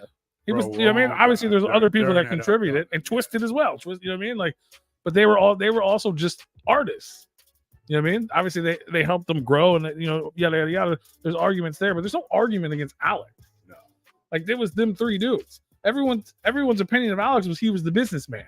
Well, what the fuck do you think Like Psychopathic Records was doing? They made a whole fake ass fundraiser and a fake ass fucking documentary about some dude that wasn't even part of the legacy except for the very beginning. It didn't do anything. And now, but yet the dude that helped build it, like foundationally built it. You want to talk shit about him? Like, do you just want to destroy everybody that ever touched you at all? Yeah, Ever? like That's exactly what he wants to do. Like the fuck is that, man? Nobody okay, no offense, but nobody gives a fuck about John kicks your ass or whatever. All right, we all loved Alex. Now you want to say that fuck him? Really? What the fuck did John do? Nothing. Wow. You really, honestly, compared to what Alex did? No, Violent J don't want to. He doesn't want anybody to get acknowledged for his come up except for him. He did it all. He made Shaggy who the fuck he is, which is bullshit because they made each other. But even in saying that negates their whole legacy. It sure does. Because if you listen to the first 6 Joker's cards, how many times has Alex shouted out? All the time. You know what I mean? Double A, y'all, this and that, blah, blah, blah, all the fucking time. Like, all the fucking time. Shout out to my manager. Shout out to my, even all the way into Bazaar. He stuck around after he said he was going to leave because he loved it. These are his boys. They grew up and you're going to make one assumption on a fucking Patreon to sell fucking tickets and everyone just runs with it as it's facts. I have a question. I hate it. I have a question. Yes, I've read the book and I have listened to the audio version of the book, but like my memory right now is terrible. I understand this. How much is he mentioned in Behind the Paint? I feel like he's in there. I don't recall anything bad being said. I don't recall much being said. Yeah, is what I'm saying. Like I don't recall much. Well, honestly, there's not a lot about Joey in there either, and it's them together. I mean, ICP in general. I mean, I guess it's technically Jay's autobiography. Yes. So I mean, but still, but he's in there. I know they talk about like the beginning day, like we met Alex, the record hot hits. That part of the story's in there. Yeah, but I just don't remember him being in there much. But like he might have had a chapter. Yeah, I know he was talked about, but there was nothing bad. They didn't say anything bad about him in there. Yeah, but that wasn't part of the fucking program yet. But I mean, I think he talked more about Shags than he did about. I mean, about Shags did more. Shaggy's the face. Yeah, but like you said, Shaggy. it's Violent J's autobiography. Yeah. Basically. Well, and Alex was always in the background. He never wanted to be on stage. He never wanted. You just left. Yeah, I just seen that. You're still here on your microphone. Just even if you know what I mean, obviously, Alex wasn't meant to be a persona. Yeah, he was. But I mean, but like, wasn't he gone by the time he wrote the autobiography? So don't you think that like he would have been mentioned a little bit more? Especially if he stole millions of dollars, especially if he stole that would have been in the book, and also that like he helped build it. If I wrote a book, and someone stole millions of dollars from me, that would definitely be part of the book. That would be a chapter. Yeah, for sure. Like this motherfucker stole all his money from me. Yeah. Yeah. Yeah. You would think that he. But let's see. They signed a deal with Jive. They got out of the contract. They got out of 3 contracts in their career, which is unheard of for any artist. Big con. They got out of them because of Alex. Yeah, who do you think Joe and Joey negotiated this shit? Nope. No. They got signed to fucking Disney, got dropped, and then got in a fucking war with all these labels. Who do you think negotiated this shit? Joe and Joey? Alex. No, they were literally on tour. Yeah. Like Alex did all of it. Like all this shit. He We found the talked about it loopholes. with the merch. Like, Well, he found the loopholes to get him out of those contracts. yeah. Yeah. Like, hey, 2 more weeks. Don't say shit. Yeah, You know what I mean? Don't Like- say shit, and then say some of this crazy shit right now. Yeah. Like he did that shit. Like you don't take that fucking away from him, man. I grew up in this world. Like that's the shit that pisses me off. Like you don't take that. Like that. Like I said, that man was Juggalo dad. What really pisses me off is the fact that you a man that had helped build a legacy, and you're gonna turn around and you're gonna say some bullshit. The whole thing. About a man stealing from you, motherfucker. If he stole money from you and you have proof, for one, you're going to get a lawyer. You're not going to speak publicly, and if you do, you already have lawyers lined up on deck that already contacted him. This Facts. man. Okay? You're not going to sit here and woof it over the fucking internet. You're not going to do it. Yeah, it's a word. So Literally. for what really kills me is that all these people can sit here and be like, oh my God, Jay's right. That dude, motherfuckers, y'all don't fucking know. So shut the fuck up with it already. Yeah. And just because we have Alex on the fucking show, you want to sit here and say that we're fucking assholes? Fuck y'all. Because we're free thinkers for ourselves. We think for ourselves. We're able to do that. And we can call out some fucking bullshit like fucking Violent J's pulling or fucking Shaggy's pulling. And I'm not trying to talk And shit. if Alex would have came on here and been full of shit, Yeah. I Oh, know, if Alex right? would have came on here and been full of shit, bro, We would've lit him up. I would have fucking lit him Yeah, up. we would have let him up. But he ain't coming on here with no bullshit because if they had anything on that man, they would have already fucking lawyered up. They would have be going to fucking court, or they he's would like have. that nice, nerdy fucking guy. No, dude, I got that dude's back, and I don't give a Like, fuck. He's a legit dude. He's just nerdy as fuck. He was helping his boys. He knew fucking business. I mean, I know when people post some fucking faulty shit, and if you wonder why I don't talk to you, it's because you probably post some fucking faulty shit. You know, I don't message you, I don't call you, I don't hit you up. I got your number because you probably post some faulty You shit. know, that I honestly- thought you did. Honestly, when people, like not even like famous people, but like when people in my friend group be like, "Hey, you can't fuck with that person because I don't fuck with them." It's like, but if I Oh, that if motherfucker I didn't feel do like shit to that me. person's cool, if I feel like that person's Right. genuine and cool and all that stuff, and I don't agree with your beef with them, but yet No. you're sitting there telling me that I can't talk to them, even if I'm cool with both of y'all, I I'm would probably never- not going to talk to you right. for telling me that I can't fuck Right. with this person because you don't like him. I would never tell somebody in my circle of friends that if one fucked me over, I would never tell my other friends don't fuck with that dude. I would just quit fucking with that dude. And then when you guys when y'all ask me, hey man, how come you don't come around? Well, this is what happened. This is why I don't Yeah, I was associate gonna say with there's a little bit of a, Hey, I you have guys go ahead. You know, if you guys are out, whatever. If I run into you, hey, cool, whatever. We out, whatever. But I'm not gonna be around that dude. I'm not gonna associate with this person. I have a perfect example. You two motherfuckers. I started doing a podcast with you two motherfuckers with the intent of having a future with this podcast with you two motherfuckers. And you fucked with somebody that I didn't agree with at all. That was before he passed. Well, true. I had a huge beef with that guy. I mean, I feel because like of my I feel like, fiance. I feel my like it was ex-fiance. more so him than me because he was Yeah, more well, yeah. around. But I was had, more around on the back end. But I had no animosity towards you Or two. both sides. I just No. knew that. But I mean, like you guys would talk about him in a positive light and all You that knew we stuff. were all friends at one point. And I at no point did I ever go, hey, like, don't talk about him in a positive light around me. I just never said anything. No, but you I, always said that dude that fuck that guy. I- Okay. Which is fine, yeah, and I that's- get that because because I would eventually tell you guys like, you know what? No, fuck that dude. but I yeah, don't fuck with that dude no more. Y'all go ahead. Y'all do your Yeah. thing. When he leaves or whatever, hit me up. I'll meet you. I'll Yeah. I'll meet unless up they with did y'all. like some super fuck shit. yeah. I mean, I ain't even if they did some super No, fuck I shit. can't. Like, if it, you know what I mean, I like, mean, that's y'all's decision. I mean, though. I'm what not he gonna was tell doing you. was super fuck shit, Well, yeah, but like but- technically she was doing more super fuck shit. So like he was just doing what he was doing, and Right. like, yeah. and like that was just an opportunity. Yeah, for but him. I would never. Yeah, tell but you. if like Havoc, for example, rest in peace. But like if the shit wasn't like consensual Yeah, or some shit like that with that girl, yeah, I'd be like, okay, that's yeah. right. I can't fuck with my boy no more because I don't- would. I don't have boys that do shit like that. Right. Yeah, I'm You not know what I gonna mean? sit here. Obviously he and tell- didn't, but I'm saying like right. Yeah, I would. there's never, people I know who was Yeah, fucked as much over as I people was I mad know. about it, it was consensual on there. Yeah, yeah. So like Yeah. how I could only be so fucking mad, you know. I would take myself out of the equation. I wouldn't tell you guys to take yourselves out of the equation. You guys do you. You guys are old enough. You guys grown. Y'all can think for yourselves. Y'all can be friends with whoever the fuck you want to be friends with. I don't need to tell you who to be friends with. Yeah. I don't need to Right. tell you who not to be friends with because I'm not friends with them, but just because they put a bad taste in my mouth, like I don't need to do that.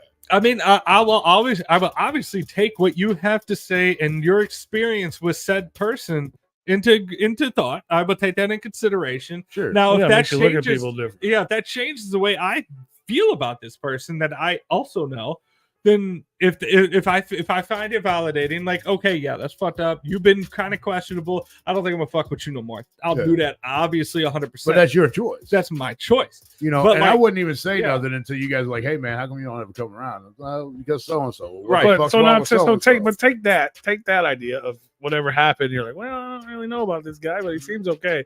And then you find out maybe what he said isn't fucking true at all. Yeah. Right.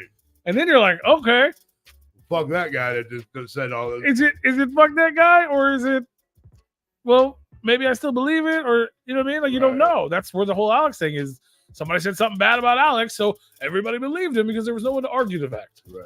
Now someone's back to argue the fact, but people have believed that's what pisses me what off. the other person said for Like, so long. Nobody pays attention to what this man Alex has come out and said. Like everybody's just like bad mouthing him and not taking like, okay, well, this side of the story is over here saying that he's a bad man. He's a bad man to be around.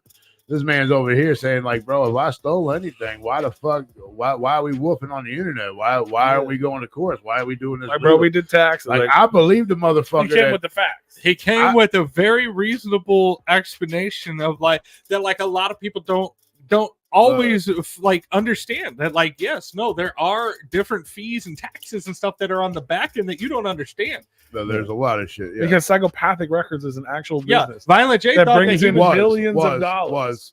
Yeah, Violent J. Millions Yeah, of Violent dollars. J. You could have handed him a lottery ticket that won $10 billion, and he'd be like, "Hell yeah! Why the fuck did I only get $4 billion of that $10 billion?" Right. And then somebody came out and goes, "Well, taxes and and these fees and all this stuff you got to pay because we live in fucking America and they take all of our goddamn money." That makes fucking sense. Yeah, and then even after that, they still were together. Like, even though Alex left, he was still part of it. He had to continue to do taxes with Bill. Yeah, you know what I mean. Like, you just what did Bill have to say about hand what over Jay said? Bill doesn't talk publicly. Let's have him on. Let's get him on. We'll have Violent J on before we did Bill on. but I'm gonna tell you right 100%. now. I'm gonna tell you right now. Bill doesn't even talk in person. No. He's I get it. I'm going to tell you right now. But we've had people that don't talk on the show. I'm not going to believe the man that's whooping on the internet. I'm going to believe the man that says, you know what? If I did do that, bring a fucking lawyer and sue me for it. Because it's just a word. It's a story to tell for someone that's not here. Because now he's back. Way easier. Besides that, and then it's don't talk to him. Don't talk to him. You're going to be blacklisted. You're going to be blacklisted. Don't talk to him. Why? That'd be Why like can't we talk to him? That'd be like if we said that about One Eye. No, but look, check me out. Listen, I'm going to believe the man that says, sue me for your $3 million you think I stole or whatever $1 million you thought I stole. That man right there is not afraid of a fucking lawsuit. That motherfucker right there knows he did no wrong because he's saying, if I did you wrong, fucking sue me for it. Come up with the facts and the proof. And all these motherfuckers are believing a guy that can't come up with facts or proof. Not only did he say that, he also said, like, I'm pretty sure he said this before. He's like, hey, no, like I want to have a discussion with you about this. Like, let's have a sit down. If you have a problem with me, I would like to talk to you about this. Like, men, like let's sit down and talk about this. He said that on every fucking podcast interview. He said it on here, and you know, I reached out to him as well. That's the guy that I'm gonna believe over the guy that emails people behind their backs to Juggalo podcast. No offense, like we have any fucking merit in anything that's been said, because like we're not artists, we haven't shaped the fucking industry, we're not the driving force of this. Like you know, and I honestly tell them that they're blacklisted for talking to this guy. This guy's like, no, reach out to me, man. Let's hang out. I still want to. I want to squash this. I want to be friends. Like, let's get down. If there's an issue, let's talk about it. Right. But the other guy is behind the scenes telling, oh, you better not talk to that guy. We're gonna blacklist you. It's like, I'm gonna believe the guy that is like, hey, whoa, how about we talk about this first, right? Rather than the guy threatening his fan base. Yeah. Nice. Shout out to Alex. He's a good dude. Like, I've been wanting to hit him up, but I'm like, I feel weird. Like, I don't know if let's hit up Jay. He's gonna respond back. I hit up Jay while we were with Alex. Jay, I know you did. Yeah, I told you. Yeah. I thought it was great because you were like, Alex even knew. Yeah, we told Alex. Because I was saying, like, look, bro, like we're just sitting here. You just take a little selfie, like, hey, we need to talk, Jay. I didn't say that. I said, look, we're with him right now. Maybe we should start. I would love to. I would love to. You know what I mean? We can have you on the show. You can tell your side of the story. You can say whatever you want to say by yourself. Yeah. Or we can fucking arrange you to talk to him. Like, you know what I mean? Like, you want to talk to him privately, publicly, or not at all? You just want to talk to us? Anything that works for you. We're here. On the record. Yeah. Like whatever you want to do. Well, you have the platform to do it. It's everybody that. I just want you to have that conversation. Yeah, Even if you guys fucking, if you end up in a fucking argument and still hate each other, That sucks. But at least you had it. You had the conversation. Like, Right. at least somebody tried. Like that long of a history. Like if me and you know what I mean, all of a sudden Like, me and we Rue could be didn't the talk for fucking mediators. 20 years, and then all of a sudden Rue said something bad about me, or I said something bad about him, and I mean, someone we was say like, bad, we say shit bad but about I'm saying each like other. some real Right, shit though, right, like, right. and someone was like, hey man, why don't you guys just talk? Like maybe it's this or maybe it's that, and we just didn't. Like we just ruined our whole fucking 25 years Yeah, of friendship, that's what all because of somebody said some shit. Maybe, you know what I mean? That's because I mean Shit's whack, bro. I hate to say this, and I know we're almost out of time, but We are. Facts. that's the problem. People that are doing drugs, they feel like they're never in the. They're always in the right. They're fucking, and somebody that thinks that they're the fucking Don Mega, which he said millions of times that he's Don Mega, fucking juggalos and shit in this whole world.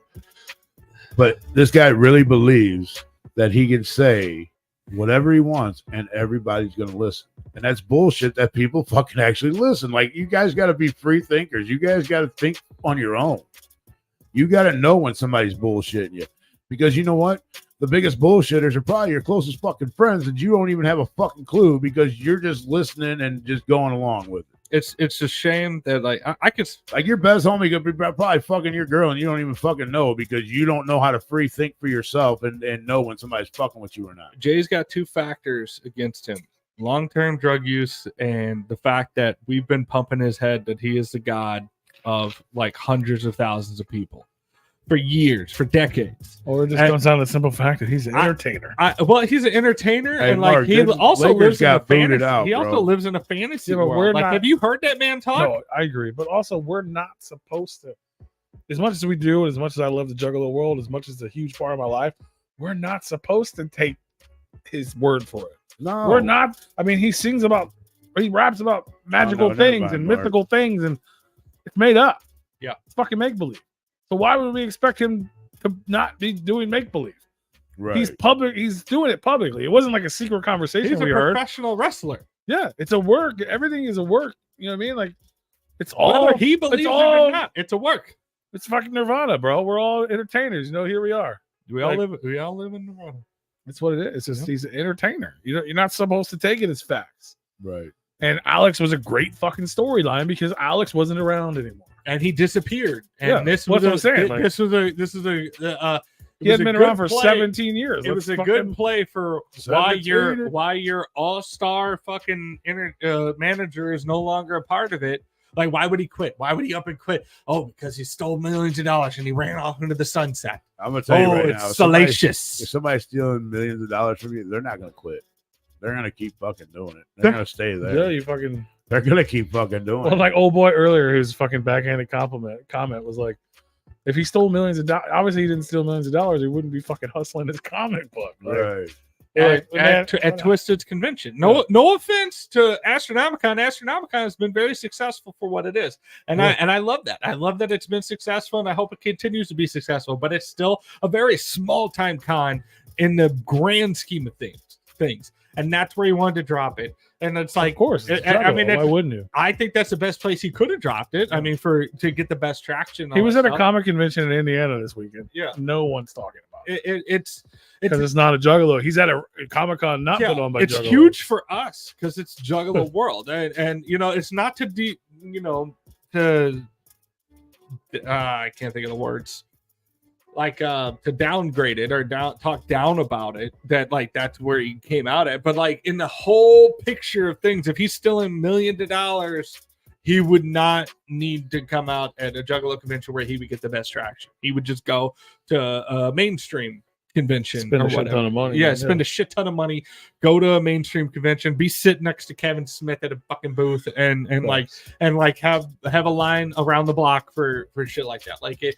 Yeah. But in the reality of things, it's not all what it is. Before we go, I'll tell you this. Okay. Nice. If Alex was still with Psychopaths today, they'd be doing way better than what the fuck they're doing now.